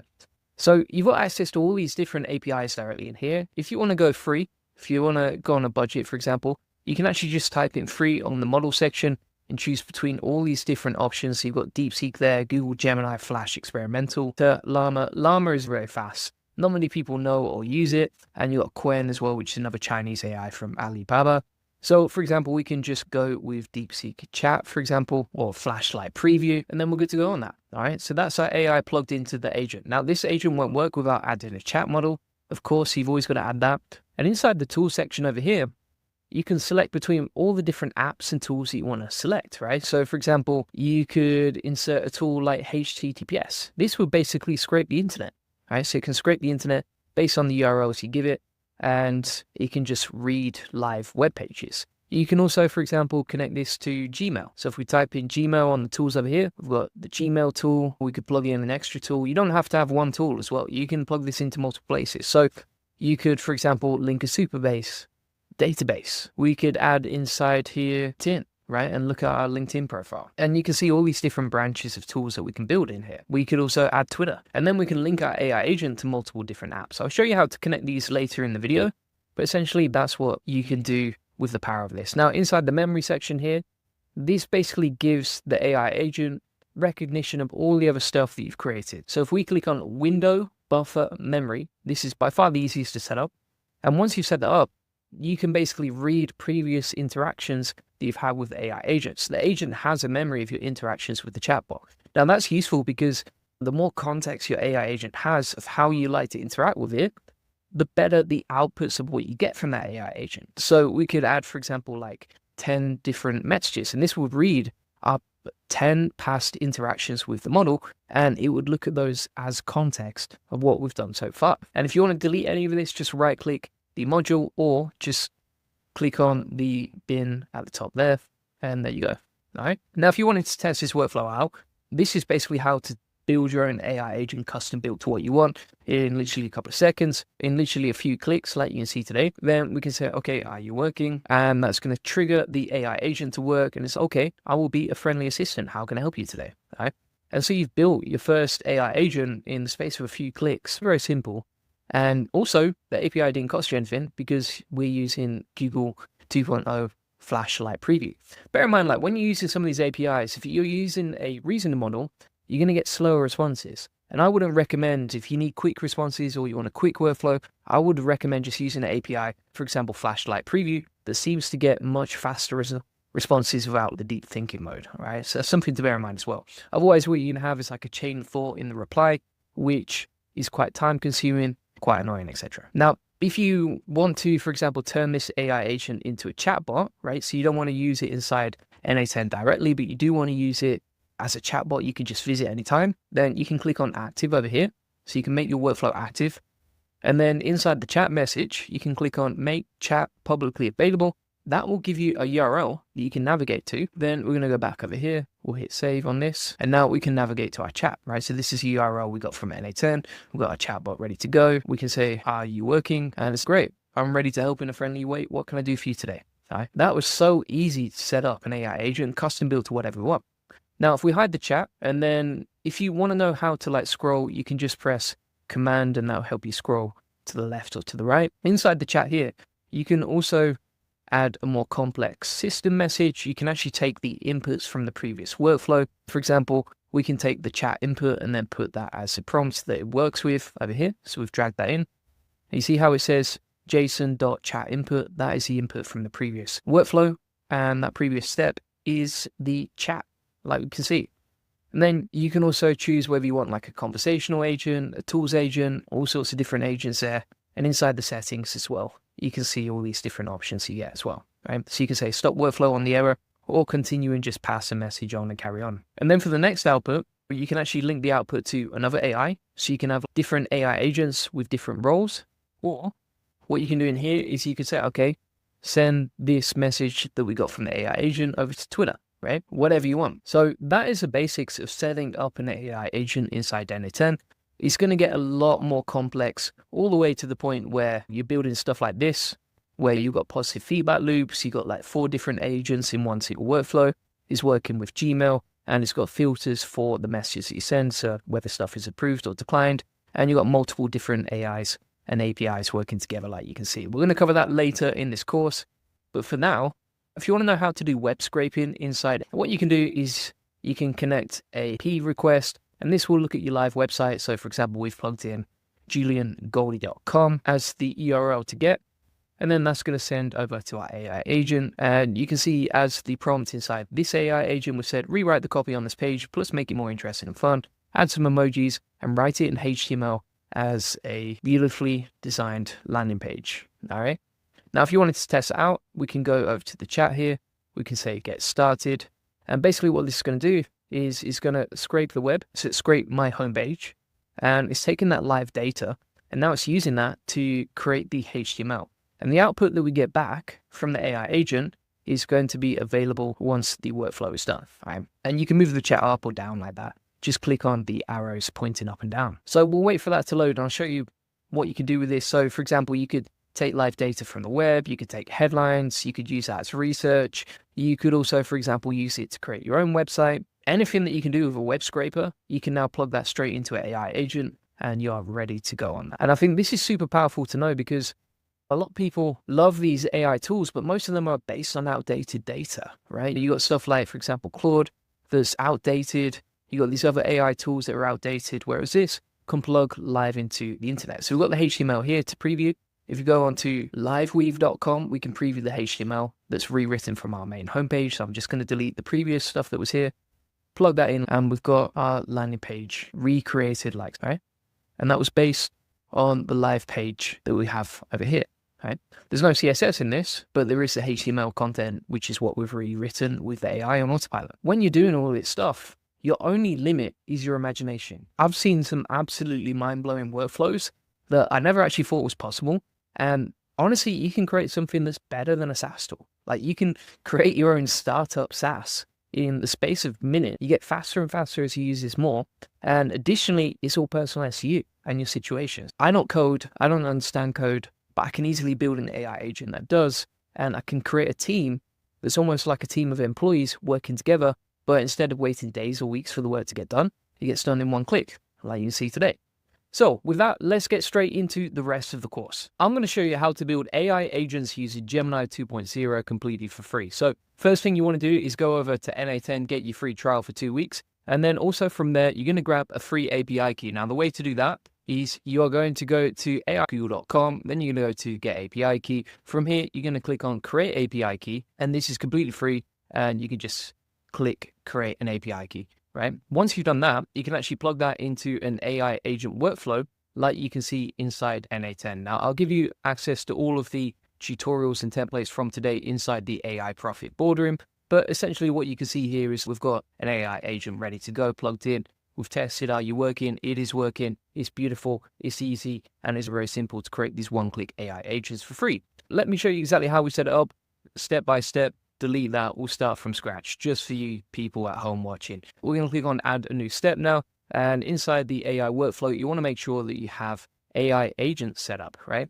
Or what you can also do is just add a first step. And if you want to trigger the workflow with a chat trigger, so for example, when you chat to your AI, then you can easily do that using this method right here. So what you can see is you're building out an agentic workflow, and it's really simple and easy inside N8N, and you just click on AI agent, right? So you can connect different apps and automate a lot of different things using this autonomous AI agent, right? So if we click on AI agent, so it's going to connect it over here. We've got the options. I'll come on to exactly how to set that up in a second, but essentially when a chat message is received, that will trigger the AI agent. And then inside the chat model over here, you want to select Google, and we're going to select Google Gemini chat model so that we can use the latest AI. Now, if you're wondering, okay, how do you connect the API that you got from Gemini Sec inside here, right? So the way that you do that, create a new credential, and inside the Google Gemini account section here, you can leave the host as the default and then plug in your API key, which again, you get from AI Studio. Click Get API Key, create API key,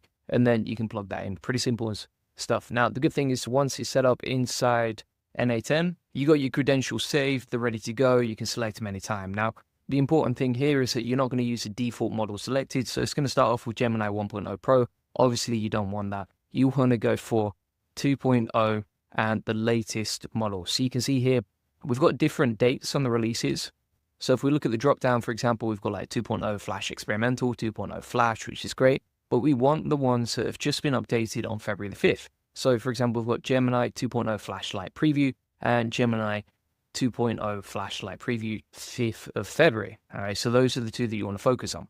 So we'll go with this one for now, and that is ready to go and set up. If you want to just test that it works, once you've added your API key and the chat trigger, then you can go inside the chat and just say, are you working? Just to double check, okay, is this actually working? Have we got the AI assistant ready to go? And if it's set up correctly with the right API key and everything else, then it'll say, okay, yes, I'm working, I'm an AI and always ready to assist. Okay, all right, once we've done that, if you want to just reset the workspace and zoom out a bit, then I press Command-0, that just zooms me out, and now we can zoom out and look at everything. Now, from here, what you can actually do is just connect tools. So you don't just have to set this up as a standalone chatbot. You can, for example, like connect different apps, different tools over here. And this is super useful because now the AI agent can take the data from whatever tools you connect, and then you can easily feed in that information. So let's say, for example, you want to create a AI content creator using Gemini. We can take this prompt right here that I use for creating content. I'm going to plug that into our AI agent. And inside the add option section down here, we're going to select systems message. And instead of having the default, which is you are a helpful assistant, we're going to switch that now to create an SEO optimized article for this. Keyword equals the keyword I give you. We're going to test that step now. So if we go inside the chat and we'll say keyword equals what is SEO, now going to write that content for us, right? So you see here, we've got the whole article ready to go. And this is all customized to the prompt we plugged in earlier. So you can see it's actually created a full article. How long is that? That's 1,000 words with one little prompt. We just give it the keyword and it does everything else. So it's like, why is this? And the content itself was written really nicely. You can see here how you can optimize blog content, SEO content, Twitter content, whatever you want, even YouTube scripts you could easily do. And it's written it really nicely. As you can see, it's also formatted it super nicely. And we've got bullet points, we've got SEO optimized content. And here's the other thing as well. It's actually personalized all the content. And bear in mind, this is free, right? This is not costing you anything because you're using the free API from Google and you're using the free trial from N8N. And if you don't like it, then you can get rid of it after 2 weeks if it doesn't get you the ROI, right? And you get expert help. Look, SEO can be complex. My agency has done this. If you want to join the SEO Elite Circle, go here. If you want to book in a call, go here. And if we click on that, it's created a personalized link to our funnels, right? So we've easily automated personalized content that's better than most humans can write, nicely formatted and ready to go into blog. And if we actually hide that chat now, we can select this to go out to a blog or a Shopify blog, right? So if we type in Shopify, you can connect this to your e-commerce store if you want to automate blog content, or if you want to automate content on WordPress, you can just click on WordPress right there. Let's have a look if it's got Webflow as well. I know a few people switched into that recently, including authority hackers, saw that recently.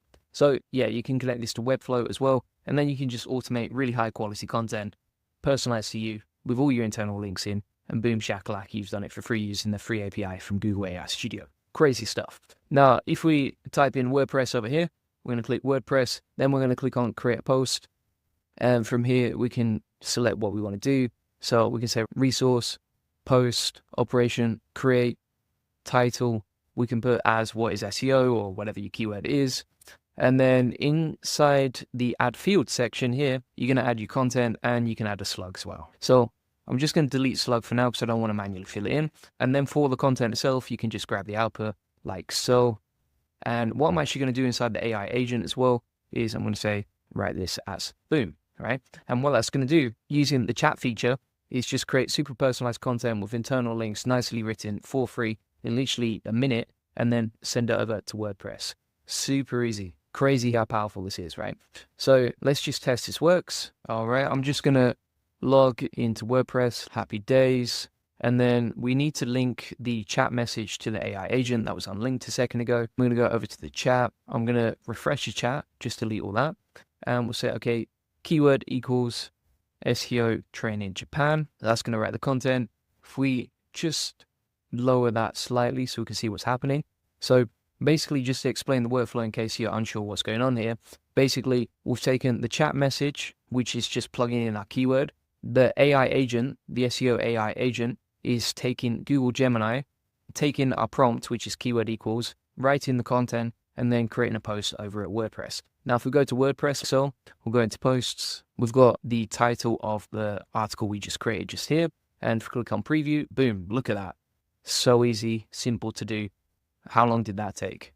Literally just one single prompt plus a keyword. We're ready to go off that. Super powerful and easy to do. And then it said to us, okay, SEO training Japan, you guys crushing it in the Japanese market. And the content itself super nicely written. Additionally, what it's done is it's actually linked to our funnel pages where we want to send traffic and get clients. And it's personalized all the content to us as well. Obviously, you would edit it before you publish it.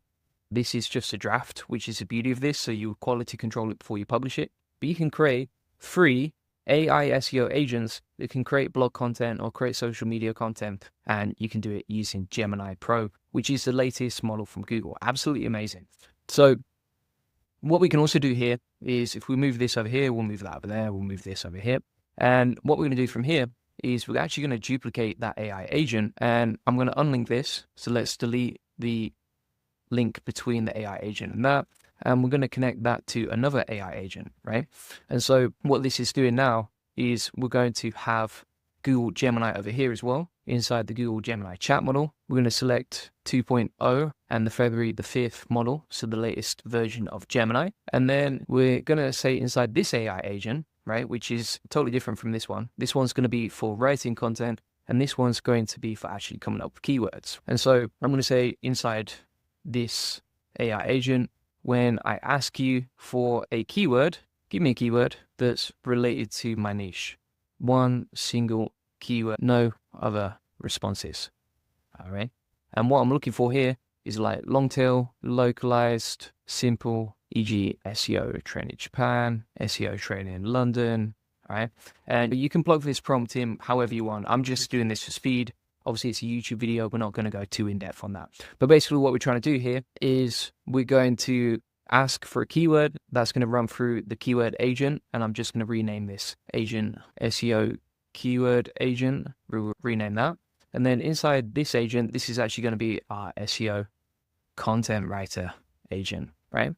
And so now we can automate the keyword, send that over to our content writer agent, and then send that over to WordPress in one smooth workflow. Now, inside here, what you're going to do is you're going to execute the previous nodes. All right, so I'm going to click on play over here. Then we're going to open this up, and we're going to take the output from the previous keyword agent and plug that into our SEO content writer agent. So if I take the output, we're going to take that and we'll plug it into the keyword section over here. All right. And so now every time this agent runs, I'm going to say pick one keyword from this, use that to write the article. Okay, so now basically what it's going to do is it's going to pick one keyword from the outputs of our SEO keyword agent, and it's going to use that to write the article. So if we go back to the keyword agent, now we just need to really give it some clear instructions on exactly what it needs. So I'm going to put that inside the chat input, which is our prompt into the chat, and say, based on this, when I ask you for a keyword, give me one single keyword that's relevant to my niche, one single keyword, no other keywords. This will be used for an AI agent to write an article. Okay, long tail, localized, simple, SEO training Japan, SEO training in London. And you can personalize this prompt to you, your niche, whatever. I want to show you how personalized you can make it. We'll say, okay, now SEO training Dubai. All right, we'll put examples of keywords equals this. Okay, so now we're going to test that step. And you can see here the output. So it's giving us an output here. And so if we go into our chat model, we'll refresh the chat cell, reset the session. I'm just going to hit save on that as well so we can save our progress. And if we run the whole workflow now, I'm going to run the chat. I'm going to say, okay, my niche equals SEO agency. And just going back to the SEO content writer agent. So if you want to edit that, click on that. You want to change the source for prompt from connected chat trigger mode to define below. And so now put keyword equals, and that's going to be the chat trigger for our SEO content writer agent. Right? So it's all linked together. And now we're going to test it. So I'm going to say my niche equals SEO agency. That's gone straight through the keyword agent, lightning fast. Now it's writing the content, and that should plug over to WordPress. So we'll just go back over to our posts inside WordPress now, and we've got the article ready to go. So let's click on preview, and boom, look at that. Right? The AI picked out the article for us, the keyword. All we had to do was tell it our niche, right? And it did everything else. Now, if we go over to WordPress and the output here, now that we've got the keywords from the keyword node, we can actually plug those into the title because that's picking the keyword for us, which is the title. And also, if we add the field here, we can select slug. And then inside the slug, we can also put the keyword from the AI agent. So if we just grab that, we'll plug that in. And if you understand what we're doing here, I'm flying through it because obviously it's a YouTube video and this could be like an hour long. But essentially what we're doing here is we are literally automating our whole SEO strategy, not just the content, not just the publishing, not just the keyword research. Literally all we need to do is just go, here's my niche. The AI agent will figure out the keyword. Then the AI agent will figure out the content, and then it's going to send it to WordPress. So let's try that workflow again. I've already shown you it works, but I want to show you something else now. So we're going to click off that and we'll refresh the chat cell. We've reset that. And then inside here, I can say, for example, okay, niche equals SEO agency. We'll hit enter. So that's feeding into the keyword agent. Now it's feeding into the content writer agent. And boom, we've just sent that to WordPress. N8N is by far the best platform, the easiest platform to use once you get your head around that. I started using this like 2 weeks ago properly. I actually started testing out about a year and a half ago, couldn't get my head around it. And now it is absolutely amazing. So you can see here, we've got a nicely formatted article. It's all personalized to us. We didn't even have to think about the keyword that we were going for. And the AI has come up with the keyword, come up with the content, personalized it to us, sent it to WordPress, created a draft, and that is absolutely amazing. Now, this could be an infinite workflow, right? So you don't just have to send this to WordPress. If you wanted, you could add another action in that. So if you click here, you can actually send this over to Twitter as well. And you could, for example, like create a tweet, right? And you could automate all your social media content, not just your SEO content. You could even, for example, like create a video script for that and then send that over to whatever your favorite AI video content creator is. But the main thing about this is you are creating an absolutely amazing workflow based on this AI agent. So what I'm actually going to do is I will take the workflow from today, the JSON file, and if you want to import that into N8N yourself, so you can import the JSON file, then what I'll do is I'm going to plug this into the AI Profit Boardroom. If you go to SOPs, we'll add a new page, Autonomous Gemini 2.0 AI Agents, and we'll call that Gemini 2.0 AI SEO Agent likes, all right? And also what I'll do is I'll take the transcript from today, turn that into an SOP, and then you've got the SOP plus the template from today. Additionally, if you go inside the AI Profit Boardroom, because we're still building it out right now, for example, like Halima posted recently saying, I'm looking for assistance with designing an opt-in page, setting a blog, and building up a website. And so what we actually did was I just created custom SOPs and tutorials for them directly here, right? So if you want to be a part of this community and you actually want something customized to you, I'm building out these AI agents completely for you for free to help you, and you can get all of that inside the AI Profit Boardroom. Normally you're paying agencies like $2,000 to $5,000 to do that for you. We did it within 24 hours for Halima just to help her because we want to build the best AI community in the world. So feel free to join that link in the comments description. And if you want to get a free one-to-one SEO strategy session that shows you how we take websites from 0 to 145,000 visits this month and generate hundreds of thousands of dollars in sales on autopilot, feel free to book that free SEO strategy session in this free link building acceleration session. You'll get a free SEO domination plan, discover the secrets of SEO link building, answer any questions you have one-to-one. You'll learn the best link building strategy for your website, plus how to quickly outrank your competitors and how to 10x SEO traffic based on what's working for us and our happy clients. Feel free to get that link in the comments description. Today, I'm going to show you how to build one-click DeepSeek AI agents using a new workflow I've never shown before. So what we're going to do is, first place you're going to start is at na10.io. And then once you're logged in, you're going to go to create workflow. And over here, you're going to add a new step. Now, inside this new step, what we're going to do is we're going to click on chat trigger, and that'll trigger our automation based on the actual chat, right? You can even make this publicly available if you want, so you can share it with people, that sort of thing. And by the way, I will give you the blueprint at the end of this video, so make sure you keep watching if you just want to steal this workflow from me.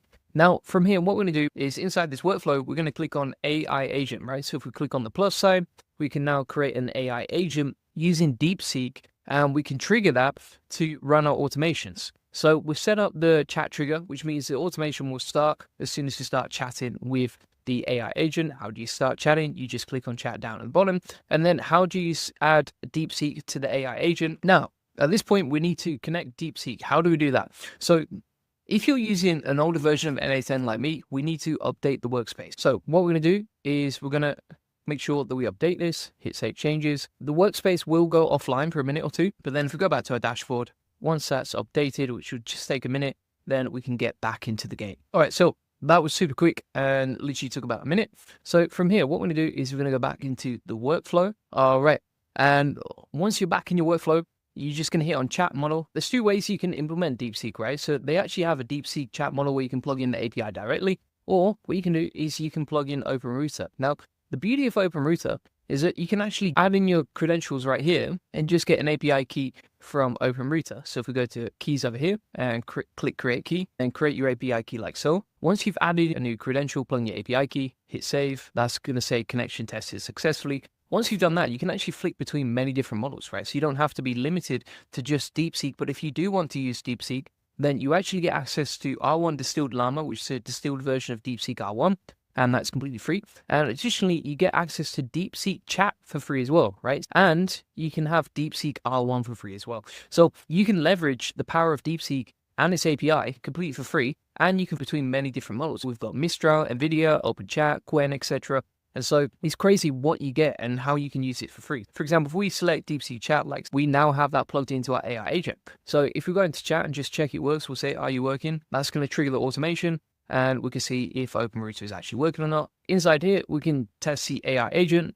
If we just say, are you working? We've got that running like so, AI agent running through OpenRouter using DeepSeek, and that chat model is working right there. Now, I've selected DeepSeek Chat. You can choose whatever you want, but that's basically how it works step by step, right? Now, what we can do is inside the tool section, we can connect this to many different apps, and also we can give custom instructions to the AI agent. So if we delete that, we're going to refresh the chat here and we'll hide that chat. What we're going to do from here is we're going to select add option system message. We're going to say inside here, using a previous prompt that I've used for creating video transcript blogs, I'm going to plug this directly into the system message over here. And basically what I'm going to do is I'm going to create a AI agent that can basically take the transcripts from my videos and then turn that into a blog post, ranks for SEO. Now, you might say, okay, why would you do that? Well, actually, a lot of my transcripts written with AI are actually ranking really well. You can see, for example, all this traffic that we're getting with potential leads for our relevant keywords that you want to get on Google, right? So here's a keyword, here's a page, and these pages are written with AI using the transcript from our video example right here. The same, for example, inside Perplexity as well. We can rank our videos, but also our blog content inside these AI search engines, get more customers that way. Now, what you can also do is we can delete this model right here. So let's delete that, and we can stop the whole workflow. And then we can actually add DeepSeek directly in here as well. So if we click on DeepSeek Chat Model, then we're going to add a credential from DeepSeek directly. So it's gone to DeepSeek, we went to the API platform. This is available at platform.deepseek.com. Then we're going to go over to API keys, create a new API key, and then inside the credentials here, we can just add those in. As you can see, hit save. That's connected.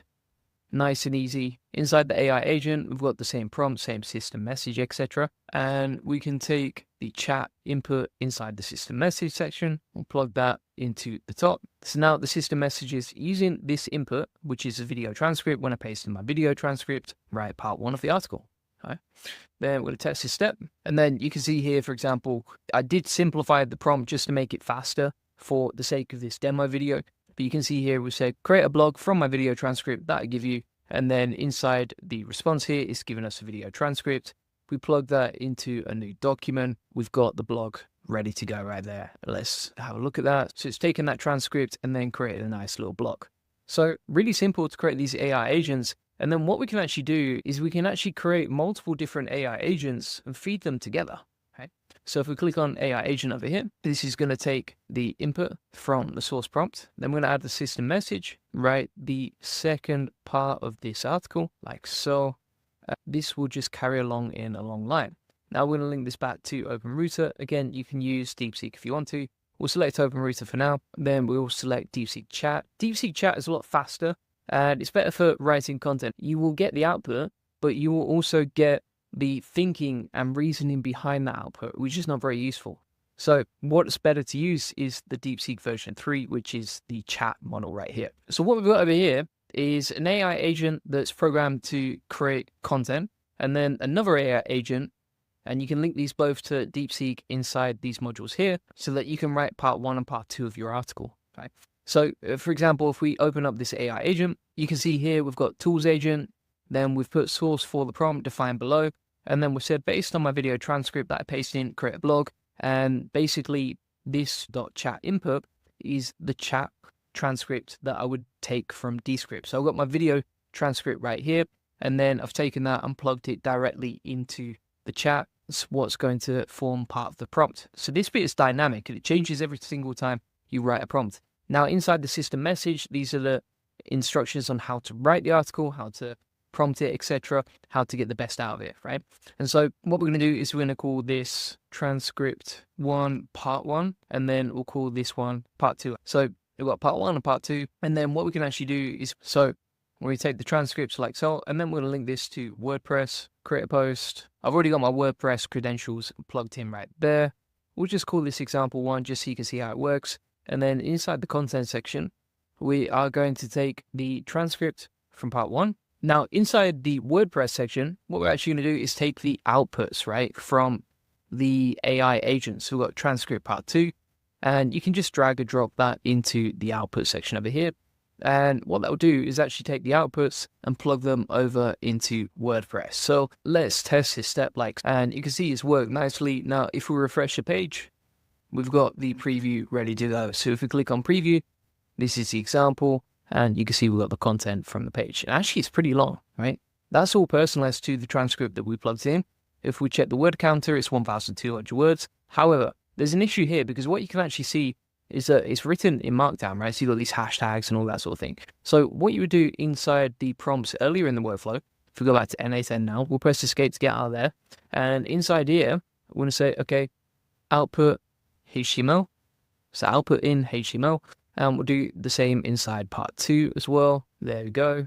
And that's just going to make it better formatting for when it goes over to WordPress. So if we go back inside the chat now and we'll test this out. So I'm going to grab this transcript. So plug that into the chat, hit enter.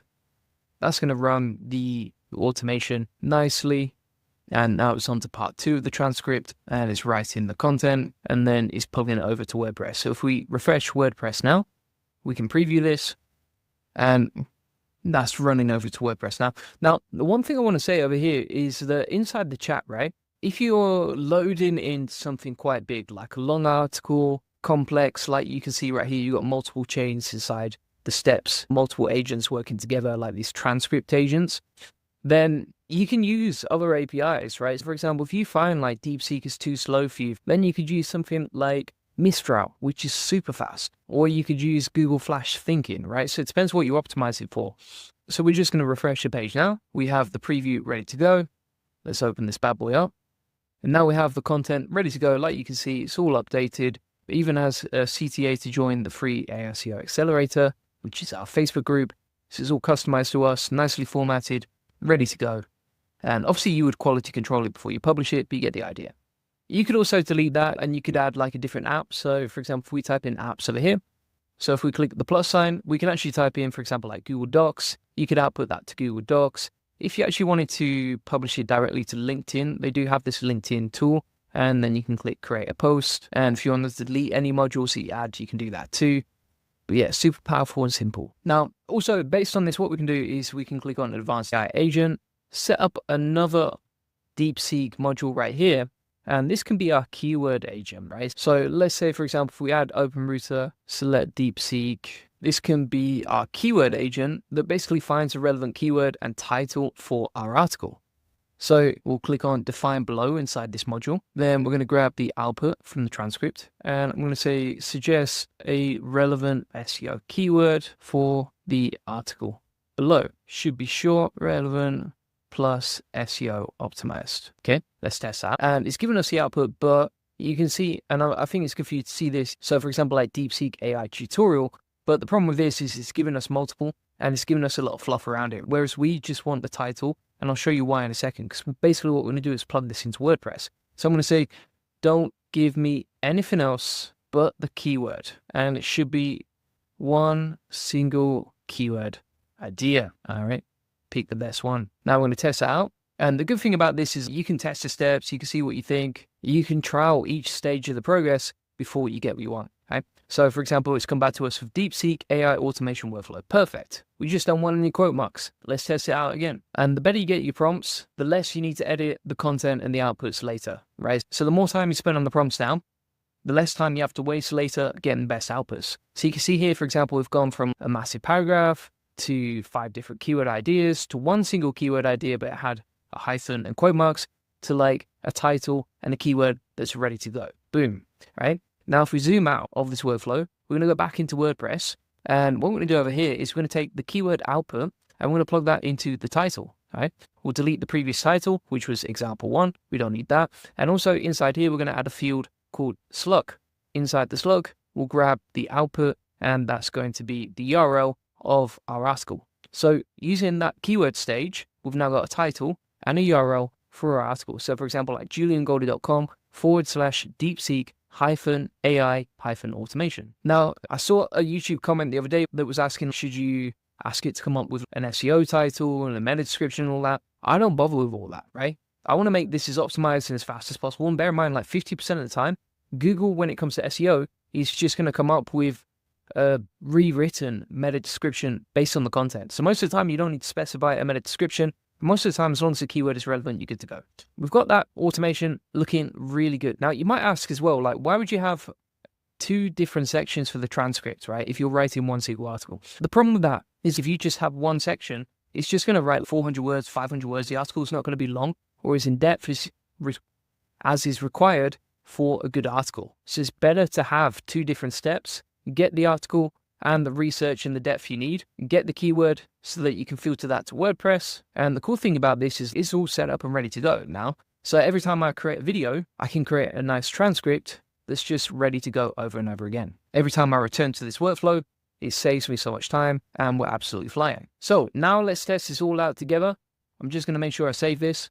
Always save your progress on End of 10. Otherwise, when you back out the workflow, it's not going to be there for you anymore. And then if you want to change the name of your workflow, like for example, video transcript creator, you just basically do that. Now, if we go back to the chat and you want to delete the history, you can reset the history like. And then we can just plug in a video transcript. It's creating part 1. Now it's generating part 2. Seems to be going pretty smoothly so far. Now we've got the keyword generating and that's gone to WordPress. Wow. Now you might be saying as well, okay, but why not just use like one of those SEO tools that you can build AI with, or why not just use ChatGPT? But the thing is, the whole point of this is it's an automation, right? So you literally just paste a transcript and it customizes everything to you, your business, plugs it into WordPress, saves you a lot of time, inserts your internal links, writes it in HTML, writes it exactly how you want it, using the API that you want to use, and gives you so much freedom over the process, so much control, and the best possible outputs you can get. All right. So if we go to the article, we've got the title right there with the keyword, and it's chosen DeepSeek AI agent techniques. Automation has finished running through, like you can see. Perfect. Now, if we refresh the post section on WordPress, we can click on preview on the latest article, and it's picked the title. So the keyword tools agent has then plugged in the title right there. So we've got the SEO optimized keyword title. Additionally, that's going to be the slug of the article as well when we publish it. Then we've got a nicely written article. So it said, want to build killer content fast? Ever wondered how to automate your content creation using AI? then you've come to the right place. I'm going to show you how to build one-click DeepSeek AI agents using a workflow that can seriously streamline your content process. And then you can see it says watch the video tutorial below, and you just insert the URL that you want to embed. Everything is nicely set up as well. As you can see, it's all nicely formatted, and additionally it's linked out to our funnels. All right, so for example, this is all customized to us, our brand. It's giving us it's inserted some nice techniques, how to maximize efficiency, AI tools, and then also a CTA at the end, plus some FAQs again, and that was super simple and easy to do. Now, before you publish, of course, you want to always quality control anything that is client facing in your business. So I've got a checklist that will include inside the AI Profit Boardroom along with the workflow from today. But that's basically how you can build like DeepSeek AI agents. So you can customize it to whatever you want. So today, for example, I wanted to create an AI agent that could take my video transcripts into SEO optimized articles. But basically any repetitive process that you're using day in, day out, you can now automate using DeepSeek, and it's very linear. Plus it's just like drag and drop. There's no coding involved here. It's absolutely amazing. The other thing I tend to find is it's a lot simpler and breaks less. The Zapier constantly gives you errors, and Make.com is a lot more complicated to set up. A lot more things can go wrong. Whereas N8N, once you get your head around it, it's just absolutely amazing. It's really powerful. Now, some other cool stuff as well you can do. If we go back to the chat trigger over here, we can actually click on Make Chat Publicly Available. If we select that URL, is now ready for us to just start using as a chatbot plugged into our N8N automation, right? And then you can change the initial message here. So for example, you can say, hi there, what's the video transcript you want to use? You can have an authentication as well. So if you want to password protect that, you can. Then if we save that, click on the URL, you can see inside the chat here is, hi there, what's the video transcript you want to use? And then you just plug in the video transcript that you want to create content from. As an example of that, we've just pasted in this video transcript. It's running the automation like so. We'll just wait for that to roll out. And then once that automation is finished, it'll plug it into WordPress. Pretty simple and easy to use. So I'm just going to unselect. And then if you don't want it to be available anymore, just deselect, make chat publicly available. But yeah, that's basically it. Now, what you could even do is you could have another branch off here, and you could say, okay, Twitter, create a tweet. And then based on the video transcript that you created a blog around, you could also, for example, like create LinkedIn content or Twitter content or whatever platform you prefer to post on. So there's loads and loads of potential to this, so much power. But something like that would normally take me like 5 to 10 minutes going back and forth with Claude.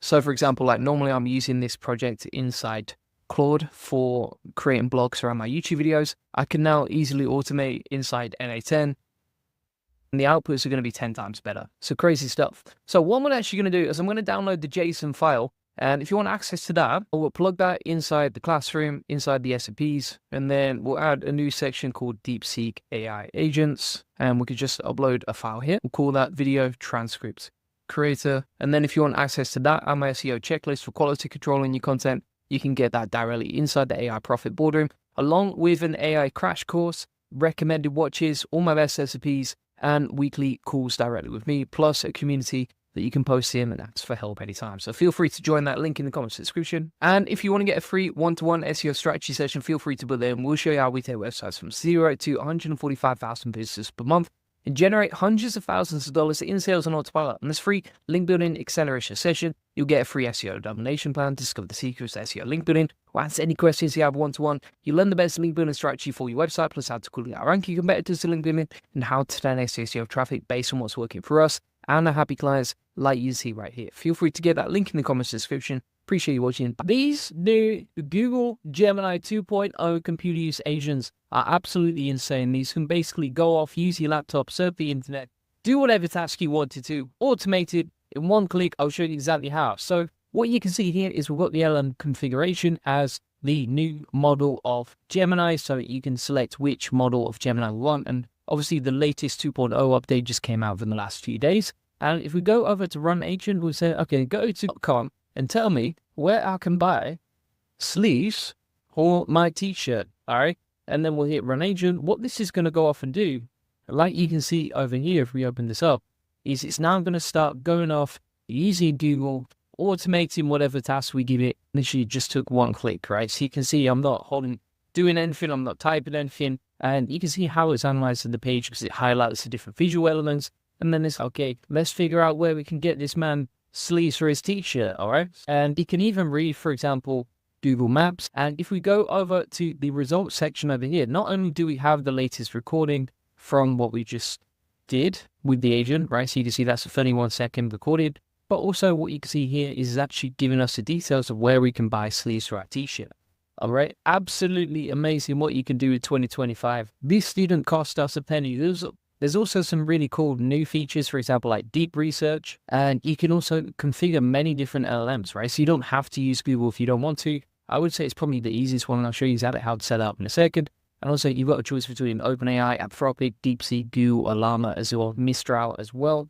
Now, one of the best things about Google is not only that it's a very new model, and not only is it completely free, but also it seems to work much better than something like DeepSeek, where typically if you use DeepSeek as the API, so if you select DeepSeek down there, the problem with that is it doesn't have vision, right? So it's not going to be able to analyze the page. And also, if you're using DeepSeek R1 inside the chat right here, the problem with that is that if you're using the reasoning model, then it's going to take a lot longer for the responses because it's going to have to think in multiple steps before it takes any action. Whereas if you give Gemini 2.0 Flash Experimental the job, it's like, boom, let's go off and do our magic. And all you need to do is plug in the API key. Now, if you're wondering, okay, how do I get the API key? Then you just go to ai.studio.google.com and you can grab an API key completely for free here. You just click create an API key. That's it. Super apps. And then you plug that in down here. You leave the endpoint blank and you're good to go. And then you just select whichever model you want. And also you might be wondering, okay, but how do you actually get the browser use web UI? So here's the actual page. This is the GitHub, right? So you can install this locally. That's another benefit to this is if it's stored locally, it's more private, etc. And also you can use your own custom browser, right? So it says you can use your own browser with our tool, eliminating the need to log into sites or deal with other authentication challenges. This feature also supports high definition screen recording. You can also choose to keep the browser window open between AI tasks so it doesn't automatically complete it. And you can see the history of AI interactions.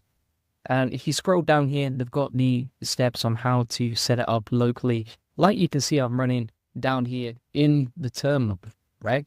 Now, if you want to see the exact steps on how I set it up, I'll include that inside the AI Profit Boardroom. Link in the comments and description. If you want to get access to that, we'll just go to Classroom over here, SOPs, and you get all the video notes from today directly in there. So if you want to follow the instructions step by step, we've got all the links. And we've got the details on how to set it up in a Mac, along with all these other modules, including our crash course plus weekly coaching with me.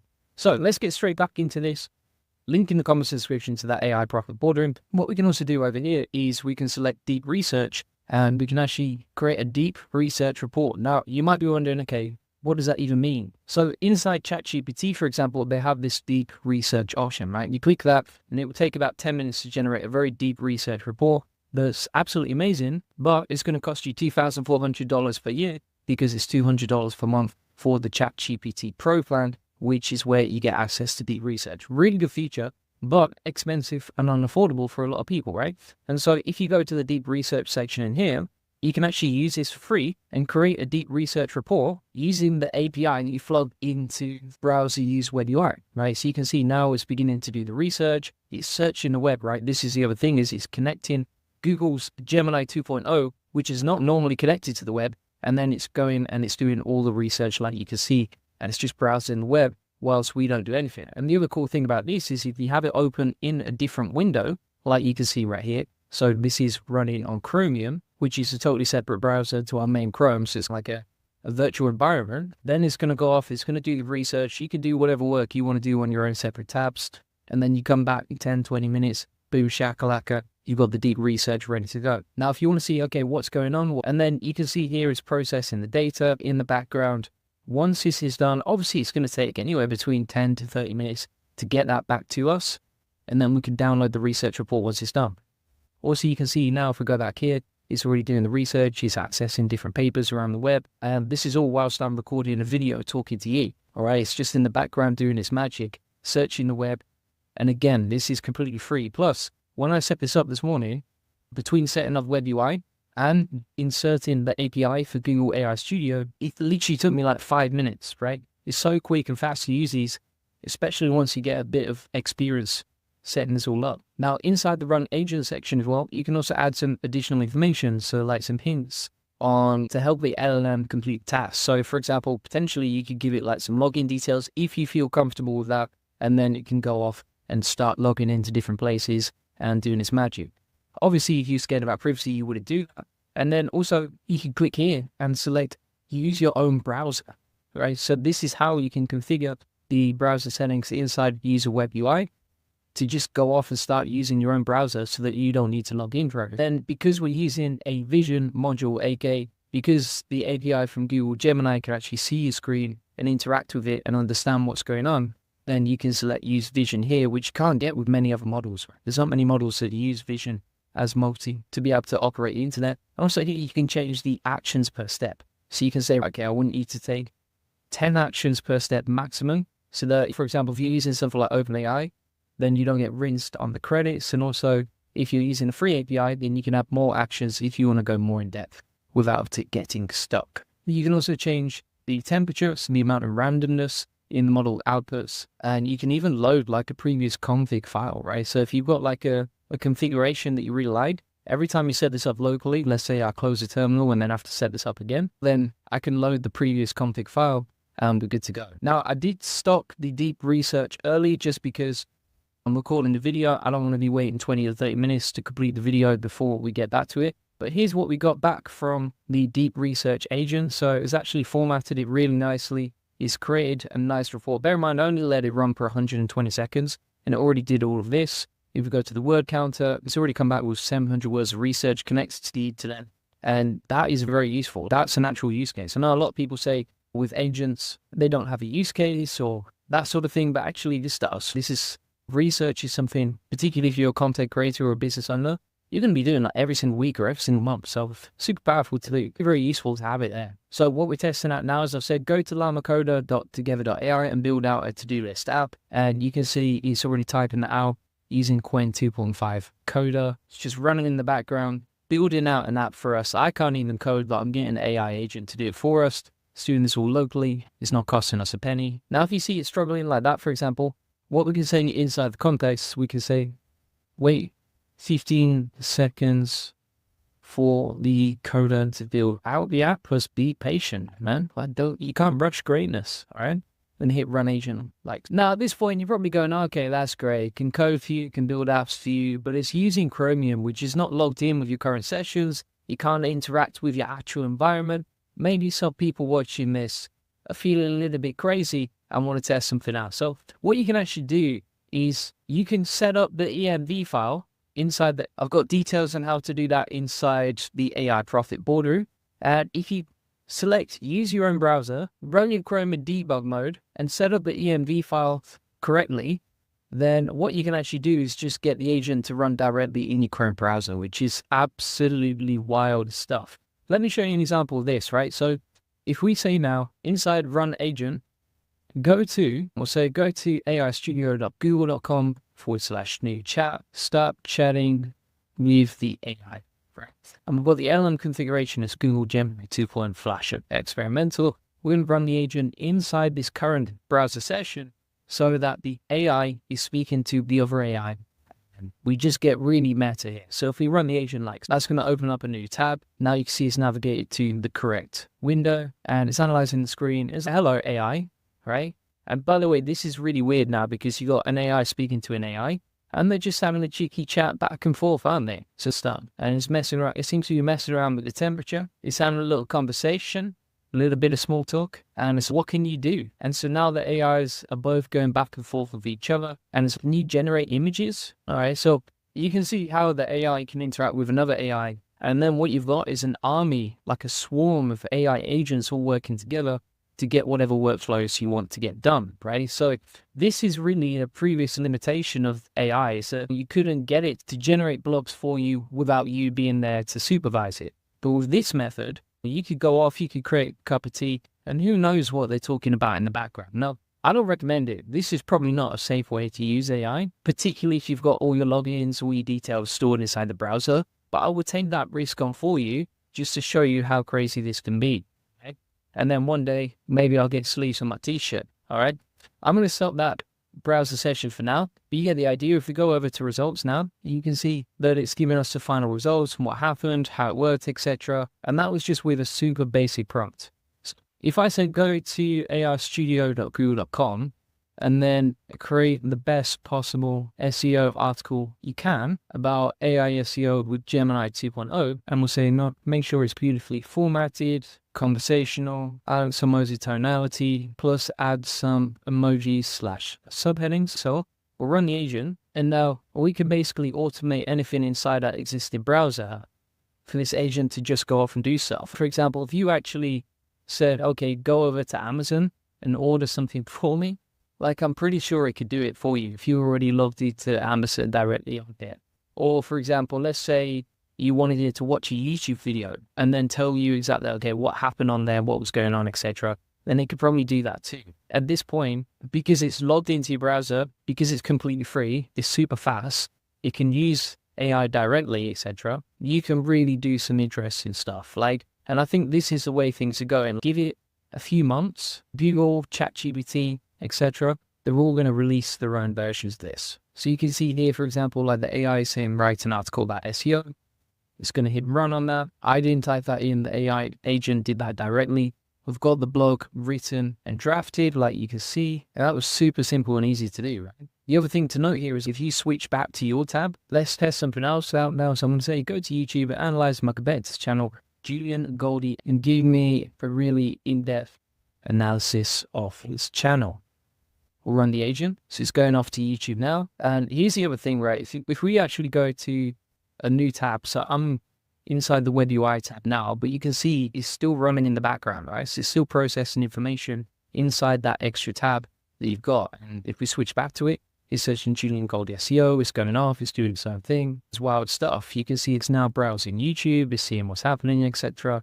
It's analyzing my channel. And this is the worst it's ever going to be, let's be honest. You can actually manually intervene as well. So you can see it's scrolling through the page, it's doing its own magic, but you can manually intervene and click off or stop it if you need to. But basically you can see how it's analyzing the page, and it can scroll up and down the page. You can analyze, you can look at the images with its vision mode.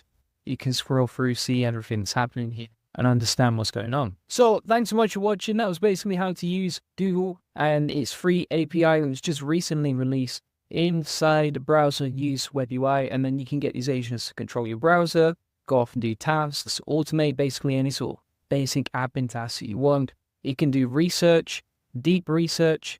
Even just that feature alone is saving you $200 per month.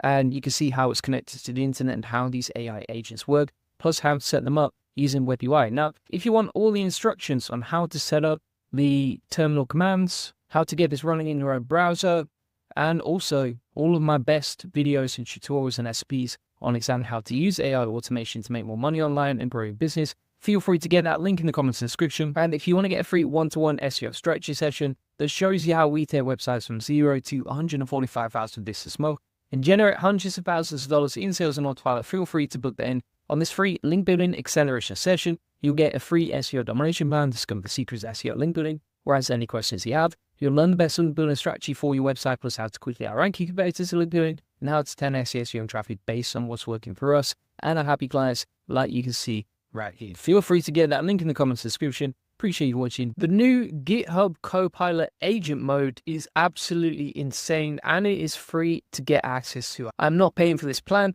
and you can see here we've got access to GitHub Copilot chat. Now I'm going to show you exactly what you can build with it, how you can use it. They've got two different modes. They've just updated it to agent mode as well.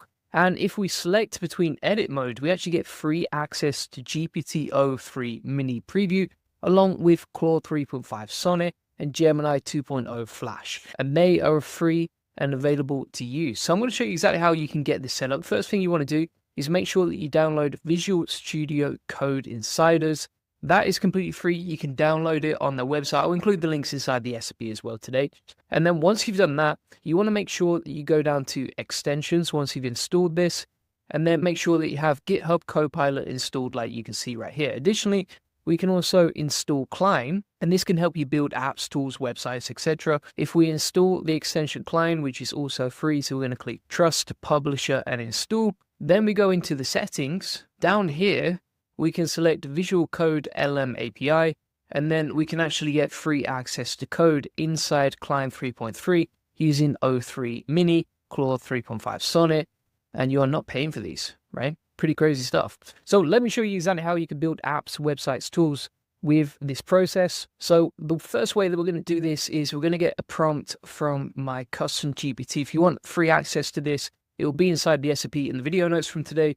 We're going to say, for example, create an AI automation consultancy landing page selling me what I do, etc. This will be used within Hub Copilot. And then we'll just get the prompt from this. This is one of the best ways you can generate prompts for creating websites and everything else, because you're leveraging the power of the AI to come up with the most relevant prompt for you so that you can easily and quickly build this out. You could also include information about you, who you are, etc. And if we go back to Copilot now, inside Visual Studio Code, it's important to note that you do need insiders for this. You need Visual Studio Code insiders for this. And then we're going to start using agent mode over here. We'll plug the prompt in. Also here as well, just to note, you've got the chat version, you've got Copilot edits, right? 2 different modes right there. Something else to know is that with the free plan, you get 2,000 completions plus 50 chat requests. If you're using the paid plan, you get a lot more. But for most people, they won't even go over those sort of limits. Then what we've done is we've taken the code from Copilot, as you can see, plugged that into the edit mode, it's created the HTML over here, and we've got that good to go. And now if we switch to agent mode, which you can do down here, so you can select between edit and agent, say now run this. Just make sure when you're doing this, if you're creating a new file from scratch, you would make sure you save the file. This is how easy it is. So for example, we've said create a website that looks like eBay using the agentic mode, and it's setting up the CSS and the HTML structure. And if you want to open up a new folder, and let's say you just want to store your files all in one place, you can click on open, set up a new folder. And then if you want to toggle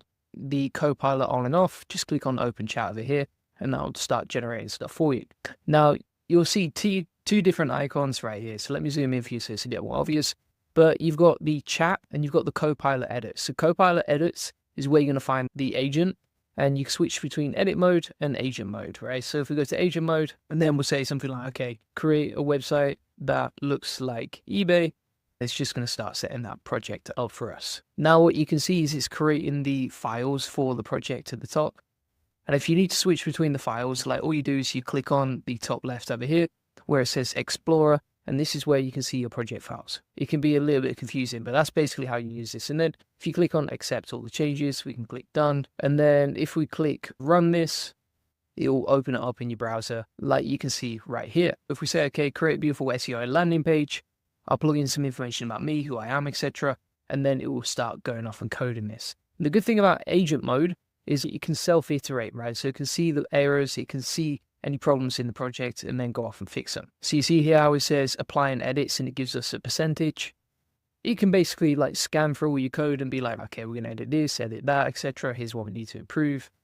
Here's how we can change the existing code that we've got. And also the cool thing about this is because it can make edits itself, it can just go off, code the project, you can go and do something else, and then in the background this is running and coding and editing. Again, I'm not clicking anything or typing anything, but we can build all sorts of apps and that sort of thing. And again, I have not paid a single penny for any of this. Claude 3.5 Sonnet is normally a paid API, but it's free with Visual Studio Code within the limits, and it's now coding out the style CSS.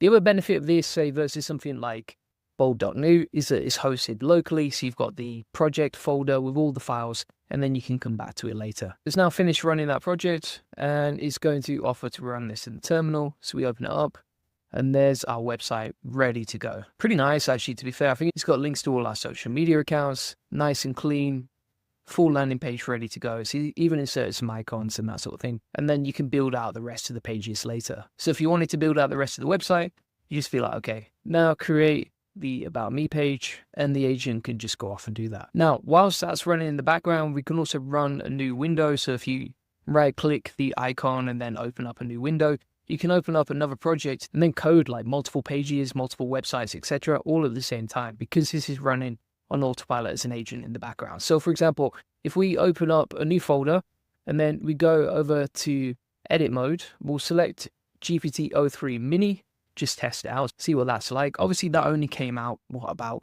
less than 2 weeks ago. It's the newest API from OpenAI, normally paid. We get it for free inside GitHub Copilot, and that's just going to go off and do its magic. Now we've got the About Me page on the other website ready to go, so let's click and open this. And there we go, we have the About Me page built out on the website. So we've got the home page ready to go, and then we've also got the About Me page built out as well. And it wrote all of this content just by itself. The other thing as well, like you can attach images to the project later and insert those in. But yeah, it's pretty nicely formatted as well. Includes some information about us, our achievements, information about me, etc. We're good to go on that. We can also take the files from the project and then just run it through LiveWeave, especially if it's a simple one like HTML, CSS, and JavaScript. So if we go back to the project, we've taken the HTML already. Now we're going to take the style CSS, go back to liveweave.com, plug that in down here, and then grab the JavaScript as well for the game. And now we have our game built out, collect the backlinks game. You can see the score is updating in the background with the website ready to go, like you can see. And if we go back to that project, down here, we can switch to Claude 3.5 Sonnet for actually improving the front end, right? So for example, GPT-03 Mini, it will do a great job for coding the back end. But like you can see, like the design is not that nice when you actually land on the page. So even though it's functional, it doesn't look that nice. So the way that you can improve that is if we go back here and we say, okay, improve the design of the website, make it more beautiful, modern, sleek, and interesting. It's now going to start editing the page like you see. So it's generating the edits, going through the page, figuring out what to improve. And we don't have to do anything, right? It's really bridged a gap between someone who can't code but has an idea and just getting that implemented really quickly. Within the space of 15 minutes of testing this out and using it, it's really quick and easy to figure out, okay, here's how you use it, here's how it works, etc. And also you can see it's generating the edits for the style CSS and index HTML at the same time and improving the JS. So it seems to be able to edit like multiple pages at the same time, which is pretty cool. Now we can take that, go back to LiveWeave, or grab the JavaScript again, plug that in here, and already it's looking a lot nicer. Right, so if you saw what we previously had versus now, it looks a lot nicer. Even the design of the game looks a lot nicer. So Claude 3.5 Sonnet is probably your best bet for the front end, and for the back end, GPT-03 Mini does the job.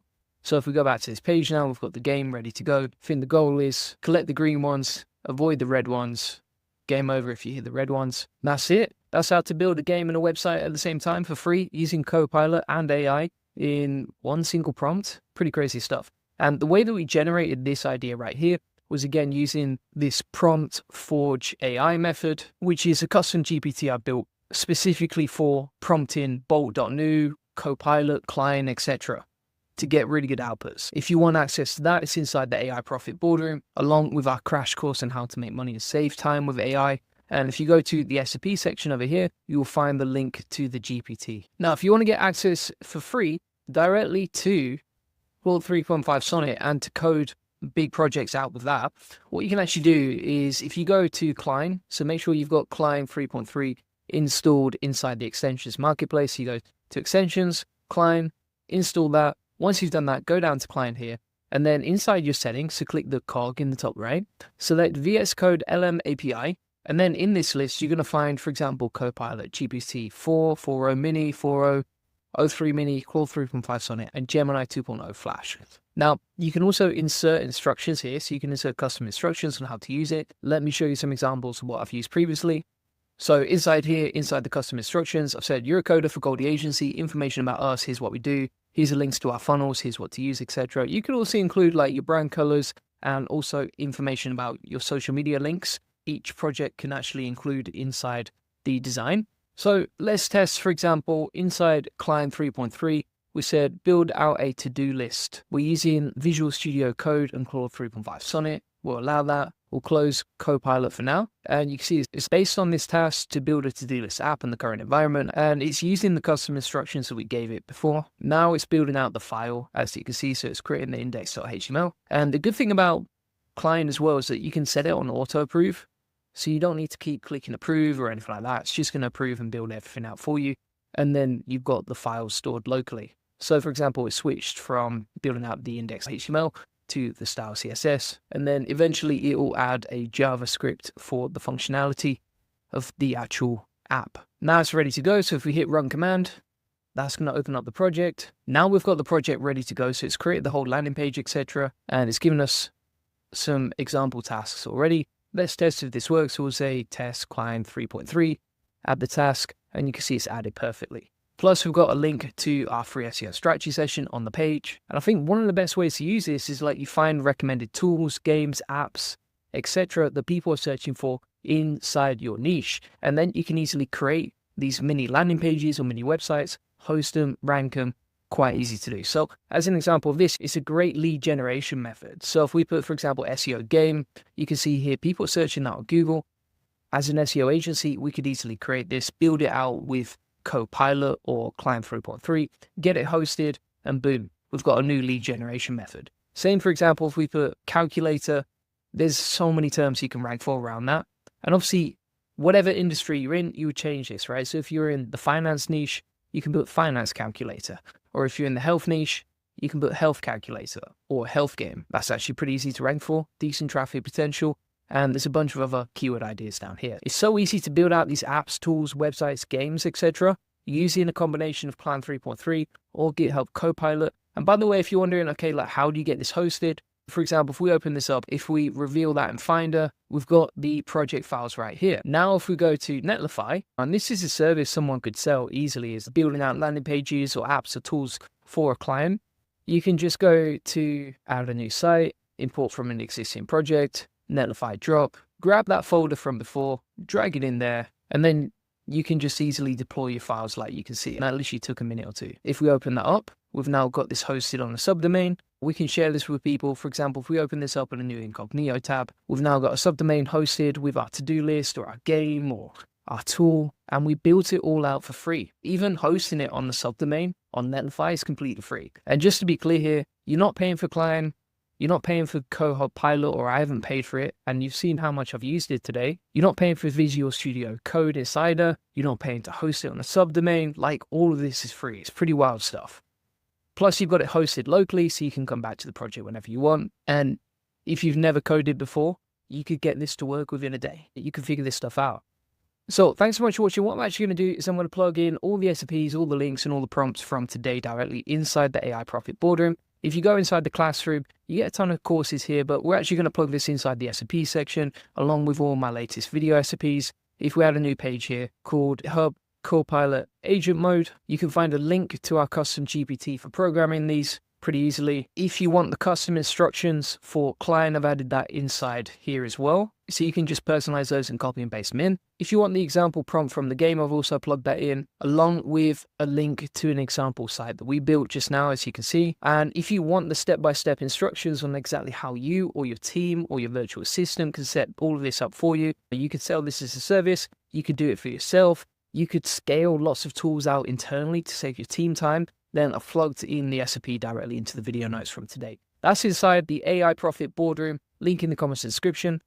And if you want to get a free one-to-one SEO strategy session that shows you how we take websites from 0 to 145,000 visitors a month, feel free to book that in, link in the comments description. On this free link building acceleration session, you'll get a free SEO domination plan, so you'll get a custom tailored link building plan so you can generate more leads, sales, and profits to your website. You'll discover the secrets to SEO link building, or answer any questions you have one-to-one. You'll learn the best link building strategy for your website, plus how to quickly outrank your competitors in link building, and how to 10x SEO traffic based on what's working for us. Feel free to get that link in the comments description. Appreciate you watching. DeepSeek computer use agents are absolutely insane, and they're completely free. So what you can actually do is you can install browser use web UI, and this is running locally on our terminal, like you can see right here. And basically, this is a free AI agent that you can install using DeepSeek to basically run your browser and run commands. So for example, if we go into LM configuration over here, you will see that we have Alama, and then inside Alama, they've just got a new update where you can actually have Alama with DeepSeek R114B or DeepSeek R132B running in the background. And then from here, you can just run the agent and just ask it to go off and do whatever you want. So as an example of this, we can even use our own browser. And if you're wondering, okay, how do you set up DeepSeek and Alama? This is pretty simple to do. All you're going to do is you're going to download Olama. This is completely free and it's like a one-click install. Then once you've done that, you're going to go to DeepSeek R1. Then you're going to select B from the drop-down list, copy that code, go over to terminal, start a new window. All right, so right-click the icon, start a new window, plug that in. Make sure you have Olama 2 running, so it will show up with the icon right there.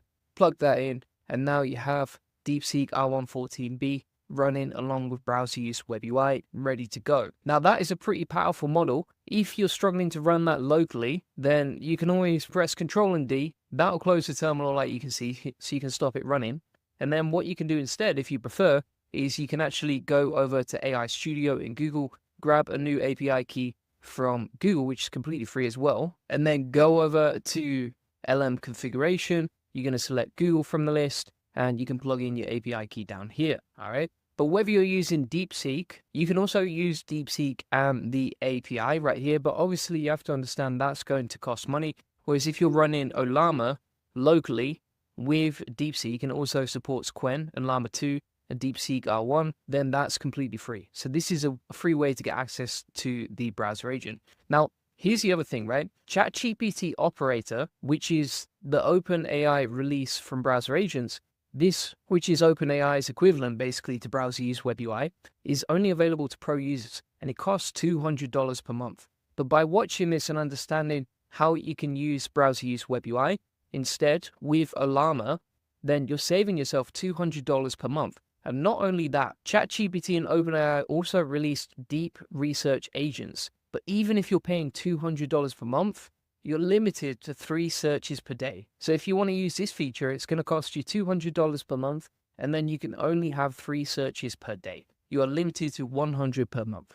Instead, what you can do is you can go over to browser use web UI, and once you've configured your API, you can then go over to deep research, and you can ask it to research whatever you want. And that's basically going to use the internet to do a lot of research on whatever you're trying to find information about, and it will even give you a research report. But either way, number 1, you get to select the API you can run. Number 2, it's completely local, so it's more private. Number 3, you can run the agent in your browser and get it to do tasks. And number 4, you can use deep research and download the research reports. So let me show you exactly how this works step by step. So if you just want to use the agent, and let's say, for example, you just want to go to google.com and check the S&P 500 shares today. All right, we can run the agent. You can see it's processing over here. So we've got the information processing. And now you can see inside our own browser, look, I'm not typing anything out. You can get DeepSeek or you can get whatever API you want to use the internet. And this is all whilst it's logged in to your existing account. You shouldn't do this. You shouldn't have it. But I want to take that risk for you. And you can see here now it's interacting directly inside my Chrome. It's not like in a virtual environment, which you can run by default. I'll show you how to set it up in a second, but this is actually inside my main Chrome. Crazy stuff, all right? And then if you go to results, you'll see the information from the prompt that you just ran.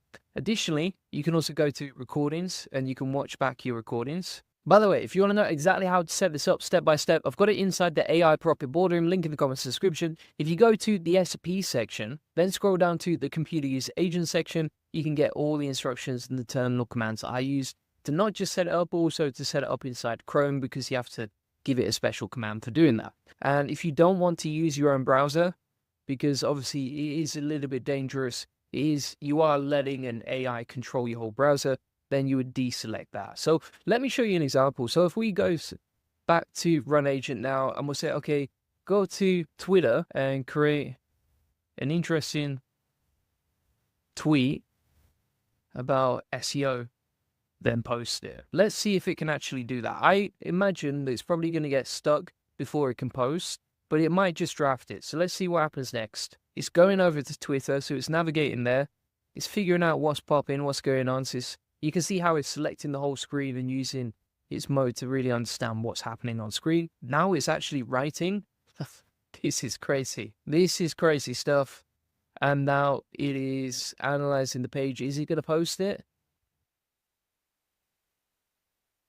Now you can see if we go back to the model thoughts, it didn't post it. I think it's going to have limits on what it can do, depending on which API you use. I'm pretty sure if you use something like DeepSeek, it's probably just going to post it straight out. But you can see here, you've got the model thoughts. So it's told you exactly what it's doing, how it's doing it, what it wrote, etc. It was incredibly fast at typing, actually. That was unbelievable. Now, if you want to stop at any time, you can just click stop, and that will stop the AI agent. Let's test something else out now. So I'm going to say, go to Amazon and find me the Link Building Mastery book by Julian Goldie. Let's see if it does it. So we'll run the agent now. You can see it's running there. So you're going to see if you're going to know if it's working or not, just by the bottom. And also this can just work in the background, right? So whilst you're running this, you can just carry on doing whatever you want to do. So it's going to run in a new tab, separate tab, like you can see, and it's going to figure out, okay, here's what we're doing, here's how we're doing it, right? You can see it's searching for the book, it's analyzing which book to click, and then you can see in the final results, so go to the results tab, it says the book Link Building Mastery, How to Rank Higher, Grow Your SEO Traffic and Build Authority with Backlinks by Julian Goldie is found, right? So it read the whole title from the book, found it, boom, ready to go. So it actually has a use case now because it can go off. It can draft messages for you on Twitter. It could probably go onto WordPress for you if you wanted to and start drafting a post. And it can also do deep research. So for example, if we say, okay, research how AI is impacting the SEO industry and websites in general, we're going to run the deep research report like so. You can now see it's running and it's just going to open up a new tab and start doing the research for us. So honestly, I think it's getting to the point now where it can do a lot for you, right? It can open multiple tabs. It can control your browser with all your logins in there. It can write tweets for you and draft them, so you just have to hit post. It can search for stuff on Amazon. It can build like full research reports like you can see. And it can do this all in the background whilst you do something else. As you can see, this is still researching, still looking things up in the background whilst we get other stuff done. Now, another AI browser, I wanted to show you this quickly because a lot of people are actually saying this is better than the ChatGPT operator as well, which is Convergence. And basically, you can get AI to complete your tasks here. Now, this is basically like a fully automated AI assistant. So, for example, let's say we want to summarize the top news stories today. We can just go to Daily News for me, and it already has these workflows built out. So, for example, it's like you will produce a daily update for the topics of technology and economics. Now you can see it's searching the web. So it's actually gone on to Guardian. It says navigate to the technology section, visit the Guardian, pick a news story, click on the story and read it fully. And this is basically like another virtual environment. So it's a bit safer than running browser web UI inside your own Chrome login. Much safer to have it in a virtual environment. The only thing that I would say with this is it seems to be a lot slower than using some of the other APIs we were looking at before. So whether that's because of so much demand or something like that, you can see here it's still stuck on stage 1. You can see here it's gradually working through it, but I think if you gave browser use web UI the same prompt, it would get better results. Let's test this out actually. We're going to say the same thing now. So these are the results from Convergence, and this is browser use web UI actually just doing the same thing, but live inside our browser. Now, Convergence has come back to us and it's given us like a technology and news summary, as you can see, as well as a business news summary. So that is quite useful. I think you could use ChatGPT 4 for the same thing. I don't think you actually need a browser for that. And you can see the browser use web UI is just doing its magic, but it's already been 2 minutes. So we're going to stop it there and see how it went. Yeah, I would say Convergence AI actually got a better report. I think because of all the pop-ups, Convergence AI actually did a better result than the computer use agent inside browser use web UI. When you're doing this as well, just a little tip here is like, if you're going to run the deep research report, don't run it in the same browser. Use a separate browser because it's going to open up many tabs. Seems to be quite buggy if you use it in your own browser. So for running the agent, that's great for using it in Chrome. And by the way, all the SOP, all the instructions, all the commands that I use to set it up are inside the AI Profit boardroom. But if you're going to do deep research reports, just make sure you don't have that selected. So if we go back to browser use web UI now and we check out the deep research report on AI and SEO, we can check the report. We'll see how long this was. So this is a 588 word article on how SEO is changing the AI landscape. And you can see, it's nicely formatted, it's nicely written, etc. Talks about how to future-proof your strategy. It's not bad at all. It's nowhere near as long as deep research reports from ChatGPT, but I think 99% of people are not going to read a 10,000 word report. Like, have you ever seen the reports from ChatGPT?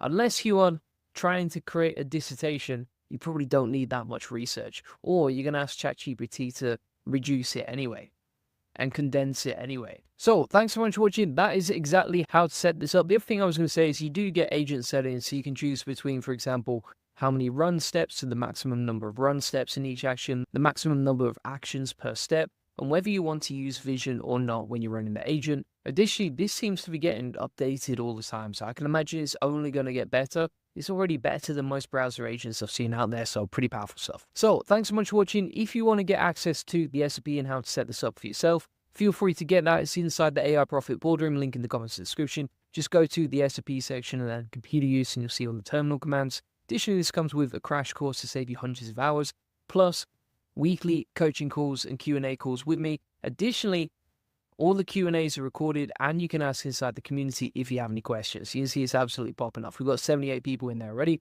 And if you want to get a free one-to-one SEO strategy session, feel free to get that. Link in the comments description. We'll show you how we take websites from 0 to 145,000 visitors this month and generate hundreds of thousands of dollars in sales on autopilot. On this free link building acceleration session, you'll get a free SEO domination plan. So you'll get a custom tailored link building plan so you can generate more lead sales and profits. You'll discover the secrets of SEO link building. We'll answer any questions you have. You'll learn the best link building strategy for your website, plus how to quickly outrank your competitors to link building, and how to 10x your SEO traffic based on what's working for us and our happy clients like you see right here. Feel free to get that link in the comments description. Appreciate watching. Perplexity have just released deep research. Now, this is like an alternative to OpenAI's deep research, except here's the biggest difference. Normally, you would pay $200 for deep research capabilities inside ChatGPT Pro, but now you get access to it for free inside Perplexity. So you get up to 5 queries per day for non-subscribers and 500 queries per day for Pro users. Bear in mind, ChatGPT's deep research limit is 100 per month for operator. Whereas if you're on the free plan on Perplexity, you get 5 queries per day. You can see it in action right here. Here's an example of the benchmarks.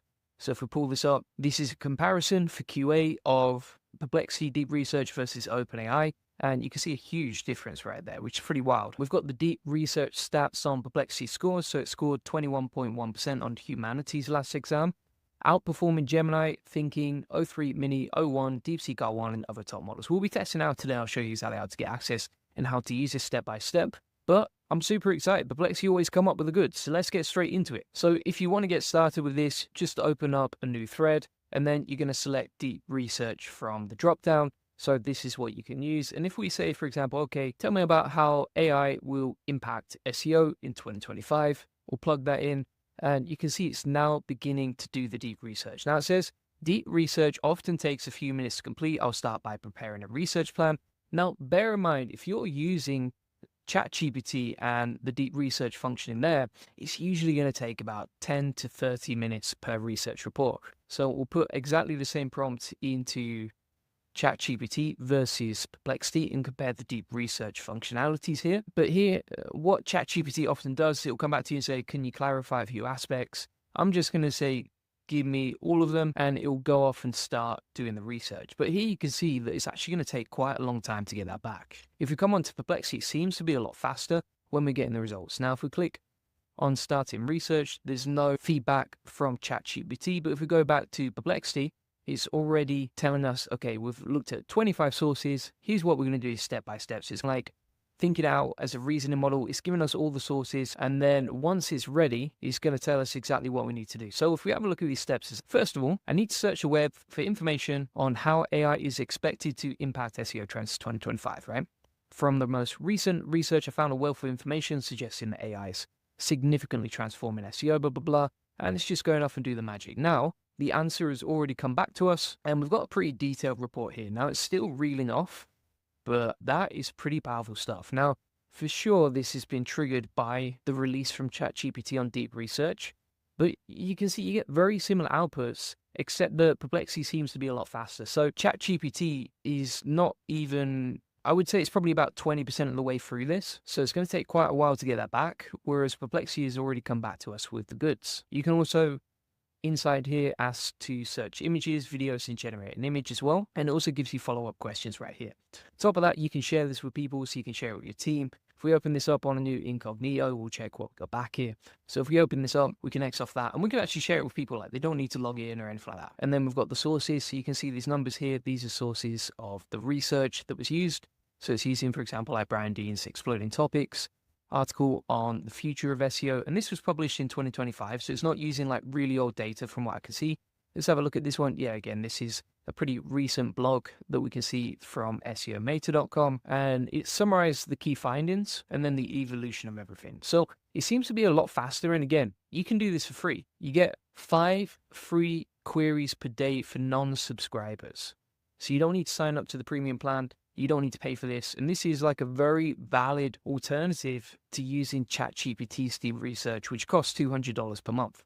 Now that's halfway through, I would say at this point. It's already used 22 sources on ChatGPT. But again, like if you want speedy, fast results, you don't want to wait 30 minutes and open up ChatGPT and then close it and then wait ages, then this is probably the best alternative. Now, what I want to test as well is whether we can do multiple different research reports in different tabs. So I'm going to say, for example, research similar alternatives to profit boardroom community, and we'll plug that in. So let's see if we can upload images directly inside here. Yeah, so you can upload images, which is pretty useful. Let's have a look if you can do that inside ChatGPT deep research options. So if we select deep research, yeah, you can upload images inside ChatGPT deep research too. And then I want to say, based on my community, for the AI profit boardroom, give me a breakdown of the market and my competitors, plus what I need to think about in this industry to improve my offer. By the way, if you want to join the AI profit boardroom, link in the comments description. So we've given that to Perplexity to figure out now, and it's researching the profit boardrooms market and competitors, so that's pretty cool. And then if we go inside here, we're going to say, okay, do a research report on automation agencies. Here's some info about my agency services for AI automation, right? And then for this one, we're just going to get some information from our website. We'll copy that, we'll plug it into Perplexity and see what we get back. Now, the thing I like as well is it doesn't ask us for more information. It just goes off and does it. Whereas, for example, GPT makes it a little bit more complex because it gives you loads of questions, right, before you can even get the answer. And so, like, I think some people would just be like, I can't be bothered answering all these questions. I'm just going to go off and get the report, honestly. And then you've got the report already back from Perplexity on the community ideas. And then also it's doing the research on the AI automation. So you can open multiple tabs and then do multiple research reports at the same time, which is great, because then you don't have to wait for one report, then do another, and otherwise you're going to be wasting a lot of time. So let's have a look at some of the key ideas and stats from this report and just really analyze it in detail. So it's got key findings, AI overviews dominate the SERPs, content quality over quantity, that makes sense, fragmented search behavior. These are pretty valid key findings. I would say this is the way AI is going. If you see my interview with Neil Patel, then you have seen this insight on fragmented search behavior and how we were talking about how in 2025, it's really like a search everywhere, not just search Google SEO strategy that you want to be implementing. And then also, this is a pretty good stat as well. Automation efficiency, 86% of SEO professionals leverage AI tools to save 12.5 hours weekly on tasks like keyword research and site audits. Pretty useful stuff right there. Then it's talked about the rise of AI first search engines, for example, like Search GPT and Google Search Generative Experience. Everything in here feels better than what you would get normally from a research report. Everything in here is quite to the point as well. These are very valid insights, but it's not too wordy and it's not too long. If we take that whole report, let's see what we got here. So we'll take that, open up, and it is in total 1,200 words, so it's not too long. ChatGPT is still coming back to us. Meanwhile, Perplexity has already done 2 different research reports. So it's done 3 research reports essentially in the time that ChatGPT is still doing 1. And we'll compare the insights from Chat. Let's have a look on the next one. So it's giving us a market overview, and the global AI market is experiencing rapid growth with an expected annual growth rate of 36%. Good time to be in the market, by the way. Some ideas on different communities that we're competing with. I've never actually heard of any of these, to be fair. Let's see where they're getting that from. These are more like AI tools. I wouldn't say they're direct competitors, so I don't know how it's got that insight, to be honest. So indirect competitors, AI business tools and consulting services. Direct competitors, these are not direct competitors, to be fair. Like, for example, BoardMix, that seems to be more like an AI tool, not a community, so it's not really a competitor. Not very useful, honestly. I would definitely say like the SEO report is much more useful than the AI community report that's come back to us. Then it's given us key considerations for improving your offer, and we've already incorporated a lot of this stuff on the page, so that's not very useful either. And then it's given us some actionable reports. And it said, conduct a detailed competitor analysis using tools like BoardMix, invest in developing or integrating cutting-edge AI features, regularly engage members, thank you Captain Obvious. If you have a community, of course, you're going to do that. Monitor industry trends. So here's what I'm thinking, right? And my opinion has changed dramatically from this report versus the first one on like industry insights. Super useful. Like this stuff, this is great. right? The second report that we got back for the community and how to improve the offer, all this stuff is super obvious and not very relevant, right? So I would say it's very generic. I would rate this report probably about a 2 out of 10. This report is probably coming in at a 7 out of 10 and probably better than most humans can do. Let's check the last one. So now we've asked for details on like research report on AI automation agencies based on what we're doing. So let's see what it's come back here. We'll check the word count first of all. 1,000 words. Honestly, like the word count is not that different from your typical Perplexity report. The whole headline feels like very AI, if that makes sense. Like the transformative role of AI automation agencies. Pretty generic and feels like AI fluff. This is all fluff. This is pretty useful stuff to know. So it's giving us some ideas on what we could sell. Pricing models, that's super useful to be fair. It's giving us some ideas on what we can charge, how much people are charging for like SaaS tools in the same space, retainers, and also challenges and ethical considerations. So I'm rating this one, I would say this is probably about a 6 out of 10, maybe a 7 out of 10. The conclusion isn't bad. Yeah, I'm giving that a 6 out of 10. Let's have a look what ChatGPT came back to us with. Wow, we're still waiting for that. Could be waiting all day for that. This could be a long video just waiting around for ChatGPT to generate the research reports. Let's see what else we can do here. So you can add it to a space. You can also convert it to a page. So when you convert this to a page, what that means is it's indexable and shareable to pretty much everyone on Perplexity. So for example, if we type in on Google Perplexity/page, which is where all the Perplexity pages are stored, you can see there's 10 different pages of content, right? And this stuff actually ranks on Google. If we go onto Google now, if we actually check out Perplexity's rankings and how much traffic they get from their pages section, you can see they're getting like 122k traffic just from the pages category, including subfolders, which is pretty impressive to be fair. And also this stuff indexes on Google. If we look over the last week, you can see stuff is indexing and ranking on Google within the last few days. So that's pretty useful as well. It's a nice little feature. And also you can design this page once you've published it as a page, and then insert sections, add media, edit different bits, insert more content at the bottom, etc.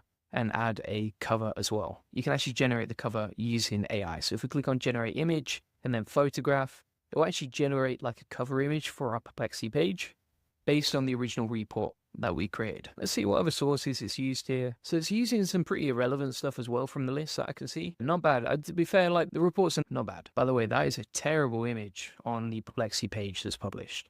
So I think it's a great free alternative. Very quick. That's what I like about it. It definitely is a competitor to ChatGPT Deep Research. I like the way that it cuts out the fluff as well. And also the stats and the insights, pretty useful in the majority of cases. All right, so came back 20 minutes later and the ChatGPT Deep Research report is still thinking. It's been stuck on like the last bit of progress right there for about 5 or 10 minutes. Doesn't seem to have come back to us. So from what I can see, Perplexity is definitely a better option. It's cheaper, it's free, it works quickly, you actually get results. The resources, I would say they're better than your average researcher, but they're probably not going to beat like your specialist researcher, if that makes sense. So someone who like, if you're comparing this versus a PhD researcher, I think you're going to get better results back from a human, but it's still pretty powerful and super useful. Plus you can ask follow-ups and go deeper into the topics that you want after you've done the first set of deep research, and you can keep that selected on deep research down there. Now, if you want to see a previous report that actually worked on ChatGPT for deep research, you can see this example. This was actually done in just 9 minutes using 19 resources. Now, if we actually look, the research you get back from ChatGPT is much more in depth than Perplexity, right? There's a much higher word count here. If we actually count the word count, let me have a look in a second, see what we got here. So that is in total 10,600 words. So it's a lot more in depth, but there's a lot more fluff in there as well. If you want to just get straight to the facts, he's going to do that job for you, like you can see right here. But if you need a dissertation level research report, then this is probably more in depth than a human can actually do. However, what you can see here is that quite often it will source places that are not that reliable, right? So for example, if you were trying to create an expert research report, you're probably not going to check on forums on Reddit where anyone can post. But inside ChatGPT, it actually does do that quite often. And additionally, it's just got a lot of fluff in there. To actually read this report, it's going to take you about an hour or so to get through 10,000 words.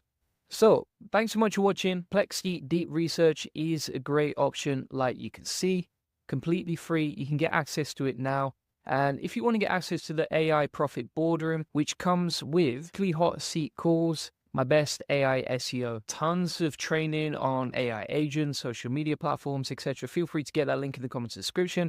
And additionally, it comes with a community of nearly 100 people interested in AI, along with weekly calls directly with me in the group. And if you want to get a free one-to-one SEO strategy session, feel free to book that link in the comments description. We'll show you how we take websites from 0 to 145,000 visitors this month and generate hundreds of thousands of dollars in sales on autopilot on this free link building acceleration session. You'll get a free SEO domination plan, store the secrets to SEO link building, or answer any questions you have one-to-one. So today we're going to be testing out Data Button, which is like an AI agent that can essentially do a full stack code for you. So this is way beyond, for example, one-click no-code tools like Bolt or anything like that, because you can actually build the full stack and you can deploy it to a domain. It's very easy to do that. You can even, for example, integrate Stripe processing, and you can do it without coding because you can just go back and forth in the chat and connect Firebase as well. So let's crack straight into this. We're going to click get started. So you can also connect it to your GitHub account, which is super useful for pushing this live. And then once you've logged in, you can basically build whatever software you want. So inside the description here, you can just explain what it is, what you're trying to build, how it works, etc. So here's an example. We're going to say build an SEO job board app, add a login page, full stack application for SEO agencies trying to hire SEOs, allow them to upload jobs, etc. And then we're going to click continue. Now from here, what you can actually do is upload specifications, requirements, user stories, prompts, quotes, etc. And then I'm going to use a custom GPT to prompt this. This is inside the AI Profit Boardroom. I'm going to say for prompting Data Button, full stack AI creator, give the prompt to build an SEO job board app, add a login page, full stack application for SEO agencies trying to hire SEOs, allow them to upload jobs, etc. And then include information on requirements, user stories, specification, and quote. Now this just allows me to plan out the whole project using AI, and this custom GPT is built, for example, like prompting apps like RuCode, Klein, GitHub, Copilot, and also Bolt. So you can see here, for example, it's coming up with the specifications. So we'll be using Firebase for authentication, then adding some quotes, etc. And we'll copy that prompt and then plug it straight into Data Button. So let's download that. Then we'll drag and drop it in here. So that's uploading the requirements. Then once that's uploading, we can click on continue. It says, do you have any websites or images we can use for inspiration? Let's take a screenshot of for inspiration, like you can see. Obviously, you need to be careful with copyright and stuff like that. I'm not planning to launch a job app. This is just for a demo on a website. But you can see how we're building that out step by step. Then for creating accounts, you can actually link Fire, which will allow people to log in with, for example, with their Google accounts, for example. And also we can set up Stripe. So Stripe will allow for payment processing. You can also link this to Superbase as well. So there's some awesome stuff you can do with this. For authentication, let's go with Firebase. And now it is creating the app step by step. What I love about this is just how easy it is. And you can build MVPs. So you can see here, the AI agent is saying, I'm taking the information you've provided and turning it into a plan so we can follow to build an MVP users will love. All right, so we filled in the description, the requirements, the inspiration, the integrations. Now, this goes far beyond something you could build with Bolt.new or these other apps. Like this is creating something that's far bigger, right? If you just want to create a simple landing page, simple game, a simple tool, Bolt.new is great for that. But if you want to build something pretty epic like this, like you can see, it's even given us the idea for the SEO agency job board name, which is SEO Connect Hub. And you can see step by step, it plans out exactly how to build this. Plus, you've got a chat if you want to ask any questions. And you can see here is, hello, it's wonderful to chat with you. I'm excited to help you bring your SEO job board vision to life. I've created a detailed implementation plan that will take us from concept to a fully functional MVP.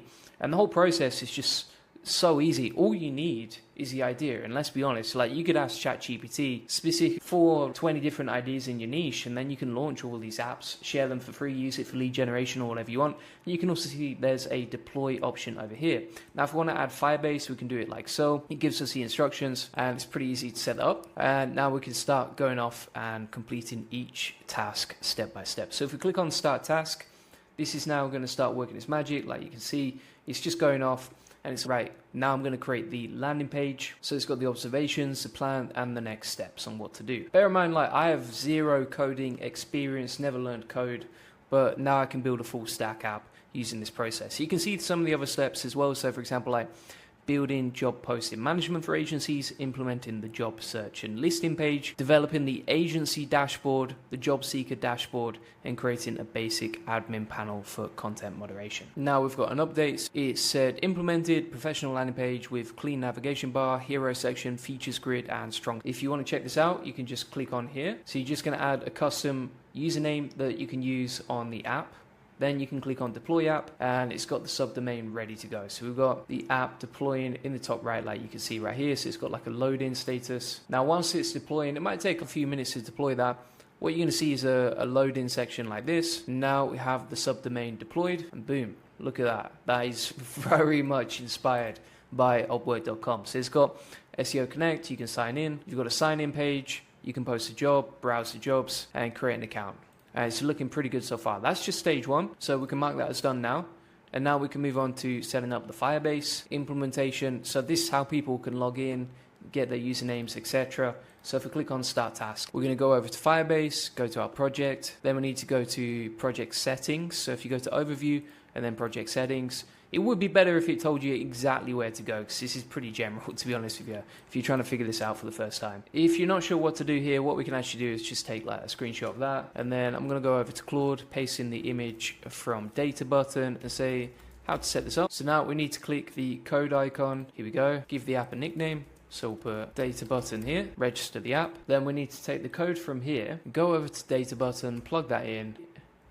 And now all these links are linked, right? So if we go back here, we're going to click on or get started, authorized domains inside the settings section. So go to settings, authorized domains. Then we're going to copy this. We'll add that domain and we'll add that one. Here we go. You can also enable Firestore database, which will allow you to collect user data, and then we'll install this. So it's creating a login page for the app now. That was fairly simple and easy to do. And by the way, if you want the SOP for all this stuff that we're doing step by step, feel free to get it inside the AI Profit Boardroom, including all my best agents and everything else.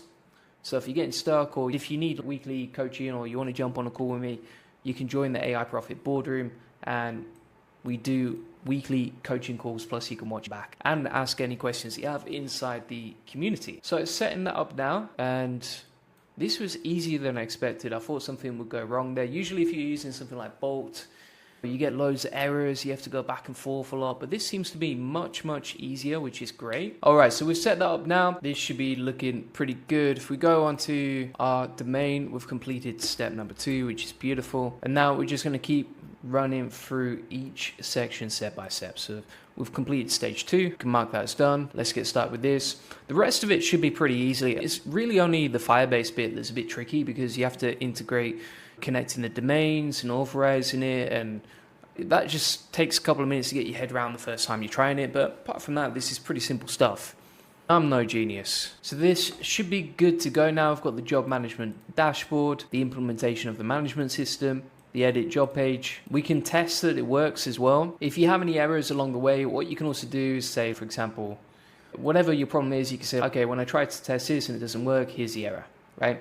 And then data button will actually fix any errors and troubleshoot them for you as well. Bear in mind as well, when you deploy, you want to deploy the current version of it each time you want to test a change. So for example, this was last deployed 19 minutes ago, so we want to deploy the new version now. And once that's done, you'll get a successfully deployed app notification. Let's refresh the page, see what we got here. And if we click on post a job, which wasn't working before the deployment, now we can sign in with Google and test it out. And now we've logged in with the Gmail account, and that was beautiful. So now if we put in the details of the job, okay, SEO agency VA, we'll put in here job description for an SEO agency VA on ChatGPT, just so we can plug this in with some demo data. One thing to bear in mind here, when you're setting this up, you want to make sure that you have, if you're testing this on the test domain, make sure that you have the test domain set up as well, right? So we've got, for example, juliangoldie.databutton.app allowed on the domains list. Otherwise you won't be able to sign in with Google. We're going to just put in this dummy data right here as an example. Location, Zimbabwe, of course, 100. We're feeling a little bit stingy. Maximum salary, 10 million, because sometimes you never know. And then we're going to click create job post, and we can just go off and create our job post. So it's all pretty simple and easy to do. I've shown you how you can log in, post jobs. You can build this within a few minutes. You sit down for half an hour, you can get this deployed and set up, and it's really powerful. Like, it's pretty amazing. This is by far like the best way I've seen to create something, to create some sort of big. One thing to note here as well is that we haven't actually paid for this tool. So if we go to profile and then we're going to select our plan, we're not on any paid plan here. This is completely free so far. They do have freemium options, but from what I've seen so far, I've not been charged, which is absolutely wild. Now, if you're making UI changes and that sort of thing, so for example, at this point, we're working on task number 4, which is adding the job search feature. So you can see that you can actually preview different parts of the project. So where it said add job board, job card component and search, we can preview that and have a look here. We can also look at the code that's been updated as well. So this is for the job search section. So it's easy to see changes as you go along, which is pretty cool. You can also change the brand colors. So if we say, okay, change the project's brand colors to these, it's now updating the code across the project, updating the index.css of the project files. You've got all these project files as well on the left hand side. So you can see as well, you've got like the sign up page, the UI components, and you can see that's now been updated with our brand colors. So we added the orange. It's looking pretty nice now. The only thing that I would warn you about is the coding and the changes back and forth. They do take a little bit of time, so just be prepared for that. And then once it's done that, you can just redeploy this. So it's asking you to redeploy the app. We can click on yes, okay, let's go. And then we can go back to our plan, right? So in the top left here as well, just one thing to note is you've got a plan and you've got a preview section. So preview, you can preview what's going on inside the project, and then plan, you've got the step-by-step tasks for each section of this project. And then once you've done each part, you can just click on mark as done there and just tick it off. So that is deploying now. We've got that good to go. So let's open it up and it's looking a lot better. You can see you got themed orange, the CTA buttons, orange, etc. We can sign in as well. Let's try that. And you can also see here on the sign up page, you can choose between being a job seeker or being an agency. So thanks so much for watching. If you want to get the full step-by-step SOP for you or your team so you can go off and create full stack apps with data button, and there's no coding required here, and this is all free as well. You can see everything that I've done today is free. I've shown you proof of that. And inside the AI Profit Boardroom, I'll put the SOP directly inside there. This will also include the custom GPT for prompting data button, along with the full instructions on how to implement Firebase and follow all of this step by step. Along with that, this also comes with an amazing community of people interested in scaling, saving hundreds of hours and making more money with AI. You can post in the community if you have any questions. There's tons of courses and video tutorials like you can see in here that you won't find anywhere else. And also there's weekly Q&As. So if you want to just jump on a call with me, ask me some questions, you can do that each week inside the Q&As. And if you can't make them, the Q&A calls are recorded back. Link to that is inside the comments and description. And if you want to get a free SEO strategy session that shows you how we take websites from 0 to 145,000 visits a month and generate hundreds of thousands of dollars in sales on autopilot, feel free to get that. Link in the comments and description. We'll show you on this free link building acceleration session 1-to-1. We'll give you a free SEO domination plan, so you'll get a custom tailored link building plan to generate more leads, sales, and profits to your website. You'll discover the secrets of SEO link building. We'll answer any questions you have 1-to-1. You'll learn the best link building strategy for your website, plus how to quickly outrank your competitors in link building, and how to 10x SEO traffic based on what's working for us and our happy clients. Feel free to get that link in the comments and description. Appreciate you watching. These new one-click DeepSeek AI agents are absolutely insane. So what you can see here is a brand new workflow I've been working from, and it's all set up with where you can basically just plug in a message and it will automate a whole workflow for you from step by step. Now I'm going to explain exactly what's going on here, how it works, but one of the most important parts of this process is that we actually have a human in the loop method for approving and then creating the feedback loops inside our AI agent process. So let me show you exactly what I mean step by step. So inside here, for example, you can see we are actually using DeepSeek, and you can use a free API from OpenRouter inside here. I'll show you how to set it up in a second. And this is on a platform called N. Now inside N8N, you can actually build AI agent workflows that connect to apps. So for example, this is connected to our Gmail. Then we've got different AI agents like a research agent, an introduction agent, an agent for rewriting content like you can see right here. And step by step, this is going to go off and do its magic for us, right? Now, what you also see inside this section over here is we have a research agent. Each of these agents inside the workflow has different functions. So what I'm trying to do in this workflow, and you can apply this to anything that you're trying to automate inside your business, I think it's really good for you to see the power of N8N and how you can set this up. But essentially, what we're trying to do here is automate the process of creating video transcripts for our YouTube channel. For example, inside my YouTube channel here, we create avatar videos with my AI functionality like this. This is not me, this is an AI. And this is 18 minutes long. It got 26,000 views. So I was like, why don't we use that process to create a really nice transcript inside n8n?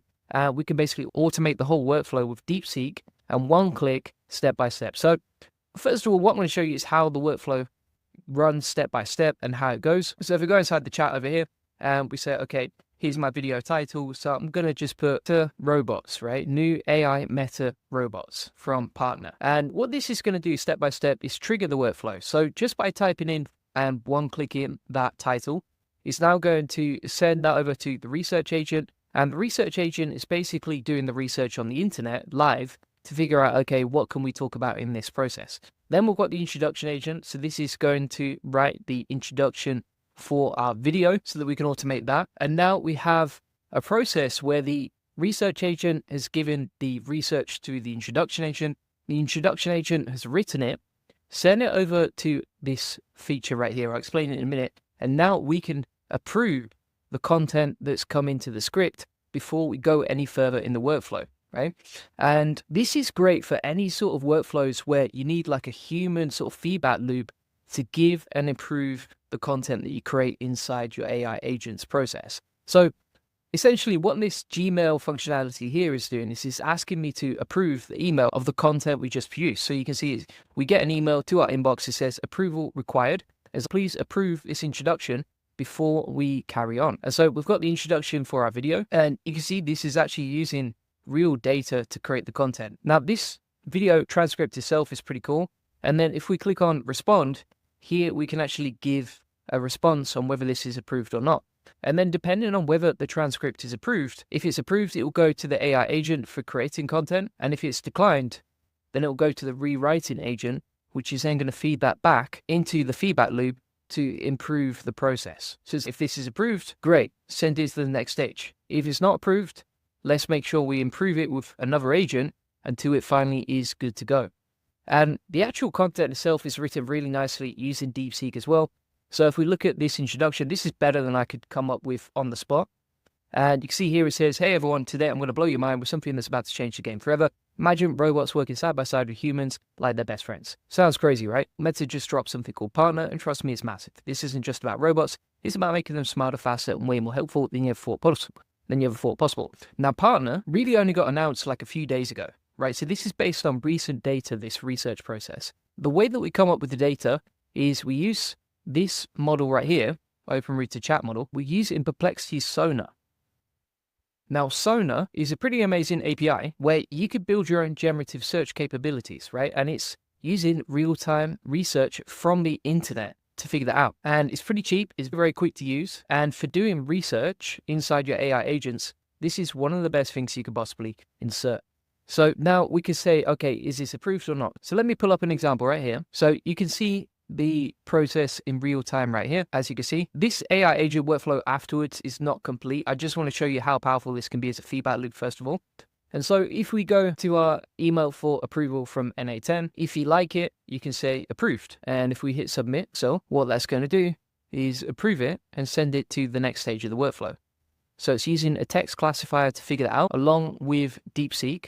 So it's analyzing the response from us, and then it sends it over to this process right here. Now, if this is declined, let me show you an example. So if we go to the chat and we'll run the workflow again and say it's declined. And just one thing to note here is inside our AI agents as well, we have these two agents linking directly to OpenRouter over here. So if we go back to our emails now we just need to say, okay, remove the CTAs from the content, hit submit, and that's going to decline the workflow and send it through to our rewriting agent like you can see. And so we create like a feedback loop where we can reset the whole process based on the feedback we've given the AI agent. So it can rewrite the content and then we're good to go on that. Is put it through the rewriting agent. The rewriting agent is on a green tick, so that's worked successfully. Then it's send it over to the edit field section, and now we have a new set of content to approve. So you can see this has just come through a minute later, 10:49 a.m. versus 10:48 a.m. and that's the new content to approve. So if you ever want to stop the workflow when you're testing it, just click stop, and I'll explain exactly how this process works step by step. All right, the workflow begins when we set up the new chat message. If we delete that, we'll hide the chat. To trigger this whole workflow, you just click on chat. And by the way, if you want the whole blueprint from me from today, we'll click download on this, and inside the SOP section of the AI Profit Boardroom, I'm going to add a new page called DeepSeek NA10 Agents, and we'll upload the blueprint from this agent workflow right there. So if you want to just import it and copy and steal it from me, you can inside the AI Profit Boardroom in the SOP section. Additionally, this comes with weekly coaching calls with me. So if you have any problems as you go along, feel free to ask me on the weekly coaching calls. And like I was saying, this process, we start with a chat. That's how we trigger the message. Then inside here, we've got the research agent. The research agent is essentially going to go off and research this particular topic. All right. So if we put Meta AI robots into the chat, the research agent will use Perplexity's API using Sonar to research that topic. That's going to feed into the introduction agent. And you can see here that we have connected the chat model to the API from DeepSeek R1 Distilled Llama. Now, honestly, for writing content, I would say DeepSeek Chat 2.5 is good. Chat is good as well. Whatever you want to use here. If you type in DeepSeek, once you've set up your OpenRouter account, then you get access to all these other models as well. So you even get Quen Distilled R1. Chat is probably the best for writing. I also like Claude 3.5 Sonnet as well. And then inside the introduction agent, let me show you the prompts we're using. So we've got a system prompt and we have an user prompt, right? So if we click this right here, this is going to open up the prompt in full screen so you can see what we're saying here. So we're saying topic, see the content from this website. Also, don't ask me any questions, just write the content. Don't mention title or teaser, just write the script, nothing else. Do not say title. The reason that we're saying that is because when we're using this process, I don't want like any notes. I want it to be able to just go straight into my AI avatar video creator. By the way, tons of training inside the AI Profit Boardroom for that as well. And using that process, we can easily create the introduction for our transcript. Now, we don't want to create the full transcript because we want to make sure the AI agent has written the introduction first, and then we can go step by step into the rest of this process. Now, the key of this is really having a solid process for the system message. Right? So this is a user prompt that's dynamic each time, and this is a system message that stays the same each time. It's like a custom GPT, but it's plugged into the rest of the workflow, so it's more like an AI agent. And you can imagine here that you've got a team working together, right? So you've got the research agent working alongside the introduction agent, and then you have the rewriting agent that's working with the human feedback I give to the process.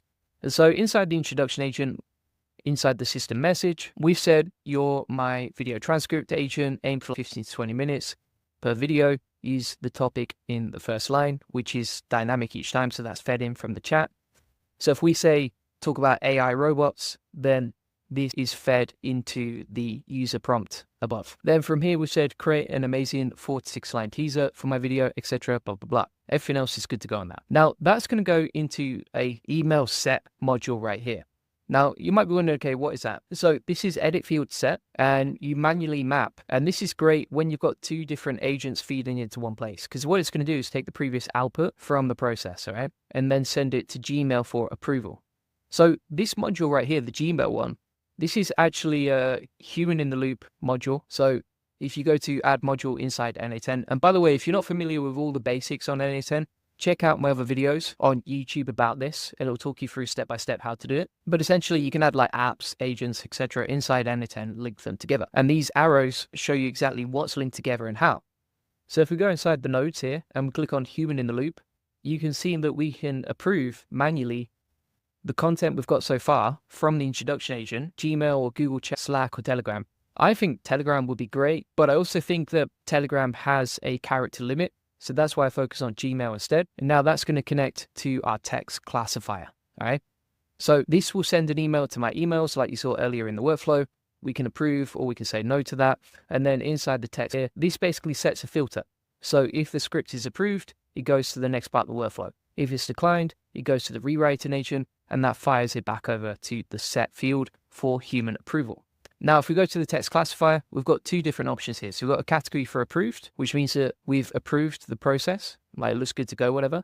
And then we've also got the option for declined. And if we open this up, the AI agent knows this is declined. Now, this is linked to AI as well. So you can see here the model is linked down to OpenRouter using DeepSeek as well to figure out, okay, is this declined or is this approved? Are we good to go on that and we can send it over, or does it need more improvement? And then finally, we've got the rewriting agent. So the rewriting agent is also linked to DeepSeek, and it's linked to this module over here. So you can actually link multiple chat models from the AI agents to the same AI, like you can see. And the instructions for this are basically take my feedback, which is the human feedback I give via email, improve the script, which you can see right here, and then you can also get the research for the script as well down there. And then if we open up the prompt for this, you're an AI-powered script improver. Your job is to enhance the provided script based on human feedback, improve clarity, accuracy, structure, and alignment with the requested focus whilst maintaining natural readability.